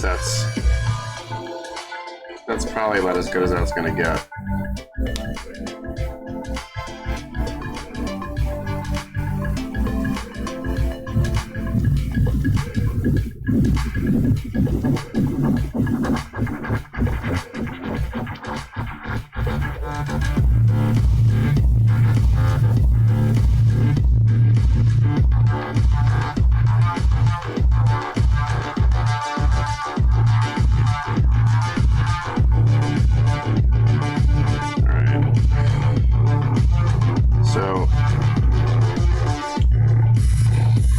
What are thoughts? Should I like work on stuff off stream? Alright, man. Thanks for hanging out, as always, and thanks for all the tips and stuff. I'm sure I'll catch you next time. Have a good weekend.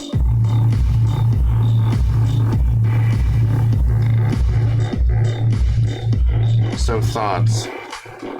Should I like work on stuff off stream and, you know, have the streams be like kind of broken apart as far as like the content? Or do you think it's better to like have only work on it during stream to then have like some continuity? Or do you think it like doesn't matter? Because like I'm also uploading to YouTube. I guess I could just do like YouTube stuff as well when like I'm not streaming. I don't know. I don't know what I'm doing, so I'm asking for thoughts and assistance and suggestions.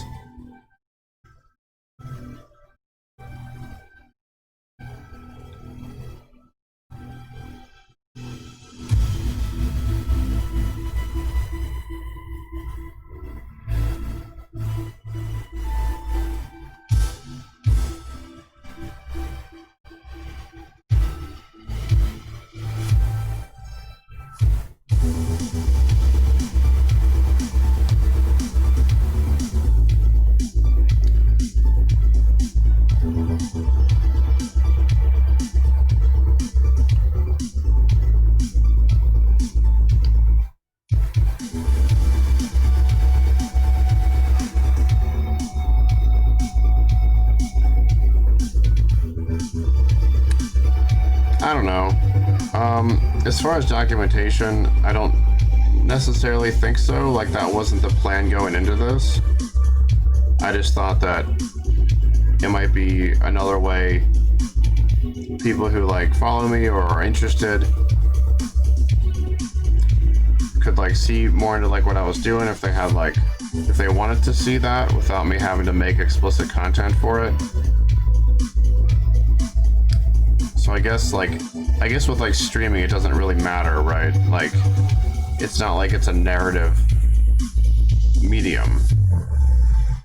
I guess it can be, but then you've got to be there for everyone. So if people are watching just like randomly, or, you know, they come on like later, then it's not like they've seen everything anyway.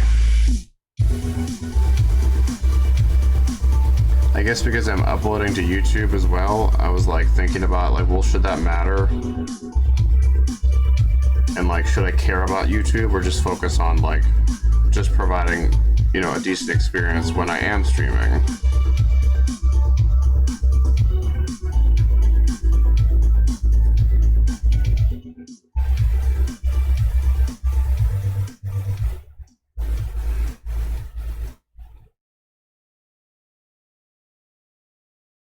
Like, as a viewer, would you care about missing stuff? I mean, I know you came onto the stream late, so maybe not, and it might just be like, that's just the nature of streaming, you just don't see everything.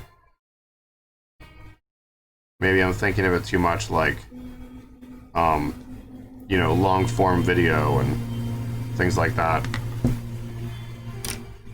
But I'm gonna stop here for today. Just some things I was thinking about, you know, as I'm trying to improve my stream and just make this more interesting.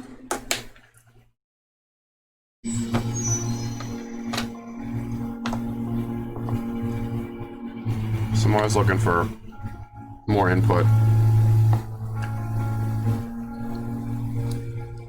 Okay.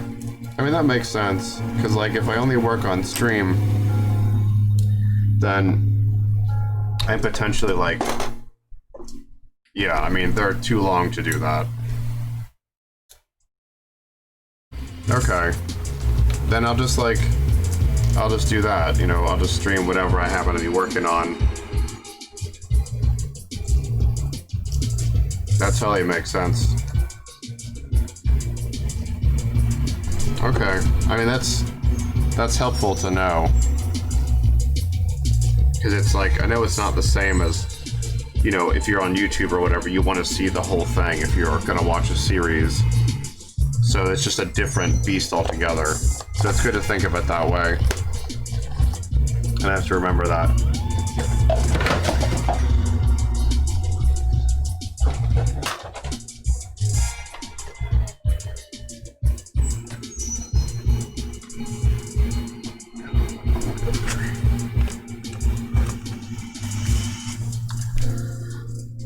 Awesome. Well, thanks for that suggestion. I mean, it does help.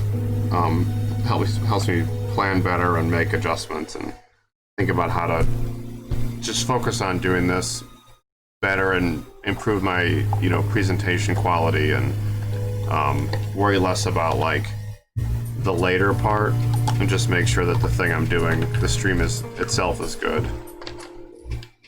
So that's helpful to know. Thanks for that, you know, so.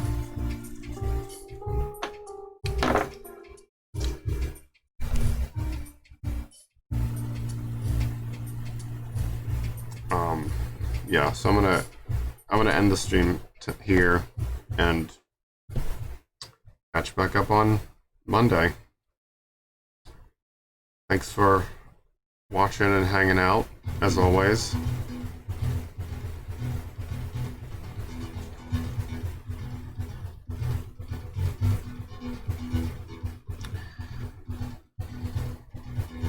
Good, that's what I was hoping for, and kind of my thought. So I'll do that, and I'm always open to suggestions. So, thanks again, and I'll see you next time.